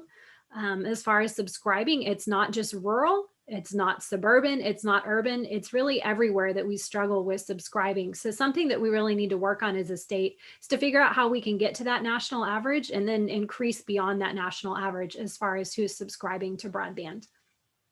On the legislative piece, it is a pretty exciting time. I think most folks saw that a few weeks ago, Governor Abbott named broadband as an emergency item, which means that broadband bills can get a little bit more priority and can be heard sooner than they would have been otherwise. So that's really, really exciting. We've got some good East Texas leadership on broadband with Senator Nichols and Representative Ashby. They have filed bills and then got to refile bills because they were given priority numbers. So the bills to really follow are going to be HB 5 and SB 5, which I think are going to be pretty inclusive of most of the broadband policy that's going to go on during the legislative session. The conversation is going to focus around a state broadband plan. Texas is one of only 6 states that doesn't have a plan. Every state that borders us has a plan, and even Puerto Rico has a state broadband plan, and they're not a state. So definitely time for the state of Texas to look at something like that as far as planning.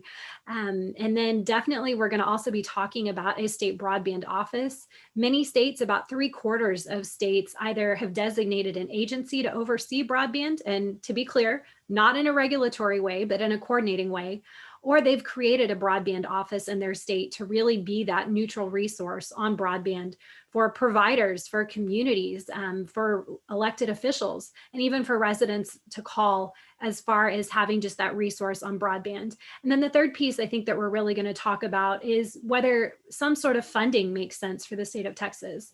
Many other states do have grant programs that coincide with the dollars available from the federal government. So I do expect we're going to see a lot of conversation around that piece. And really all of those things depend on good data. So having good data to inform all those decisions is going to be really, really crucial. You can't have a good plan if you don't have good data. You can't know where to spend money through a grant program if you don't have good data. So all of those are really going to be the big topics. I think we're going to see other public policy initiatives that kind of get unearthed as we continue to talk about this. One of the things about a state broadband plan is if it's done in a comprehensive way with a lot of stakeholder involvement, we're probably going to come up with a lot of public policy ideas and solutions that can be implemented pretty immediately. And then as long as we have that plan to track the progress of those public policy ideas, we'll be able to see if they're working. So it really is an exciting time for Texas to start really engaging on broadband in all of these ways. And so I'm looking forward to following it, and really excited that we have East Texas leadership on this issue. Fantastic, Jennifer. I love the data. I love seeing that Texas is on this and moving forward, and we've got to keep up with Puerto Rico. Dr. Slump, you have so much experience in this field. You've been talking broadband for decades. Let's see what's going on with what you've been working on.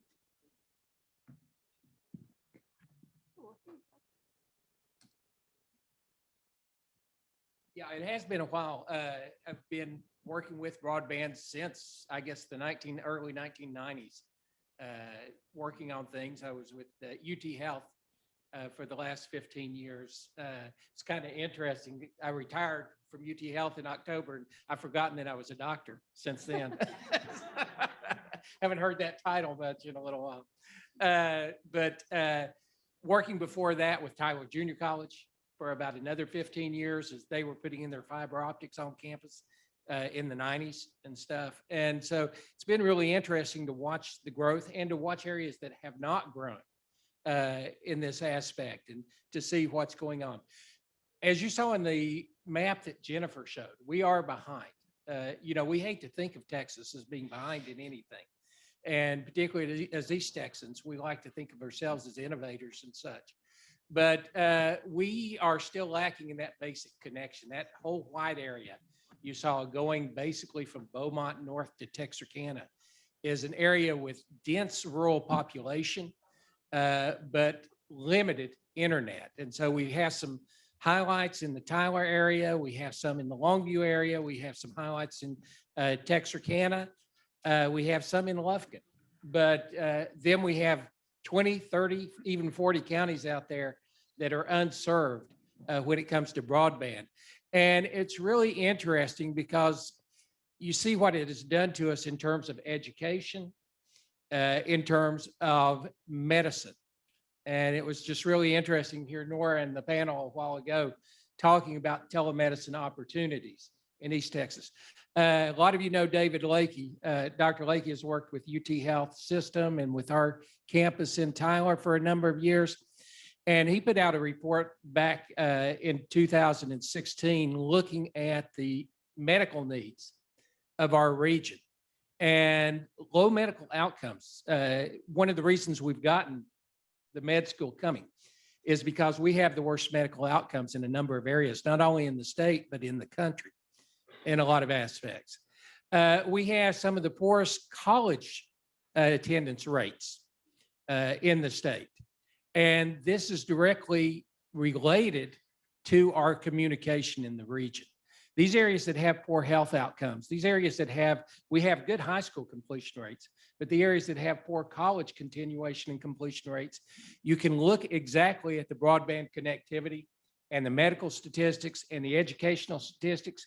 You can look at the working employment statistics, and they all parallel. And so this is something that it really has impacted us completely. You can't have rural healthcare anymore wanting to do telehealth without having a connection. I was in Shelby County the other day talking to the assistant city manager at one of the towns there in Center. And I said, how many MDs do you have now? He says, we've got one for the county. Said, we've got several physician assistants, nurse practitioners, but only one MD for the county. How are you going to do medicine there? People cannot pack up quite often. We talked about having to take 3 hours to go see the doctor. Try taking a day, day and a half, 2 days to see a specialist. And so we have to get this built into the region if we ever want to progress. What are we seeing happening in our areas, in our rural communities? Tyler's growing, Longview's growing, but you go to the other counties around us and you're seeing a decline in population. People go, we talk about people not having college or going to college, but they do go to college. And what happens when they're finished? They move out of the area. There's not the opportunity here for them. And our kids now are entrepreneurial as heck. They can find work with a couple of pairs of sticks and a computer. But if they don't have a connection, they can't do that. And so that's why it's so important.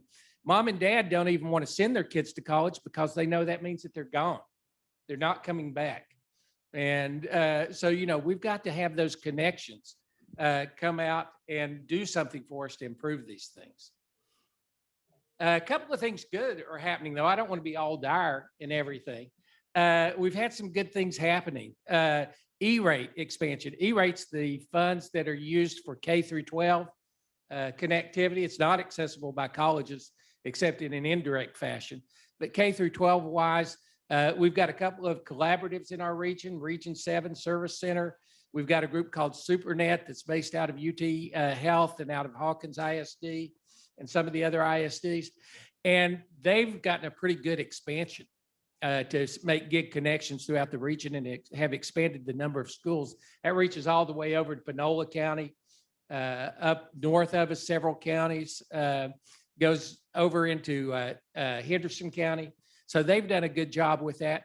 Our co-ops, and I want to really push, we think about our corporations and stuff, our major providers, our telcos, they're important to this operation, but the business model that you need, we discovered it with electricity, we discovered it with water supplies. You have to have something that returns your profits and your funds back into the community on a regional wide basis if you're going to reach all homes. And that's one of the hard things. We've got East Tex Co-op out of Henderson. We've got E-Tex out of Gilmer. We've got Peoples out of Quitman. All of these are very strong companies. Now they're about to be hit with a major thing potentially after this legislative session. One of the main funds that they've accessed is the Universal Access Fund they're in danger of losing that. And so that's not directly broadband, that's for telephone service, but that's been a mainstay of their businesses for a number of years, and it doesn't apply to broadband. So hopefully somehow in this session, something will happen to let that broadband access and stuff be tied into that. But that's going to be a hit to our region if that doesn't happen. We're looking and I've been working in Deep East Texas, which basically starts at Center, goes south to Dewberry, which nobody knows where that is, just north of I-10 in Orange, Texas, and goes over to Crockett, that area. And that area has just received some funding through the Rural Development Opportunity Fund, and that's a subsidized fund. There's another project some folks have talked about, Starlink, that's a satellite-based network that's going out there. They've received some funds. We looked at our region. We did get $1 million in grants to do planning for our regions. Likewise, like Scott did, we got an engineering firm to work with us on that.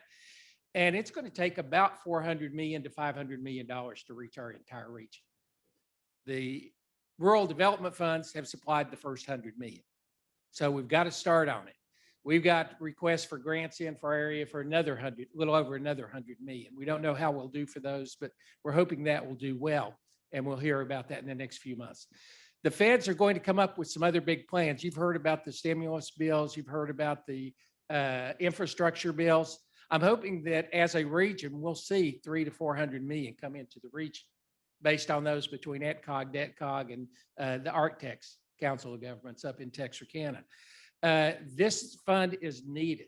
One of the best things that the state can do again, I think, and this is my own personal opinion, North Carolina set up a program where when they have federal funds available, the state took their limited money and they made that available as a match.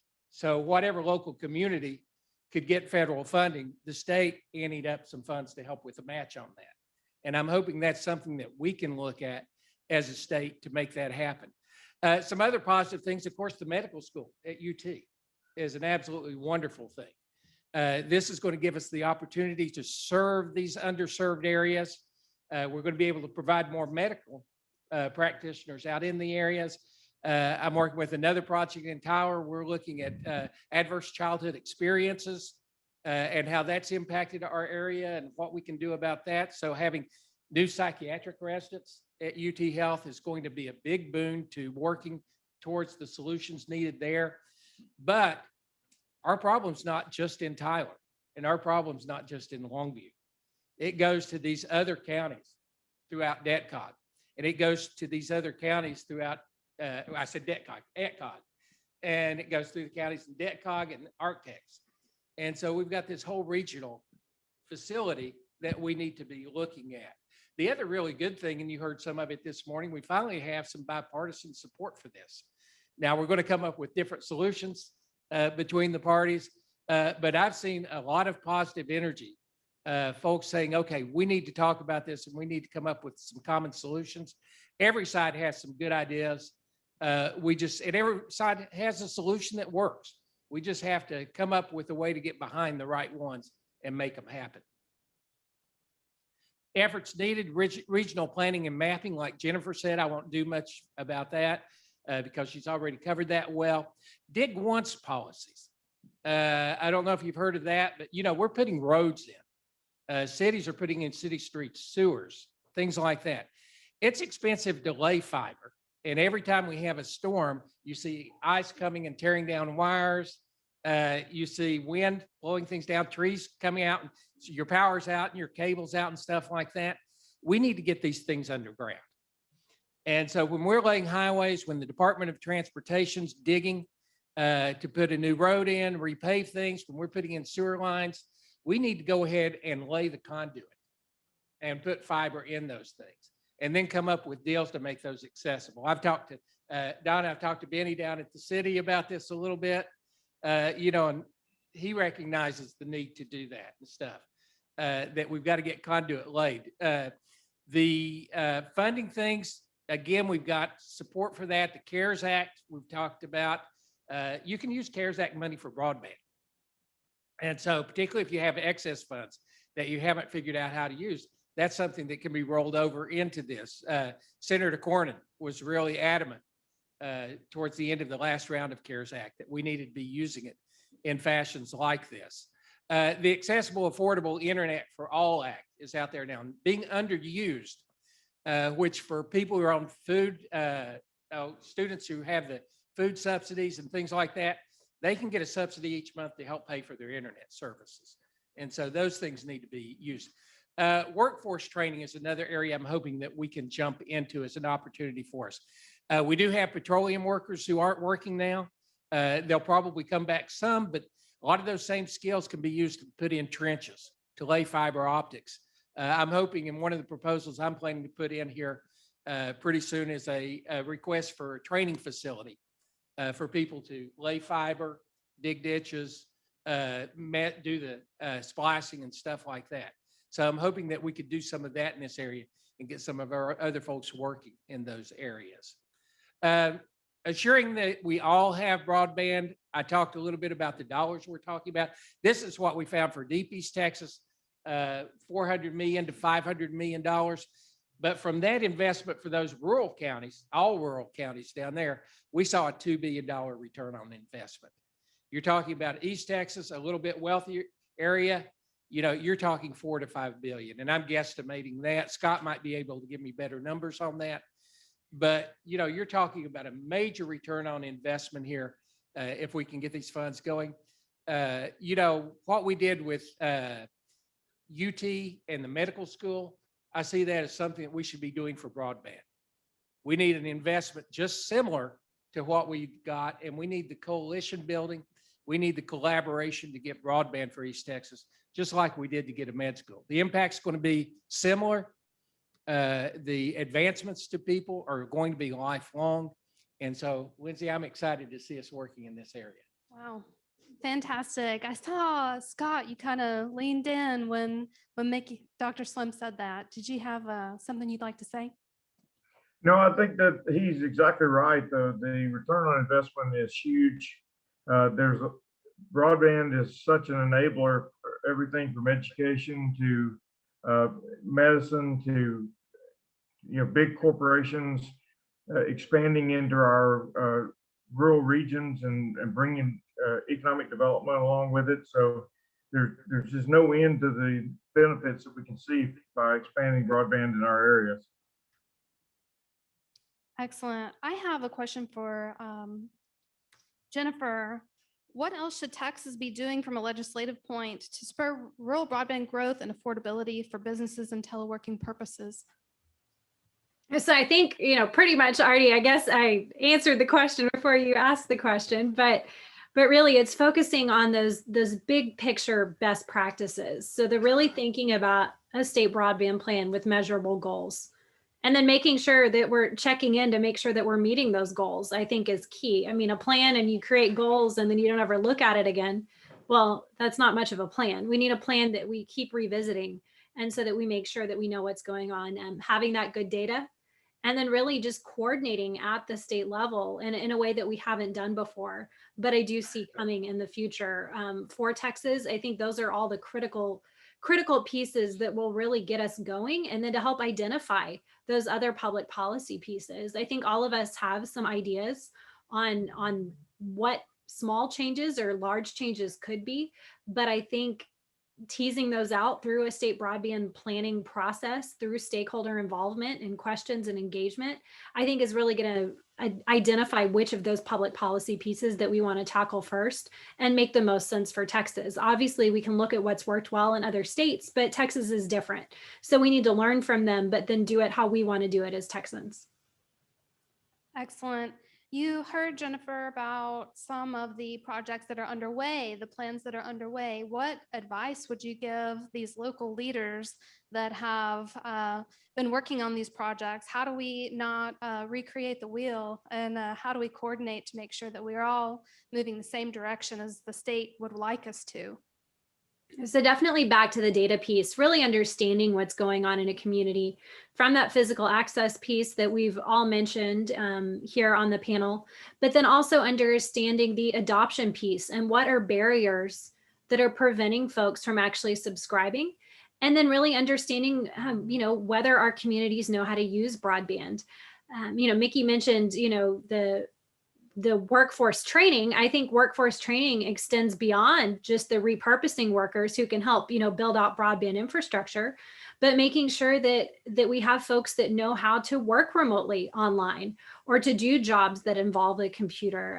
I think we all assume now that students coming out of high school know how to use the internet and know how to use a computer to do jobs. And I think many of them probably know how to use a smartphone, but do they know how to apply for a job online? Would they know how to do data entry? Would they know how to do all of those things? I'm not sure. So we need to make sure that we're investigating that in our communities and make sure that we're providing the right kind of training opportunities at the local level so that when we do have broadband, people A, want to subscribe, and B, know how to use it. Excellent. This question's for anybody, just signal if you'd like to answer.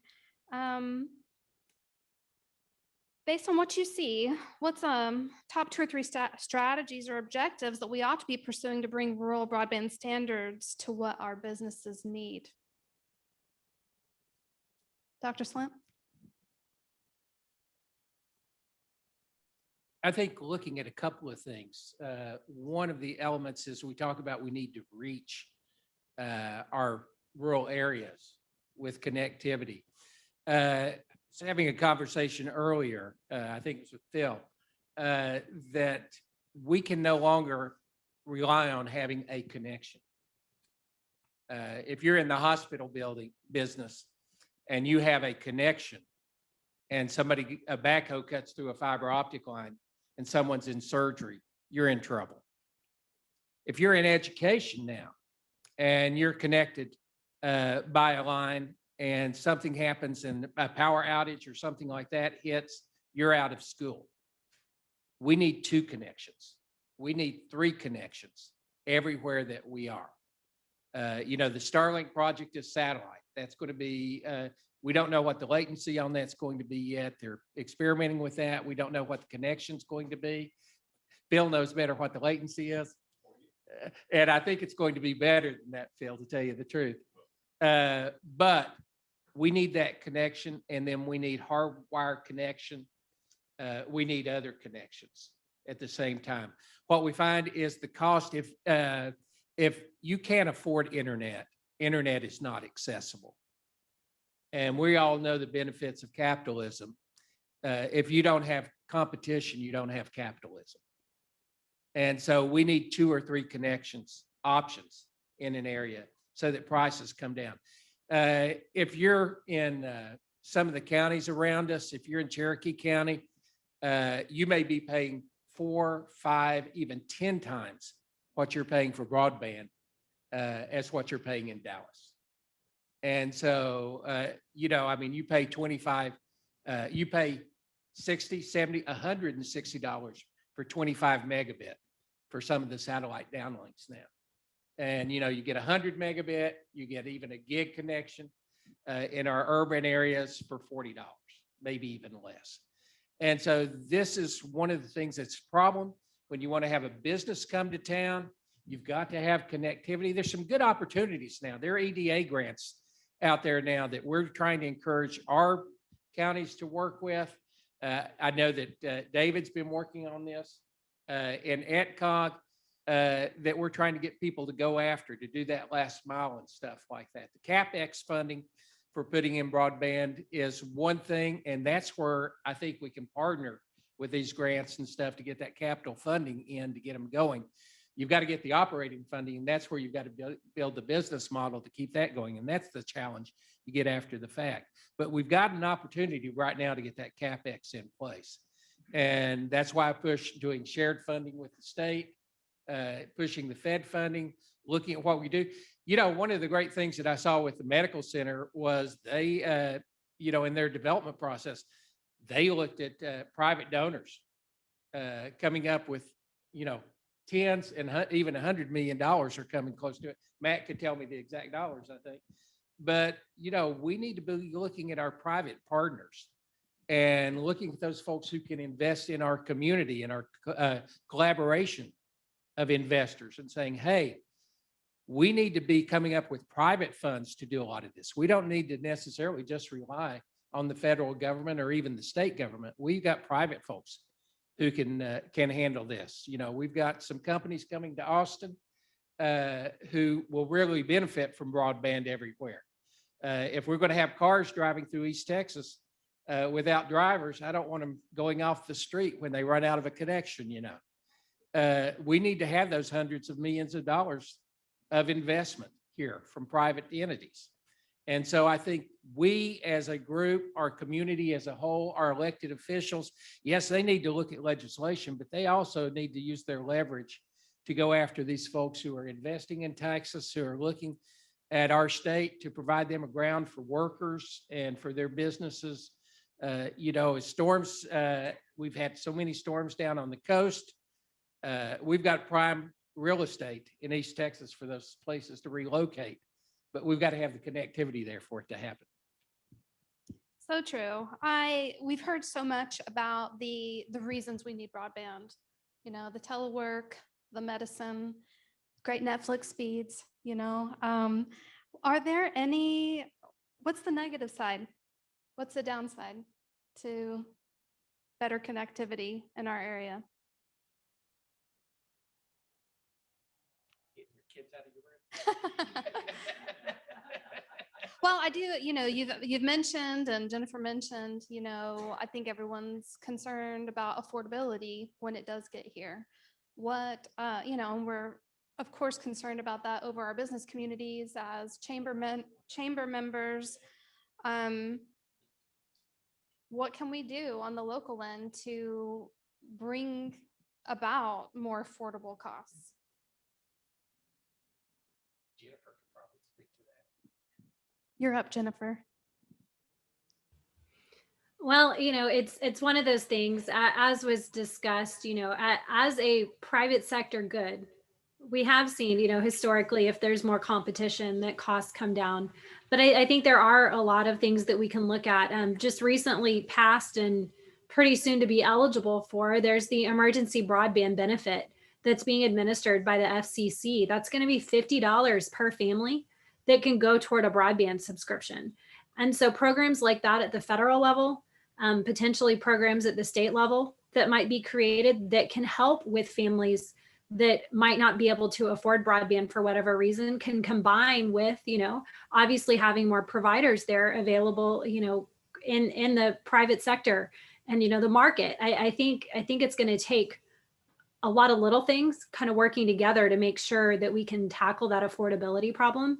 And then knowing that sometimes it's not just the affordability of broadband, but the affordability of a device. You know, if a household can't afford to have a device to access broadband, even if they could actually afford, you know, if they have the $50 from the FCC a month for a $60 subscription, but they can't afford a device, then they're still probably not going to subscribe.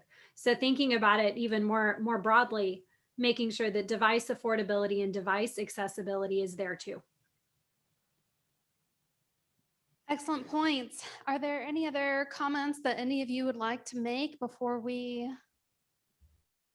I think in terms of the affordability, the competition is important. I think one of the things we haven't really talked about too much is how do you tackle this as a region or a broader area? And, you know, the business model for broadband is tough because it is definitely a have and a have not situation.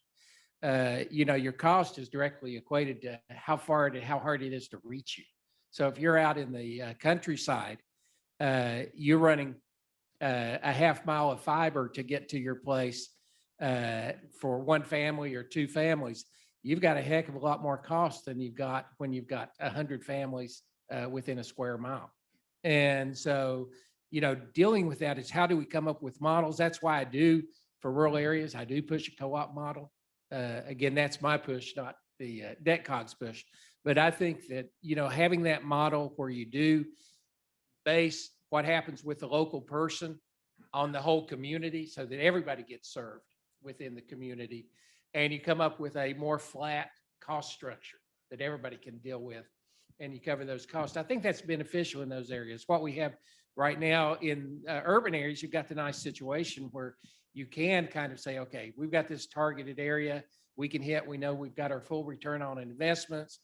We can give stock dividends to our investors and stuff like that. That's a nice thing if you've got the population, but it never worked with electricity. And it's the same thing here. It's a utility now.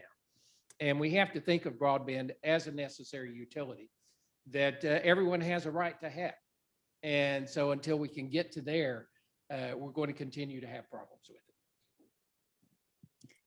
Scott, from your engineering perspective, you have any feedback on the planning with our rural nature in the region? Just that we should be looking at a lot of different areas.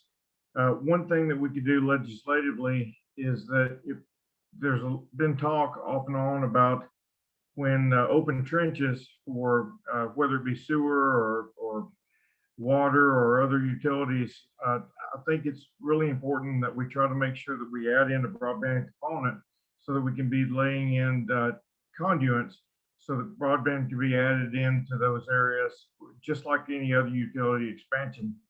So I think one of the things that we can do is get behind those efforts and make sure that we let our legislators know that it's important that we expand broadband at the same rate that we spend all the other utilities. Excellent point. I want to thank all of you for your time, for your expertise, and for all of the work that you're putting in on this initiative. We look forward to much more connectivity and beating Puerto Rico.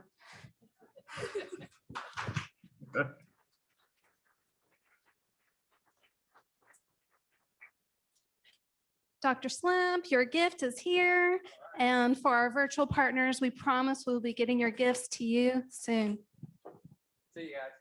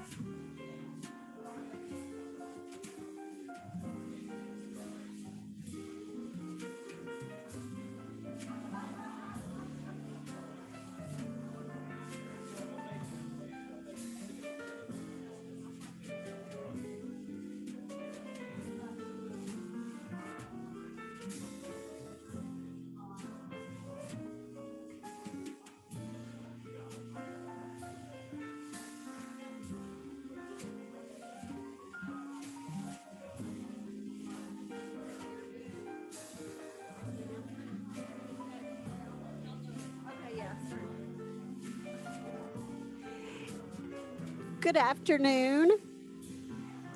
Hello. It's 1:46, so we're going to go ahead and get started with our next panel. So if you see any of your friends outside in the hall, make sure they get back in here. We've got some good stuff. This is what we've been waiting for all day. So give them just a minute to come in, and then we're going to get started. These should be on, so you should just be able to start talking.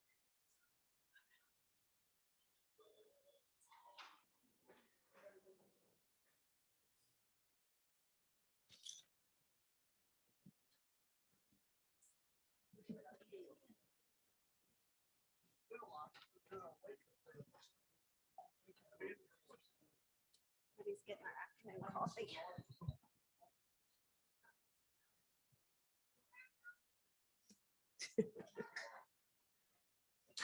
Here, Kelly rounded them up.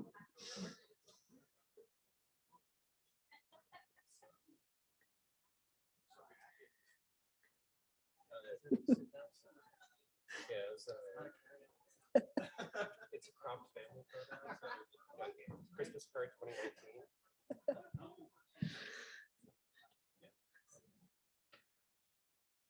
Good afternoon, everyone. Thank you for coming back and being part of this next panel discussion. So all of our panels this morning have touched on education in one way or another, whether it was through funding and budget or broadband. So we've got a very distinguished panel up here. So we have with us Commissioner Mike Morath. He was appointed by Governor Abbott and took office as Commissioner of Education in January 2016 and was unanimously confirmed by the Texas Senate, the 85th Legislature, in March of 2017. As commissioner, he heads the Texas Education Agency, which oversees pre-kindergarten through high school, enrolled in both traditional independent school districts and public charter schools. Prior to becoming the state's education commissioner, Mr. Morath served on the Dallas Independent School District Board of Trustees for more than 4 years. Also, we have with us is John Harchuk, Vice President of Policy for 2036. So prior to joining Texas 2036, John served as Deputy Policy Director and Deputy Budget Director for Governor Greg Abbott. During his 3 sessions in the Abbott administration, John played leading roles in policy development, legislative strategy, and coalition building for school finance reform, property taxes, and other state fiscal and budgetary matters. His work culminated in the passage of House Bill 3, which overhauled the tax and education systems in Texas. John also led teams focused on innovation for long-term structural issues facing the state, including healthcare, pensions, water, and infrastructure. Thank you all for joining us today. And y'all have been quite busy here since last year this time. So I'm going to turn it over to Commissioner Morath if you'd like to get us started. And like I said, we've heard about education, bits and pieces from all our different panels this morning. So we definitely want to hear it from you. Absolutely. Well, thank you. Thank you. And it's great to see everybody. It has been a year that we did not plan for in Texas public education. What I would expect to be speaking about, if you'd asked me a year and a half ago at a panel like this, was the implementation of House Bill 3, the largest, most sweeping overhaul of the public education system, the landscape of public education that in modern times. That resulted in a $4.4 billion net infusion year over year in spending in public ed, but we now spend more than $70 billion a year on public education in the state of Texas. And per pupil spending all in is now above $13,000. It involved significant reforms of teaching and instruction practices. We have 33,000 teachers today going through reading academies, a 1-year fellowship on how to execute the science-based literacy practices to get all of their kids, all of our youngest learners, exactly where we want them to be. The structural changes were gargantuan, and deeply focused on equity, ensuring that every child in Texas, no matter where they live, no matter what their zip code, what their family situation, is prepared for success coming out of our schools. This was a very good thing. And then on March 12th, I was sitting in a room on the campus of Rice University doing a meeting with some folks. And by that afternoon, I had talked to 100 superintendents in Houston. By the next day, I talked to 900 superintendents around the state. Then following day, which was a Saturday, I was on the phone with all of them. The Sunday, also on the phone with all of them. And thus began our experience with COVID as a source of disruption. It has been a nonstop sea of challenges for our educators all over the state of Texas, the impacts of which we are really only beginning to understand. And most of those impacts are bad, although some of them will be good. The challenges that we face collectively in public education, the challenges of the achievement gaps that existed before COVID by race, by class, they've all gotten worse in the last year. We did a beginning of year assessment. This was an optional beginning of year assessment that students took. About 750,000 Texas students participated in that. And this would have been administered in September of the current school year. So right at the beginning of this school year. What that assessment showed that students started this school year roughly 3.2 months behind in reading and math from where they normally start a school year. And of course, students always lose some ground in summer. So if you're thinking about the difference between the end of the year and the beginning of the year, there's usually some degree of summer slide. And in fact, House Bill 3 incorporated a financial structure to address that systemically, which is a very big deal. But the level of initial summer slide was massively exacerbated by COVID. And in fact, despite the heroic efforts of our school leaders, our principals, our teachers all over the state of Texas, if you think about the time that was involved in the closures that started in mid-March and fast forward that to the September snapshot, what the data shows us is that the average student in Texas did not advance at all academically during that time period. That's was the beginning of this school year. We today have still 44% of students learning in a remote learning environment statewide. So 44% of 5.5 million souls are participating in school, but not in the classroom. Zoomies. We have roomies and zoomies this year. It's a whole new terminology set that we've had to learn. And we have reason to believe that the level of instruction, the level of academic gain the kids are making today is materially better than they did in the 3.5 months that happened with the initial school closures in March. But we don't actually know. And anecdotal evidence would lead us to believe that there's not every student is experiencing this year the same way. You have some students that are back in school with some disruptions because school leaders have had to deal with quarantines. They've had, even when places where there's no remote instruction, the virus is not stopped at any geographic boundary. And so there's some disruption of the normal learning process, even when everyone is still back in the classroom as normal. The remote learners, however, it would appear that some children in a remote learning setting are actually doing quite well, even better than normal. But that sum appears to be a pretty small percentage of the roughly 2.5 million kids that are experiencing remote instruction. There are some for whom remote instruction appears to be largely consistent with the level of academic gain they made in previous years. But we believe that the majority of students that are learning remotely this year are learning at a slower rate than they normally do. We don't know, we won't know until STAR is administered at the end of the school year. And STAR serves us many purposes, but at the very least, we can get a sense of prioritizing investments for the kids who need it the most.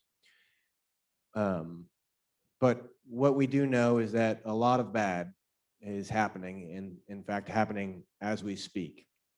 There's a truism, a cliche that what do you do if you're in a hole? Well, the first thing you need to do is put down the shovel.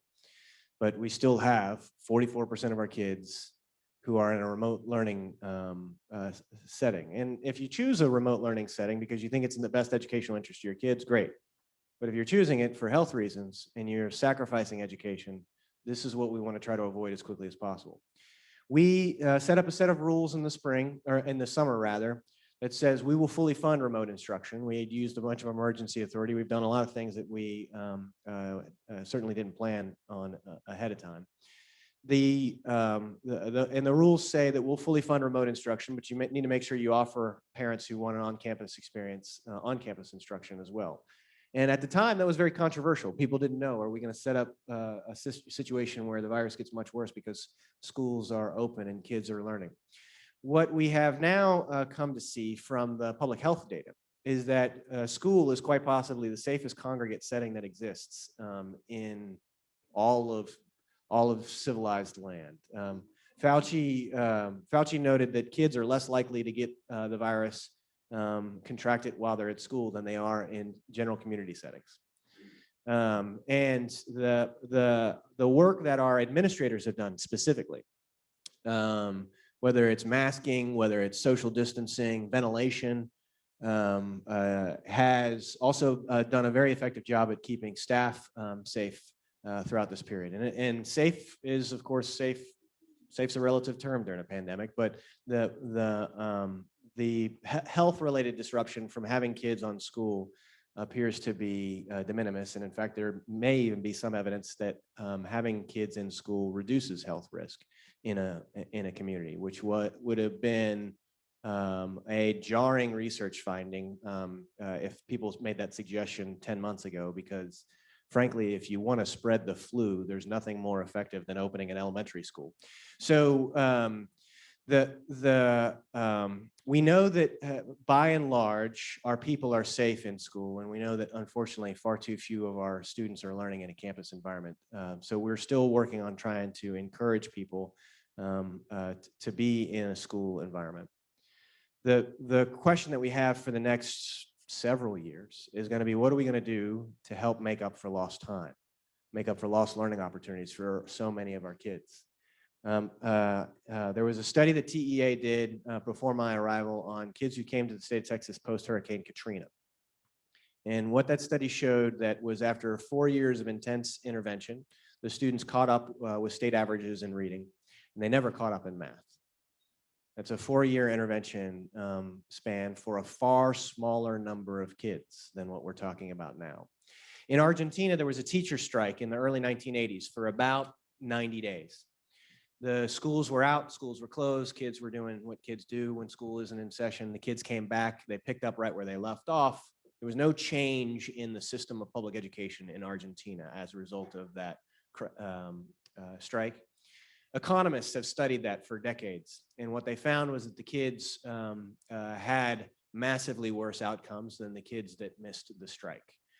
They achieved at lower levels academically, they graduated from high school at lower rates, they obtained post-secondary credentials at lower rates, they had lower wage data.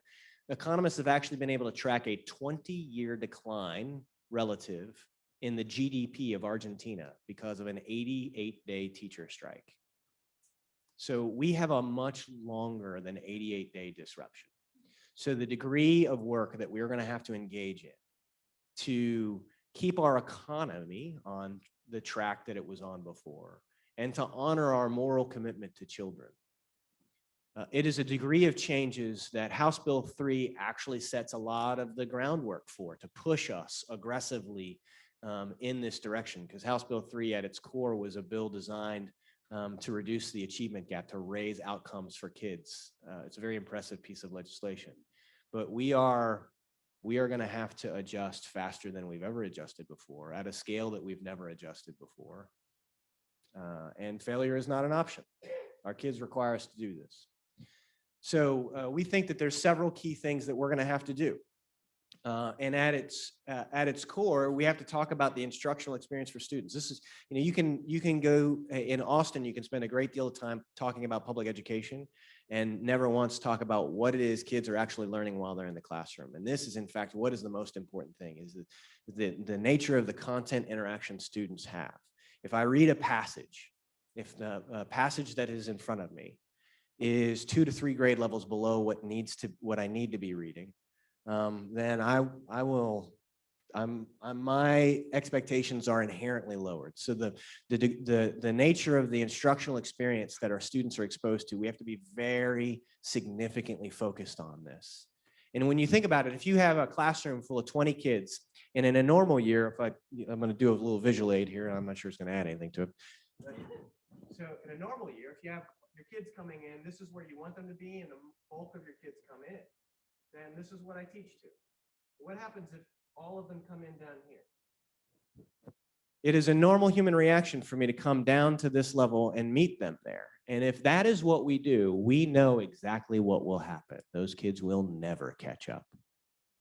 If all we spend time on is remedial education, we take the 3rd graders next year and give them mostly 2nd grade content, then of course don't expect them to be prepared for 4th grade at the end of the year. So we have to spend a lot of time and energy systematically talking about the nature of the instructional experience kids have and ensure that we provide supports to our teachers to differentiate the nature of the lessons.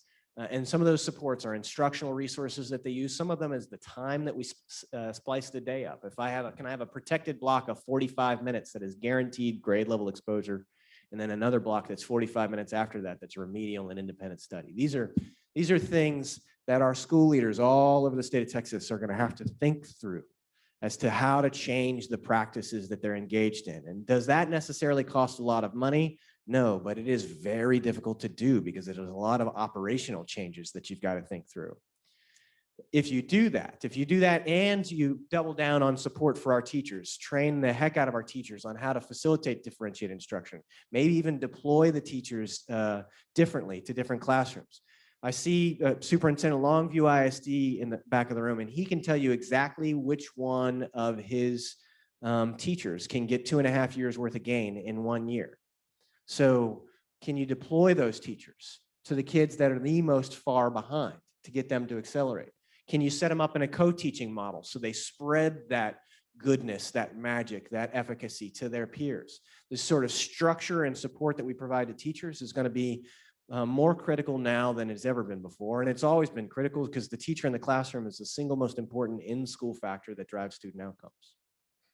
And last but not least, if we think long and hard and get very serious about the instructional experience our kids have, and very serious about the structure, the staffing models, the supports that we provide to our teachers. You got good content, you got good teaching, then you just need more of it. We have a 260-day work year. We have a 172-day school calendar. There's a lot of daylight in between those two numbers. You got 7 hours a day, most schools are open. You got, 18 hours a day, most humans are awake. The questions are, where do we start helping give our kids more than we ever have before? Because if all we do moving forward is all we've ever done, we will get the same results that we always have. And that is neither morally nor economically acceptable for our kids. So we are blessed in Texas. We have a lot of very gifted school leaders all over the state of Texas. But they have faced challenges this year that nobody trains you for in your doctoral program in the schools of education.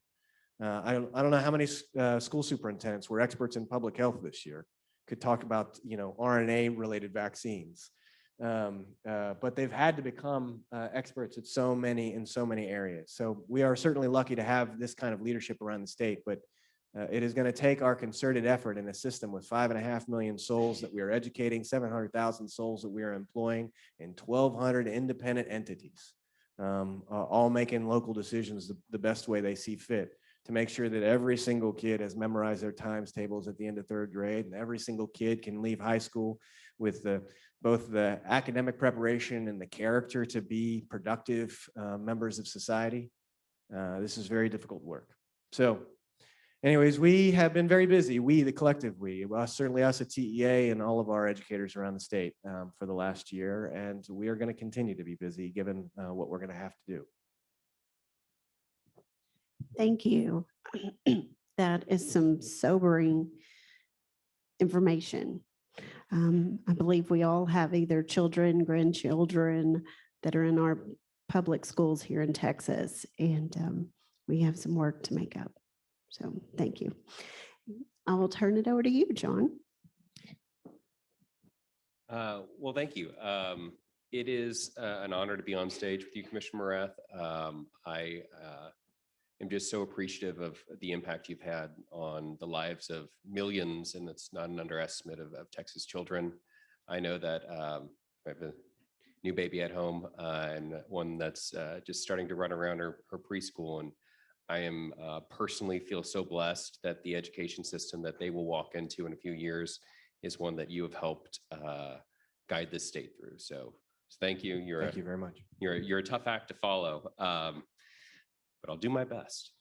Hi, my name is John Harchuk. I'm the Vice President of Policy for Texas 2036. And for those of you who are unfamiliar with Texas 2036, we are a new nonprofit, nonpartisan think tank that's focused on using data as a lever for building civic demand for good government change.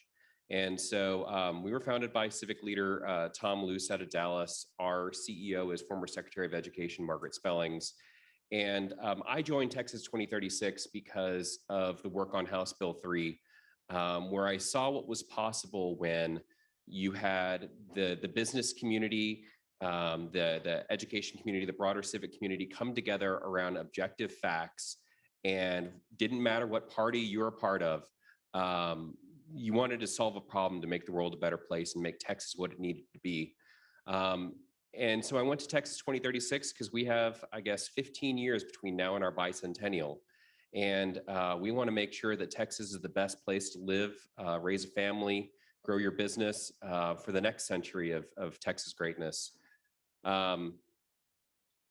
So last session was monumental. I think 2019 met or exceeded every hope you could ever have in House Bill 3. That is one heck of a bill.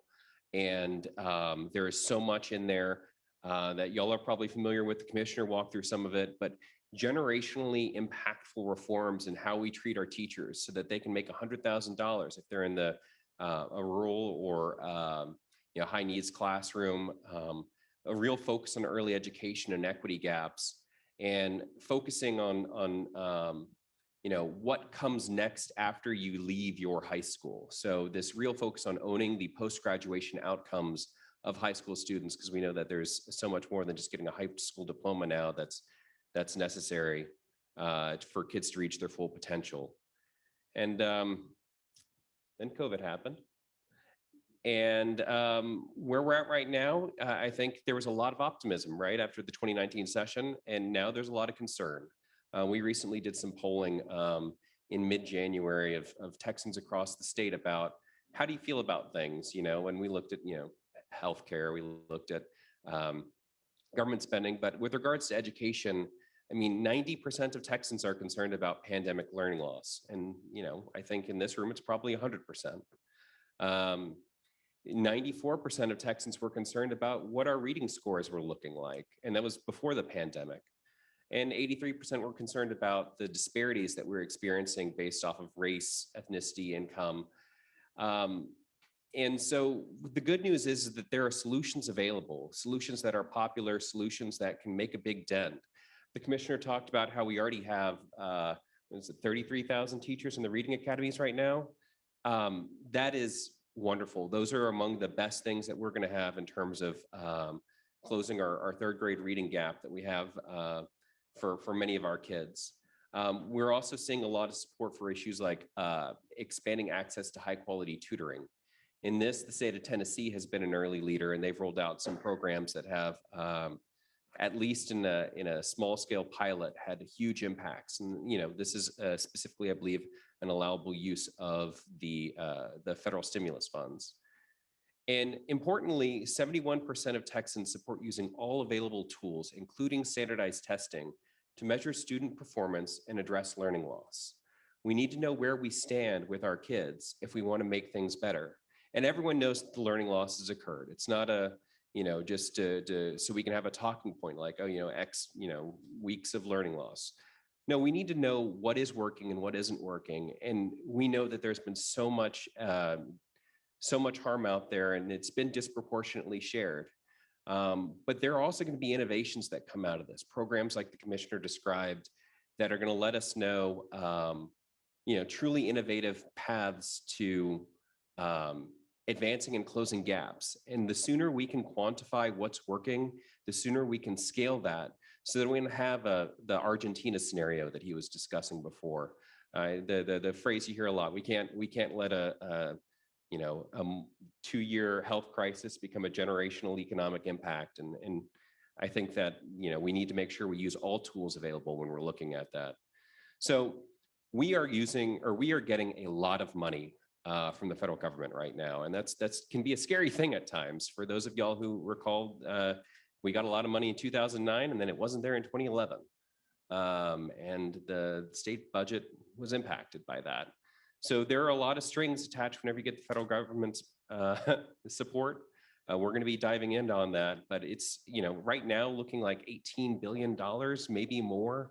13 billion is what's currently in the ARPA funds, the $1.9 trillion plan that's likely to pass in the next couple weeks. That's a lot. So when we look at the history of what Texas has experienced in the 2009, it's important that we look at strategies that can be scaled up and scaled down based off of the support or the ability to maintain the funding, but also that deliver that high value ROI to taxpayers. So, there are so many evidence-based strategies that are already embedded in House Bill 3. It is amazing that even this early in session, the legislature has already come together and said, we're going to fund that. Like, there's no question. House Bill 3 is going to be fully funded at this point. I think that is a huge stress relief lifted off the education community to know that the support is going to be there. But there's so much more we need to do to target the COVID-19 learning loss. And we need to do it in a scalable and sustainable way. The commissioner already talked about classroom time and improving the quality of that time. I will never be able to compete with you in the ability to describe that, so I'm going to move on. But we also know that House Bill 3 stopped at a certain point. It was all about getting kids graduated from high school, ready for college or career or the military. And then there's almost a handing of the baton that was everyone expected to happen in 2021. Like the chatter around the Capitol was that this was going to be the higher ed session, and other things intervened. The data is there to show that Texans are ready for reforms for community colleges, four-year universities, and workforce training programs, because they know what many of y'all in this room know, which is that a high school diploma is often not enough to make it economically anymore. And we have a limited amount of state resources, and we need to prioritize those resources, not just towards good post-secondary programs, but the ones that have the best ROI, so that kids, regardless of where they live, and regardless of what background they come from, have the best chance of achieving their full potential. So we recently launched an initiative called Aim Higher Texas. And this is a coalition that includes the founding partners included the Commit Partnership out of Dallas, the Dallas Regional Chamber, the Texas Rural Funders, the Greater Houston Partnership, Texas Association of Community College, and the United Ways of Texas. That's all about focusing on this next step. Because what we found is that, Texas, the economy has been incredible, right?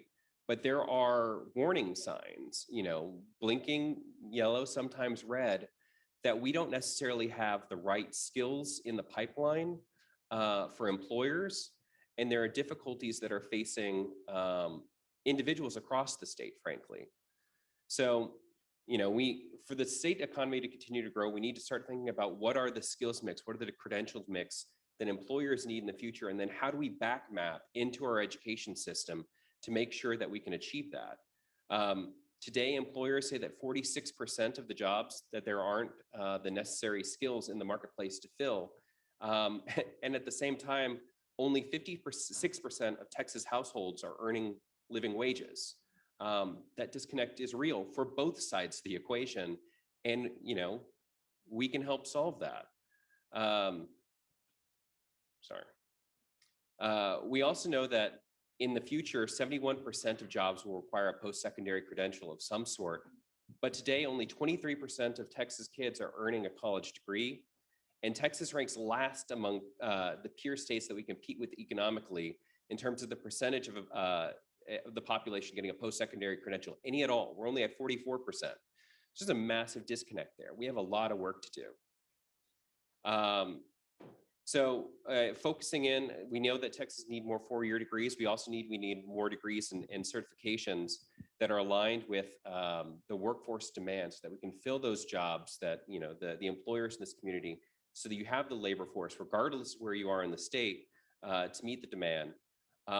Frankly, that begins with updating our education and workforce technology systems. And I must, as you know, might sound redundant at this point, but applaud Commissioner Morath for his work on the tri-agency initiative, which the governor launched back in, I believe, 2016 and refreshed weeks before the pandemic broke out.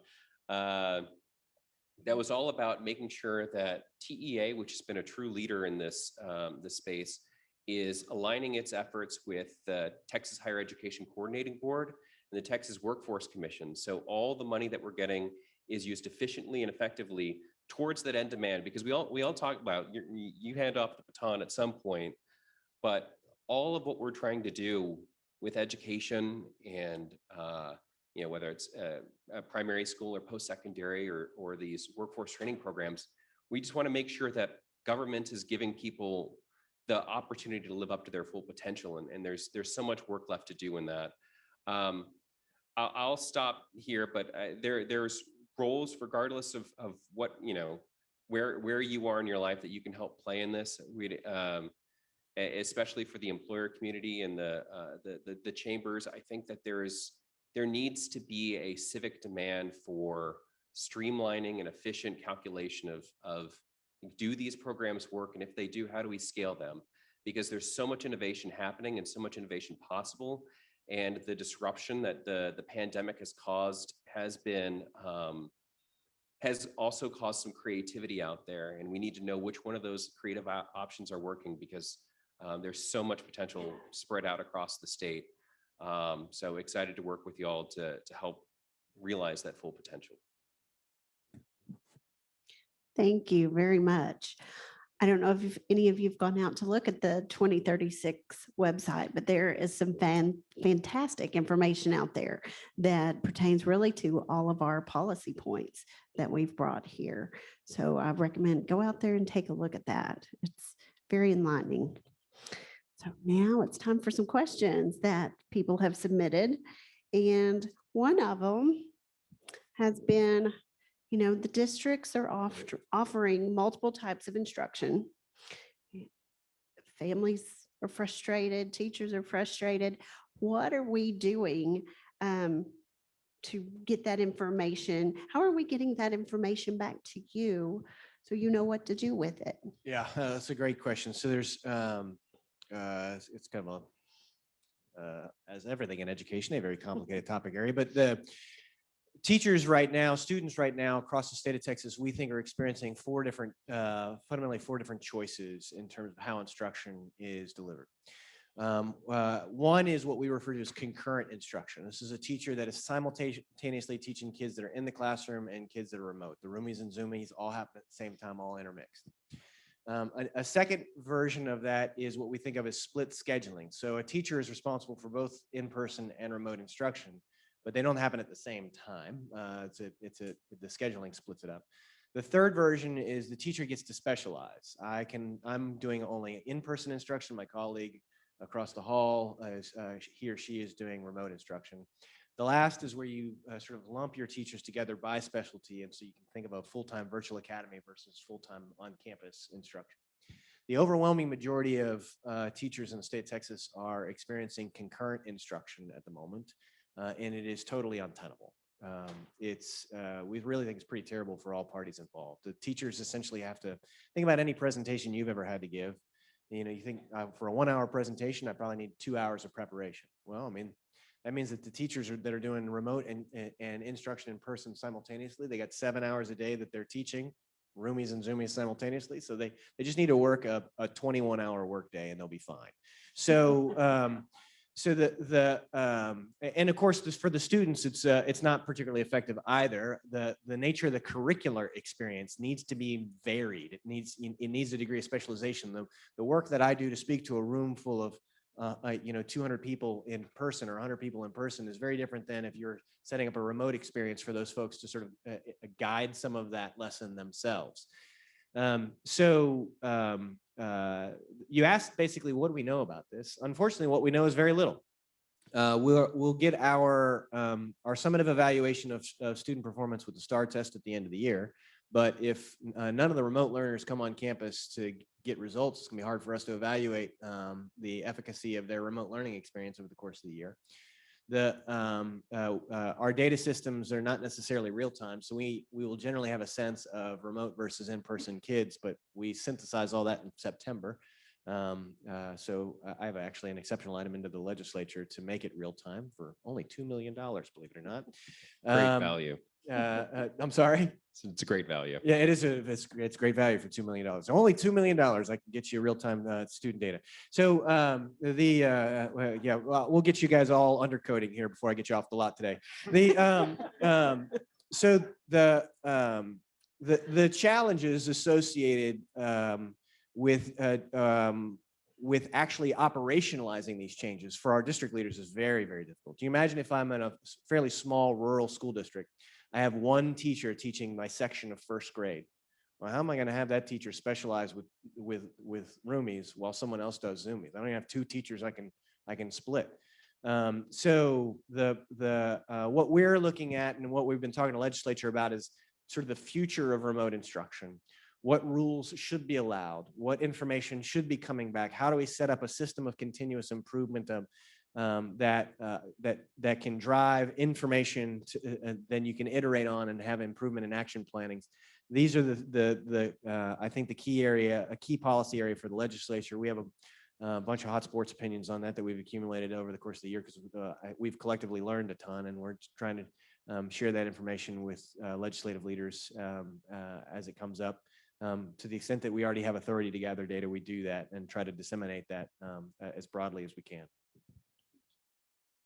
Another question we had is, are there required education interventions for students who may be falling behind, especially Texas' most vulnerable students? So it's another great question. So the statutory framework has something referred to as accelerated instruction. So this is the idea that a student who might be behind needs to grow more over the course of the year than a student who's on grade level. Accelerated instruction typically triggers based upon some diagnostic of where the kid is. So in pre-kindergarten through second grade, there's a series of local diagnostics that are sometimes used, sometimes not. They're supposed to be used everywhere, but the fidelity of implementation varies from district to district. From grades 3 up, we look at STAR testing data, and a student who is not at grade level on the STAR test is entitled to receive accelerated supports subsequent to that. But the statute's actually relatively silent on what accelerated instruction means. This is probably an area worthy of some degree of policymaking attention, because we know that tutoring works, but tutoring means a lot of things to a lot of people. And the tutoring that has been shown to work is a dosage, as it were, that's at least 3 sessions per week, 30 minutes per session. You try to keep a consistent tutor. They're using a curriculum for the tutoring session that's aligned to the content that the student needs to know, both that grade level and before. They're actually looking at performance data, diagnostic data over the course of the year for the student and adjusting practice. The tutors are trained and supported. So that really does work. You can get 5 more months out of a school year with that kind of approach to tutoring. If you set your program up right, you can, recruit just good folks in the community to help you do that. They can be, obviously retired teachers are really effective at that because they're skilled educators, but you have, just folks who are educated and love kids. If you can give them the kinds of support they need, it's, dealing with little humans is complicated. Anybody who's a parent in the room knows this. But if you only have 1 at a time, it's a lot easier than if you have 20 at a time. So this is the reason why structured tutoring programs can be very effective. I think adding some structure to those accelerated learning requirements and adding support specifically to help our districts implement that. So, is there a platform? Is there a curricular system that they can plug into, and then they can get, folks from the local church, YMCA, whatever, that can volunteer and plug in, retired educators that can plug in. This would make it much more effective. To some extent, John mentioned our peers in Tennessee. They've actually created a pretty good model for this. So we're looking at what they've done and are trying to figure out if there's a way for us to scale. Now, Tennessee has about almost 1 million kids, and we have 5.5 million. We've got a huge degree of diversity regionally in our sort of our markets and our ability to support this. But we still think that there's work that we can do from Austin that will help our school districts do this work better than they might without our help. John, this question is for you. So I know you had said you thought 2021 was going to be a higher education system, higher education session. Now we've got COVID. Things have changed. We've got budget issues, and we've heard about those this morning. So what do you think we can get accomplished this session? And what do we need to work together on post 2021 that will get us set for 2023? I think we have a very fluid situation at the Capitol right now. And there's been a lot of talk about how the legislature will have limited bandwidth to pass. There are going to be as many bills, if not more, filed this session as there have been in past sessions. And the conventional wisdom is that they're going to be passing a lot fewer of them. But that doesn't mean they're not going to pass bills, and that doesn't mean they're not going to tackle some of the most important issues out there. And the things we're talking about, those are the most important issues right now, right? How are kids going to learn? How are folks, we have twice the unemployment rate that we had this time last year. How are we going to get those people back to work? How are we going to have sustained economic growth for decades to come? Those questions are not the ones that get pushed off to 2023. Those are the questions we need to solve now, because if we don't,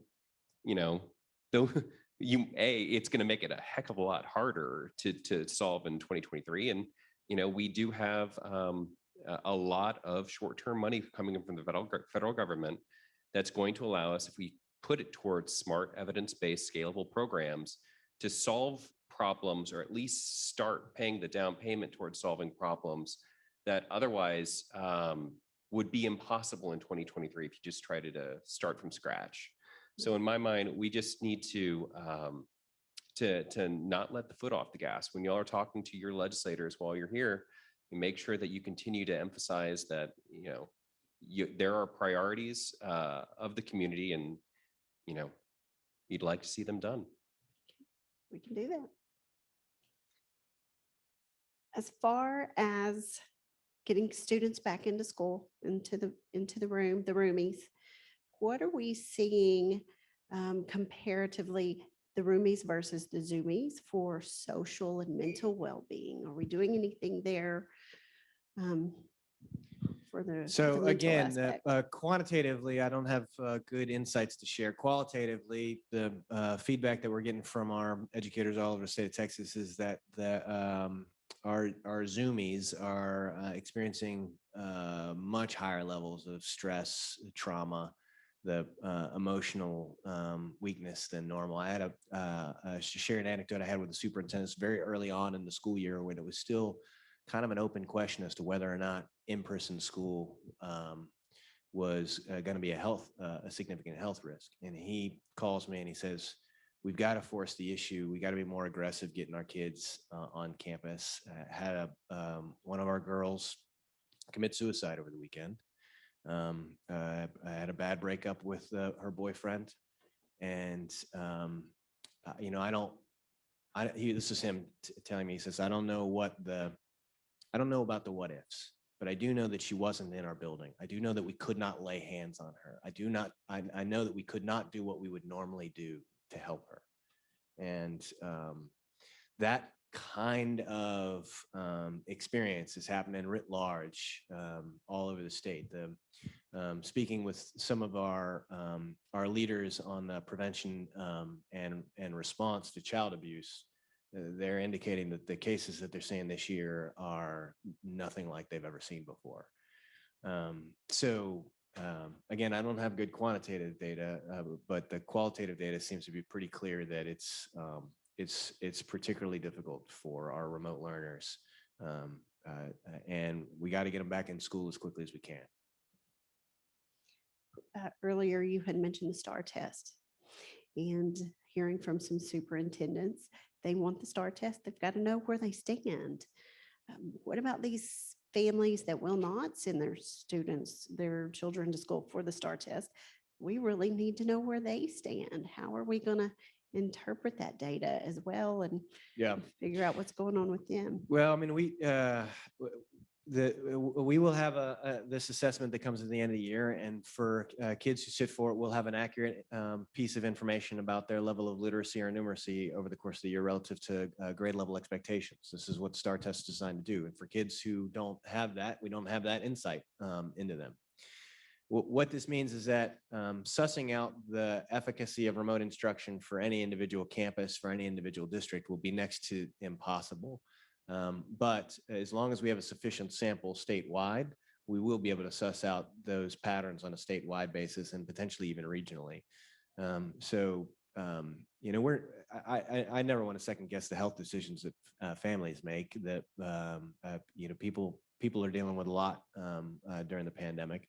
But it is incumbent upon us, and then as a result, our school systems are actively working to ensure that the testing environment will be the safest possible thing imaginable for families, so that they don't necessarily have to make a choice between health and diagnostic academic information. If they want the diagnostic information, they'll be able to do that. And so we have school districts that are saying, hey, we'll set up a Saturday experience. If you want to come in, you can come in just one at a time. There's, you know, wings of schools that are being preserved just for this. They're partnering with churches to have other sort of testing locations to do that. We've added a lot of flexibility to the constraints of actually executing the test, a lot more time and some essentially some funding flexibility for what happens with the rest of school while folks are conducting these assessments. So we try to support our school districts to get this, but I mean, we're not going to go around to people's houses and yank them out of their houses. This is America. If a parent doesn't want it, then they don't want it. We just want to make sure that to the extent that they want to benefit from this information, that they have a safe option to do so. So what are you seeing? I know we've kind of talked about the younger age school children. We had seniors that graduated last year. We've got some more coming this year. Not everyone is set for, you know, the college path. We've got those that are going to go directly into the workforce. What are we doing for those with the, you know, to get them prepared? Are those programs still happening within the schools to prepare them for the workforce? Yeah, for the ones that have already graduated, that's where we need to put a lot of attention. And there's some really great things that are already underway that the Higher Education Coordinating Board has been using some of the federal stimulus dollars to do some upskill, reskill programs, get those folks that have some college, no degree back into a program, make sure that the financial aid or the child, or I guess adults, young adults, economic circumstances aren't standing in the way of getting that credential. We also just need to really think about all the different pathways that a young adult can take to get a workforce valuable credential. You know, there are so many paths, whether it's, yes, you can go through a 4-year degree, but we have an incredibly robust system of community colleges in the state in every corner that if, you know, they are low cost to the student and do not leave, you know, the same student debt concerns. And if properly maximized, that people really recognize the value that they could get out of that, could play a huge role in shaping the workforce needs. And some of them across the state are fully optimized and just setting incredible examples. We also need to look at what private sector training and private sector credentials and apprenticeships and things like that, you know, there are, and this is a crazy thing that I don't think a lot of people realize. If you go on Coursera and take a Google training course to become an IT support specialist, it will take you 3 months out of your life and cost you about $150. And when you graduate, you can make $70,000. Wow. Like, there is innovation happening out there today. And so, I mean, it's just kind of an all of the above approach. We can't let the foot off the gas at the state level. We need to make sure that, you know, all those recent graduates that out there can, and even the ones that graduated years ago, because it's going to take lifelong learning at a certain point with all the disruptions that have happened and will happen with automation in the future. And I'll say that at the K-12 angle, our schools are doing pretty amazing work at ramping up and expanding aligned, what we refer to as CTE or career and technical education programs, what I think is vocational. I reflect on my own experience in Texas, graduated from Garland High School with an IB diploma, which is this very rigorous international baccalaureate. It's a lot. It's like getting a mini liberal arts degree while you're in high school. But at the same time, I had 3 years of computer science and a year of typing. Don't sleep on the year of typing. It just saved me a year of my life.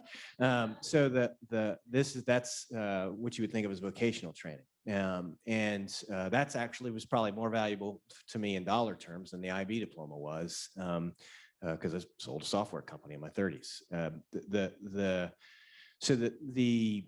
work that our schools are doing to build sort of what you would think of as aligned career pathways for and vocational training pathways for kids, so that as they come out of the system, they're prepared for college and careers, whatever option they should so choose. It's good work, and there's a lot of emphasis in supporting that. To put in dollar terms, we get from the federal government about $120 million a year to support vocational training. The legislature spends $2.5 billion a year on career and technology education. So the state commitment to CTE is pretty significant. Yeah, I think that the House Bill 3 did a ton to not just focus in on CTE, but the college and career bonuses really put an emphasis. When, for those of y'all who aren't familiar with the career ready bonuses, any high school senior who graduates with the test score and an actual credential of value in the marketplace, their school district, depending on the type of student, will get $3,000 for. So, yeah, it's $2,000 if they're a special education student, $3,000 if they're and then in addition $3,000 if they're middle income, and $5,000 if they're low income. Yeah, so real money, you know, putting money towards the goals of this workforce alignment efforts. Okay, we've got about a few minutes left here. So I heard someone ask Commissioner Morath a very good question, and I think as leaders, we need to evaluate our positives and our weaknesses. So how would you grade yourself? And what did you do well, and what do you wish you could have done a little better? Well, I feel like there's some superintendents in the room. I feel like I should ask them. It's a turnabout is fair play. They should grade me, since we have to do an A through F rating on school districts. We have attempted to be as responsive as possible throughout the crisis. So we've tried to communicate regularly, effectively, and broadly through multiple channels. We've tried to make rule adjustments as rapidly as we can. Sometimes we could anticipate things and do them in advance. Sometimes we didn't. So there's a few things that I think we did a pretty good job anticipating and set the stage for success for our local leaders. And there's a few places where it just took us longer than we would have liked to deploy resources. So as an overall, I'll give myself a B, I think, on that. But in some areas, maybe we scored an A. In some areas, we probably scored an F. So it's kind of depends on the operational area. And where do you see us going in terms of workforce in the future? What do you see as an opportunity for Texas and East Texas? You know, I think the real opportunity is to be able to have in all 254 counties a completely aligned education, K-12, community college, post-secondary, and private sector credential system that lets each individual, regardless of their background, achieve their full potential. And that really starts with a lot of the work that the commissioner's already been doing, frankly, with your colleagues, the coordinating board and the workforce commission. The 2020 tri-agency effort that I referenced earlier, it didn't get headlines. There were other things that were filling the headlines last year. But it really is some truly foundational work that I think the legislature is hopefully ready to build on this session and fund some of these strategies, because the sooner that they get their computer systems aligned and know what works, what interventions provide the taxpayer the best value, the more we're going to be able to meet the employer demand at the other side of this. Because we know that, there has been a lot of job loss that's happened in the last year. And we know that a lot of those jobs, frankly, aren't going to come back, right? There's a study out of Chicago, I think, that said 40% of COVID-related job losses are going to be permanent. And that's on top of what we know is coming in the next few years with artificial intelligence and automation and things like that, where a lot of jobs that have historically been good paying jobs are just not going to be there. So, we don't have the luxury of time to wait to achieve the full vision of what workforce alignment would need to look like. We need to start taking those steps today because they don't happen overnight. I think that's one thing that the commissioner and I were chatting about earlier. When you make wholesale education reforms, it may be years before you see the impacts. And workforce might get you there a little bit faster, but this stuff doesn't happen overnight. And so it's important that we all, regardless of where you're at, continue to press for action, because if we wait, it's going to take even longer. Thank you. Thank you. I want to say thank you to both of you for what you are doing for our state, for our future. I said earlier this morning, our students, they're the future of our cities. We're going to be dependent on them.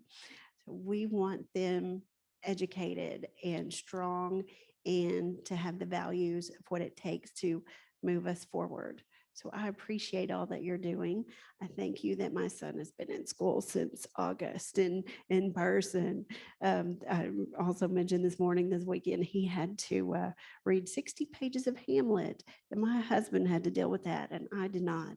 And so, I had to hear about it, but he really had to deal with it. And I'm thankful he had that opportunity to be in school and have that. So thank you. Thank you for your time. We have some gifts for you, and we just appreciate all you had to say. Thank you very much. Thank you.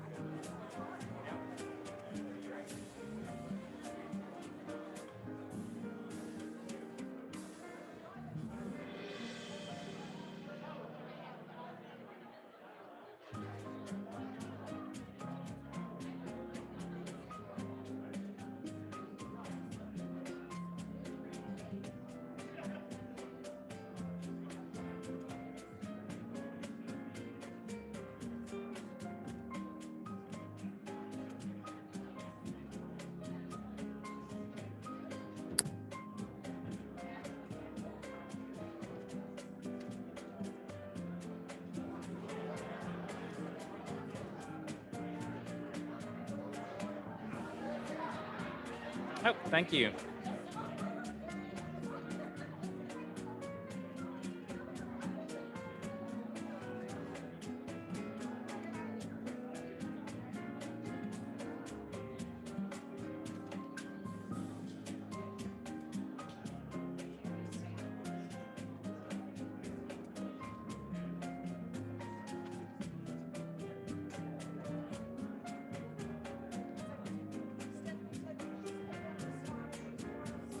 Yeah.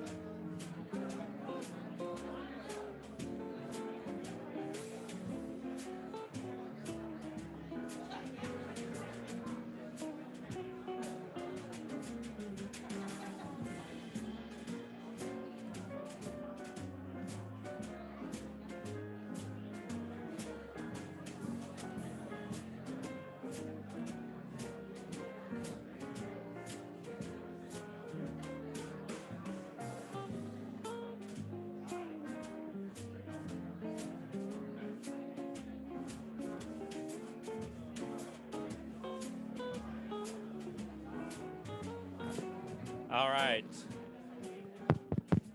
Check, check. All right, let's get started. We've done a great job of running on schedule and even ahead of schedule today. So let's get started on our last panel here. We have had really a dynamite set of panels, speakers, and moderators throughout today, and our upcoming speaker is no exception. Ruth Hughes was sworn in as the 113th Texas Secretary of State on August 19th, 2019. Secretary Hughes is one of 6 state officials named by the Texas Constitution to form the executive department of our state. And by the way, a little Texas trivia for you here. Texas' first Secretary of State, granted as a republic, not as one of the 50 states, was Stephen F. Austin, the namesake of this very hotel. And of course, a university is named in East Texas for him. So thought y'all should know that. But in addition to serving as our state's chief elections officer, Secretary Hughes is also senior advisor and liaison to the governor on border and Mexican affairs, and is also the state's chief international protocol officer. Prior to her appointment, Secretary Hughes worked as a licensed attorney and was a small business owner. She recently served as chair and commissioner representing employers at the Texas Workforce Commission. And Secretary Hughes previously served at the Office of the Texas Attorney General as the Director of Defense Litigation, where she was responsible for the successful management and oversight of the civil litigation divisions representing agencies across the state. Secretary Hughes, thank you for joining us. You have the floor.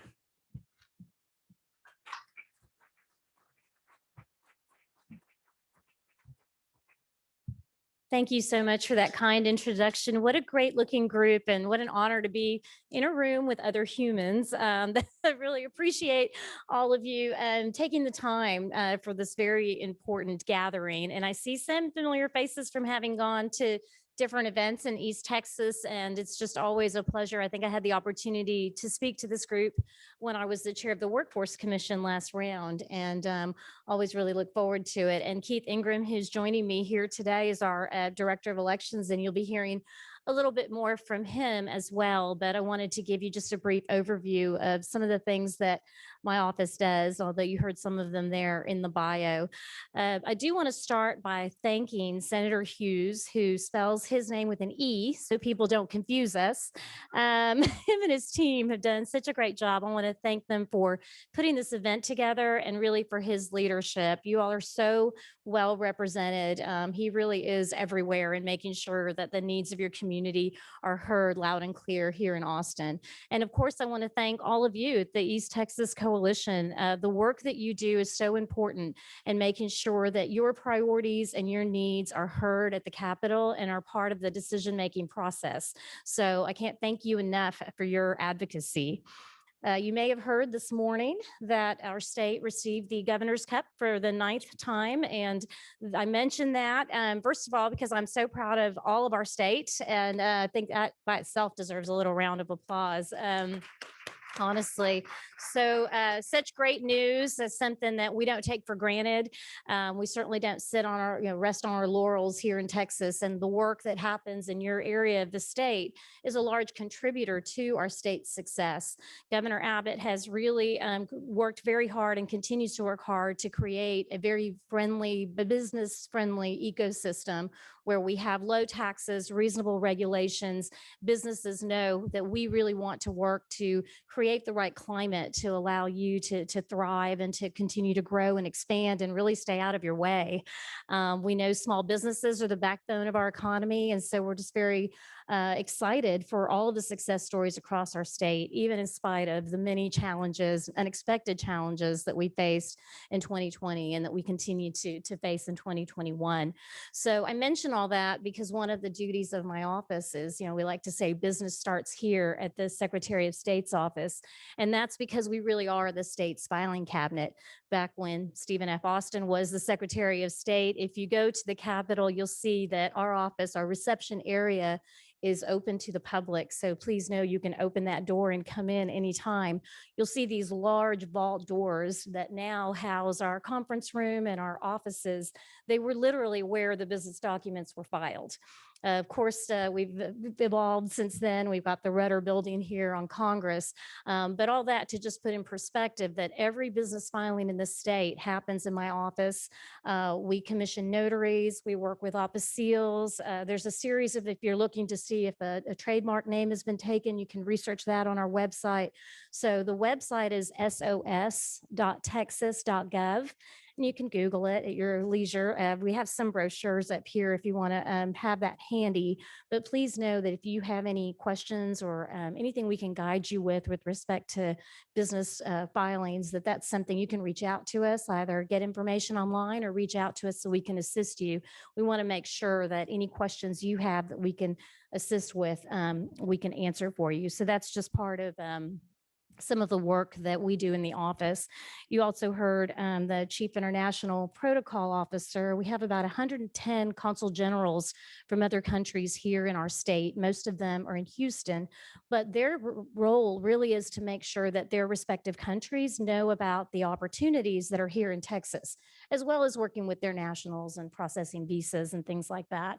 And so I mention that because whether you have interest in a particular country or whether they're looking for investments and trying to figure out, what is a good place to go, that's another role that we sometimes serve in, is being a liaison to make some of those connections. And we're so happy to do that. And it's so easy to do that because it's so easy to sell Texas. And certainly East Texas, you have, of course, agribusiness, health, manufacturing, logistics, transportation. You've got all kinds of great companies, Kamutsa, Eastman Chemical, Dana Corporation, the list goes on, Trinity Rail, I could keep going, but it's really just an example of how important you are to our state and to our success. And so anything we can do to facilitate in any of those roles, please know that we're a resource for you for that. And, I know that East Texas actually contributes $57.5 billion regionally GDP annually, and you're responsible for 500,000 Texan jobs, so please know that we may be here in Austin, but we know how important you all are to our state. And so the other area, of course, that I serve in is as the Chief Election Officer. And in that role, we have the oversight over the elections divisions. I know you're going to hear a little bit more detail about that here in a minute, but essentially in Texas, we have a bottom-up system. So the role of our office, even in statute, is to assist and advise, and then local administrators across our state are responsible for running their local elections. So we have 254 counties across the state. I've had the opportunity to meet with the election administrators in East Texas back when we could meet in person. And since then, and really to the credit of our elections division, they started having weekly webinars so that as we got ready for elections and we were in the midst of the pandemic and getting a lot of different, information as far as what to do for health and safety, and yet also doing our very best to keep our economy open, keep our businesses open, and make sure that our elections were going to proceed as they needed to. I think, we can all agree that voting is one of the most sacred aspects of our democracy. And so we are very committed to the integrity of our electoral process. And so we've worked very closely with all the counties across the state. I can tell you, I had the opportunity to be in Smith County during early voting to kind of observe the electoral process. And I was so inspired just to see the commitment of all the workers, all the volunteers, many volunteers that I think we thought we might have a shortage of because of the pandemic. And instead, many of them said that while they were concerned about whether it was a health risk, they also realized it was the most important time for them to volunteer and the most important time for them to participate. So I am such a proud Texan. I'm so proud of our state for the work that was done during the election, not only with all of the security protocol that was put in place. In fact, last legislative session, ESAs were required, so election security assessments or audits. Keith will correct me what the A was for, but the point is that all of their security systems were subjected to an audit, and then we had money for remediation to fix any problems that they could find or that they may have found through this process. And so I'm very proud to say that that's something that as a state we undertook and was well underway even before the pandemic. And so we felt good about the systems and the processes that were put in place. And that's just an example of how our legislature provides us with those tools so that we can make sure that we protect the integrity of our electoral process. Of course, PPE and masks and social distancing were an entire new component of the voting experience this year. But again, election administrators really rose to that challenge and met that task head on and made sure that that did not interfere with making sure that everyone was able to cast their votes. So we had an electoral college on December 14th here in Texas. Thankfully, it did not get the attention that other electoral colleges did. Obviously, can't really and I think we just take that for granted in Texas, that we know that we get the work done. So we had an electoral college to get through. The 38 electors showed up. We got the job done. Everybody went home, and Texas was able to be counted in this important process. Similarly, we had the opportunity to convene the opening of the House session until a speaker was selected. And so I had the opportunity to do that recently. And it's just another example of Texans showing up, coming in, getting the work done, and proceeding. And that's what we're continuing to do now. And all of you are such a tremendous part of that. So thank you for your commitment to our state and your commitment to making sure that we know what you need, what resources are important to you, and how we can help you. We know that every region in Texas is different. One size does not fit all. And so we really pride ourselves in hearing from you. And I thank you for that. I want you to know we're committed to getting things right and to being a resource for you. So please don't hesitate to reach out if there's anything my office can do. As I mentioned, we have a few flyers here.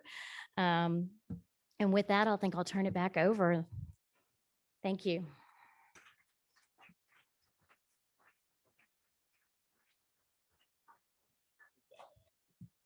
You have a gift bag here. Thank you. Oh, thank you. I may need Gifts this from East Texas, and yes, an umbrella. So Thank you so much. thank you very much. Appreciate it. Really appreciate it. Thank you. Yeah, if you need to get a picture. Yeah. Keith, if you'll join me up here. Thank you, Secretary Hughes. So as the Secretary mentioned, Keith is the Director of Elections, and here, I think the Elections Division, is that correct? That's correct, yes, sir. And so we're gonna delve into that because, well, there haven't been any questions about election issues over the last 6 months, right? I haven't heard any, I don't know. But a little background on Keith. He has served as the Director of the Elections Division for the Texas Office of the Secretary of State since January 2012. So there's a few elections that have gone by over the years for you. Keith has also had the honor of working for Governor Rick Perry as his appointments manager. And for over 18 years, his legal career has involved counseling corporations and individuals on matters ranging from commercial matters to employment law, to personal injury, to products liability issues. He also possesses a JD degree as well as a BA in political science and history. So definitely this is his field. And so looking forward to getting into this discussion here. Just to kick things off, kind of explain what your role is with Secretary of State's office and what exactly that looks like as the director. Sure. So I'm the Director of the Elections Division. The law makes the Secretary of State the chief election official for the state of Texas, and the law specifically provides for a division of the office to help her with that responsibility. And so that's the division that I direct. And we have in our division, we've got 3 areas. We've got the administration and voter registration, all under the rubric of TEAM, Texas Election Administration Management. And so they work with counties to input voter registration data, to deal with the candidate management, the election night returns, all of that stuff. And then we've got the legal section. It's always important to have a good set of lawyers, and they assist and advise election officials with election questions. They also answer internal questions that come from the administration section of our office. And then we have the election funds management, and they get to pass out money. We've got 3 main sets of dollars that we pass out. Number 1 is for primary elections. We help fund the primary elections. And so we work with political party chairs in each county to put on the primary. And then we have the Chapter 19 funds, and those are voter registration money that replaced the poll tax back in 1965. And we have federal dollars, Help America Vote Act dollars primarily, but we also distributed about 400 million, or not 400 million, about 30 million in CARES Act money this last year. Great.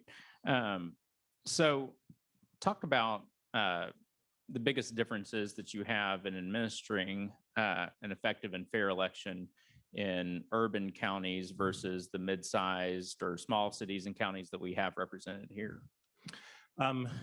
As y'all probably know, Texas is very large. Texas is a huge state, and it has 254 counties. We've got about 100 counties that have more than 20,000 in population, but 154 that have less than that. So Texas is very diverse. We go from Loving County with 100 voters to Harris County with over 2 million voters. And Texans can be proud of the fact that an effective, safe, secure election is held in all 254 of those counties every election day.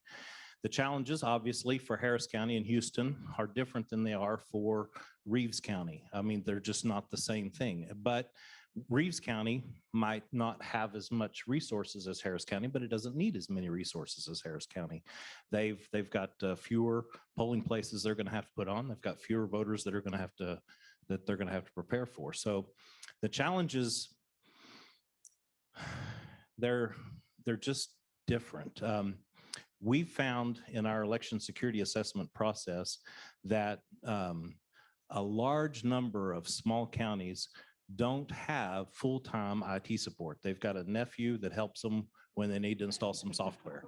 And that's just the case for a whole lot of small counties. And so that's a completely different challenge than Harris County, which has, a huge IT division and unlimited resources, it seems. And making sure that the smaller counties have an effective support system is something that our office is very committed to. We've hired with some of the federal money that we've been given. We've hired 2 election security trainers, and their job is to help those smaller counties be the IT system for them, so that they can help them answer normal questions, to show them how to turn on automatic software updates, so that they feel like they've got the same opportunity to be protected as the larger counties do. On the topic of election security, obviously there's been a lot of news over the past few months on various systems that are used. What protocol does Texas have in evaluating those systems, and just what does that look like before deciding to use something for an election? Sure. We've got, we require, before a system comes to Texas, a voting system, that they are certified by the Election Assistance Commission at the federal level.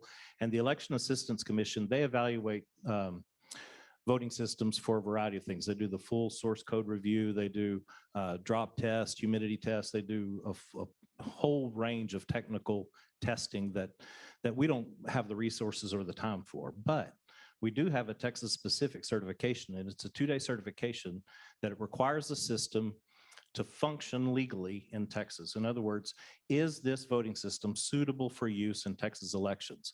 And keep in mind what I was just saying about the counties, that we've got a whole lot of small rural counties, and we need the voting systems that we certify to function equally well in those counties as it does in Dallas and Tarrant County. And so it's a very robust exam that we've got a mixture of lawyers and technical examiners, and they go after the equipment. They try to make it fail.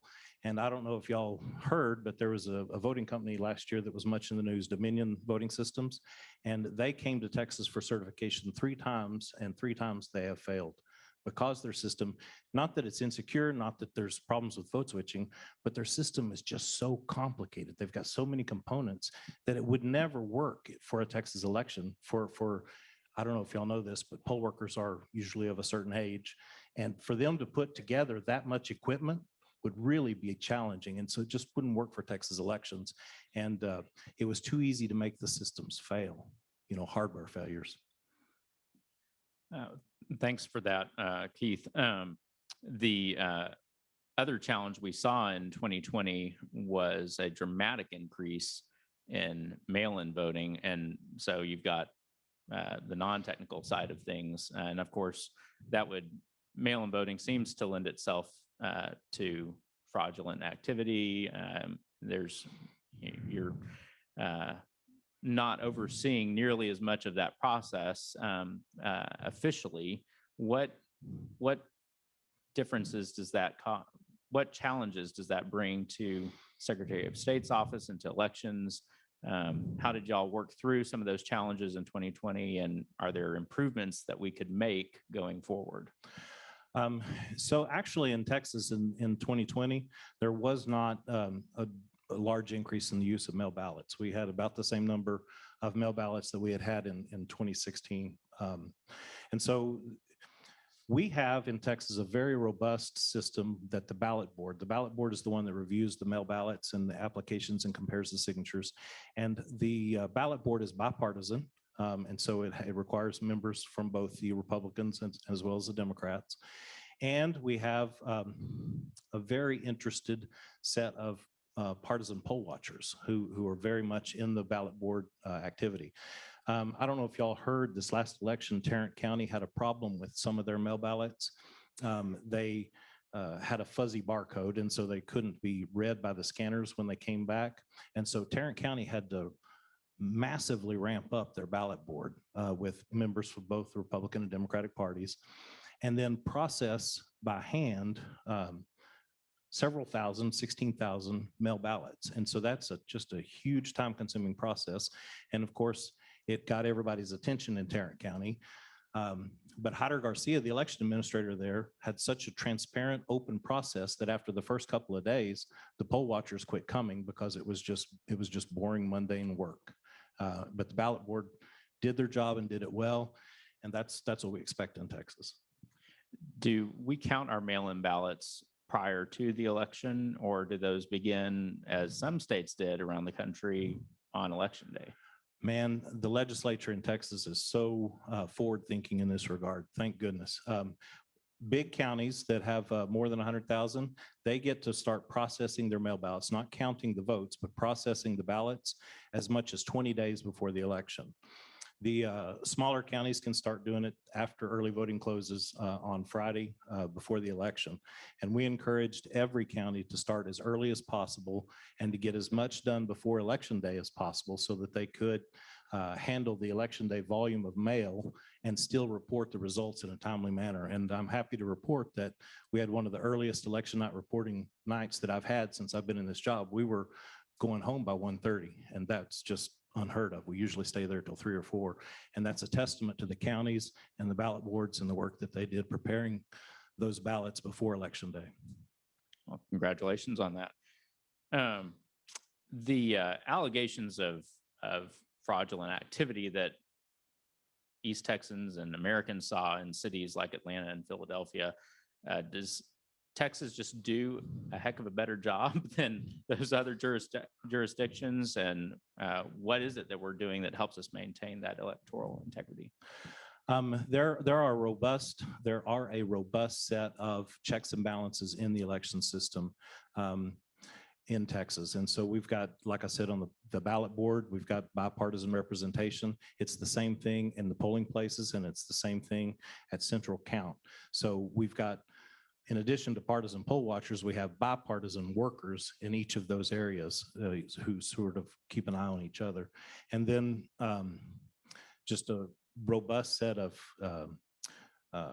chain of custody measures to make sure that everything is accounted for. And then we've got a requirement in law that we have a central count plan, and the main feature of the central count plan that each county is supposed to have, and it's supposed to be available for inspection to any of you that want to see it, is to reconcile the number of voters who checked in with the number of votes that are counted that night. And so that's just a foundational thing they've got to get right. And if there's some sort of discrepancy, they got to run it down until it's fixed and figured out, and they can't go home until it is. So it's a very important that the law be followed. And when the secretary was talking about election security assessments, the main feature of the election security assessments is to make sure that each county's election office is following state law in all of those chain of custody requirements. You know, for instance, in the counties that use paper ballots, which I'm happy to report is all but 86 now in Texas, they're required to keep track of the ballot stock. So they know how many blank ballots they issued. Those blank ballots all have a unique serial number on them. And then those blank ballots are accounted for on the back end as well as the voted ballots, so that there's not a possibility of injecting votes into the stream. On the kind of switching topics here from the end of the process, but the beginning and dealing with voter registration, voter rolls, what does the Secretary of State's office do to ensure that those who are on the rolls are supposed to be on the rolls? We have a comprehensive and robust list maintenance process. I'm convinced that we do one of the better jobs in the nation on list maintenance, and it's because we've got better data. The legislature back in 2013 passed a bill called HB 2512, and it allows us to get full nines of Social Security numbers out of the driver's license file. And what that means is that we can match first name, last name, date of birth, and full nine of social, and have a really good idea that that's the same person. We get information from the Bureau of Vital Statistics every week regarding people who have died in Texas, and we separate that out by county and send it to the voter registrars for them to investigate and remove the deceased persons. Any strong match deceased that we come across, we cancel at the state level. We also get information from the DPS about felony convictions, and we match those and send them out to the counties. And so those folks get removed. We get information from jury clerks for persons who claim in jury service that they're not a citizen and therefore not eligible to serve on the jury. We get that information. Again, we send it out to the counties and they send a notice of examination to prove citizenship or get canceled. What else? We have an address confirmation. So when people move, we send them an address confirmation, put them in suspense for 2 federal elections, and then remove them after that. So we've got a lot of list maintenance that occurs on a weekly basis, some that occurs on a monthly basis, and some like the address confirmations that occur basically every 2 years in a large way. But we also get information from something called ERIC. I don't know if you've ever heard of ERIC, but it's the Electronic Registration Information Center. And they give us information on people who move in state and people who move to new states so that we have the opportunity to make sure they're not registered in more than one place. In that process, so y'all send information back to the county level. So then it is the county's responsibility to make sure that the lists are cleaned up at the local level. Is there follow-up that's done from the Secretary of State's office to make sure that that actually gets done? How does that work? We have very little oversight into what the counties actually do with regard to the matches that we send them. We send information to the counties and it's on their dashboard when they get to work in the morning as a task to work. And they tell us that the task is either worked or not worked. And we do keep up with that. But when they say that a task has been cleared and the deceased person stays on the roll, that's up to the county. We have very much a bottom-up system here in Texas, and the counties are in charge of voter registration. There are obviously legislative efforts to change that structure even as we speak. I know in my, because I'm a little bit of a political junkie, some of my favorite times of year are election night. And that's when I spend the most of the time on the Secretary of State's website. But one of the questions I have about the numbers that you see there, what I always wonder why the numbers on the SOS website don't match what maybe I'm getting from Texas Tribune or the New York Times or whatever might be tracking numbers as well. How does that work on election night, and what numbers are getting loaded in? So the election night reporting that we host is directly from the counties. The counties enter numbers into our system and they're reflected on our page. Sometimes we've got numbers from a county that don't match what that county's got in that race on their own website. And so, alert observers will let us know of this in real time. And we will call the county and say, what's the deal? It looks like you've got a data entry error. And sure enough, they did, and they fix it. So what we get is only what comes from the counties. The Texas Tribune, for instance, they get it from us, but they also go to all the county websites and get information from them. And if they've got more updated numbers on the county website, which is generally the case, the counties take care of it themselves before they give it to us, then that's why their numbers are going to be a little bit ahead of us, usually. Gotcha. I've always wondered that, and now I've got you here where I could ask you that. Yeah, we're at the mercy of the counties on that. And we've got some things in the pipeline. We're trying to get the counties to move to a commendator format so that we can get uploads, and it would fix the data entry errors that we get and make it faster, and it make it better for the county. So if we can get there, we're going to test it this November for the constitutional amendment election. Fantastic. Just a couple more questions here for you, Keith. So we have a bottom-up system for Texas elections. What do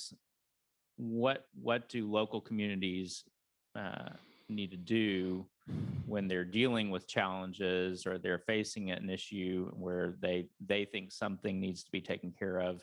Do they handle that with their local county administrator, or is that something that is that an area where they would go to the Secretary of State Elections Division? What's the best path for someone who's seeking to take care of a local issue that they see as a local issue? Right.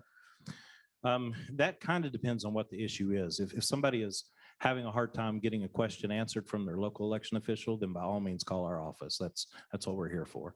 If we encourage people to pay attention, and if you see something that looks suspicious or that you think probably shouldn't be going on, then we have an election law complaint form on our website, and we will take as many of those as you send to us. We've referred about 40 matters over to the Attorney General since this last election, and we're happy always to entertain an election law complaint if you think something is going on.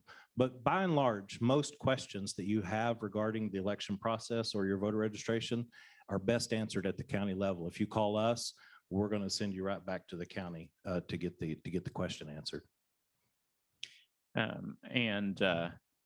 Not that this is something that we want, but what does the future of voting look like in the state of Texas? Is online voting going to be entertained? What do we think? What do we think is around the corner? I expect elections in Texas to look a lot like they do now for a good long while. A lot of the counties have purchased new voting equipment since 2016, and that voting equipment has got a lifespan of 10 to 15 years. And so the elections are going to continue on the way they are. As far as innovations or electronic voting or over the internet voting, I doubt very seriously that we'll see anything like that anytime soon. It would have to be done in a way that we could guarantee the security, and frankly, I don't see how we could do that. There's some talk. West Virginia's got military voting program that they do over the internet with the blockchain. I'm going to have to watch it for a while before I put my trust in the blockchain. Well, Keith, we appreciate it very much. Thank you for your time. Thank you for answers to these questions. And I think that wraps us up. So. And anybody that has any question anytime, just give me a call.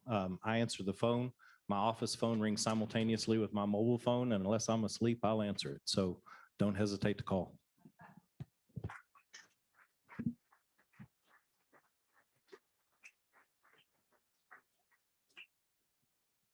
All right, before we let you go, I've been tasked with a couple of announcements. One is that we have some updates to the agenda for tomorrow. I'm not going to read those off to you, but just take note of that. And then I believe we are adjourned for the next couple of hours. Please return here at 6 o'clock for the reception. I don't know if people are visiting the Capitol or not, but I think that time is available for those visits if desired. But please come back here at 6. Please take your personal items with you as you leave. And thank you again.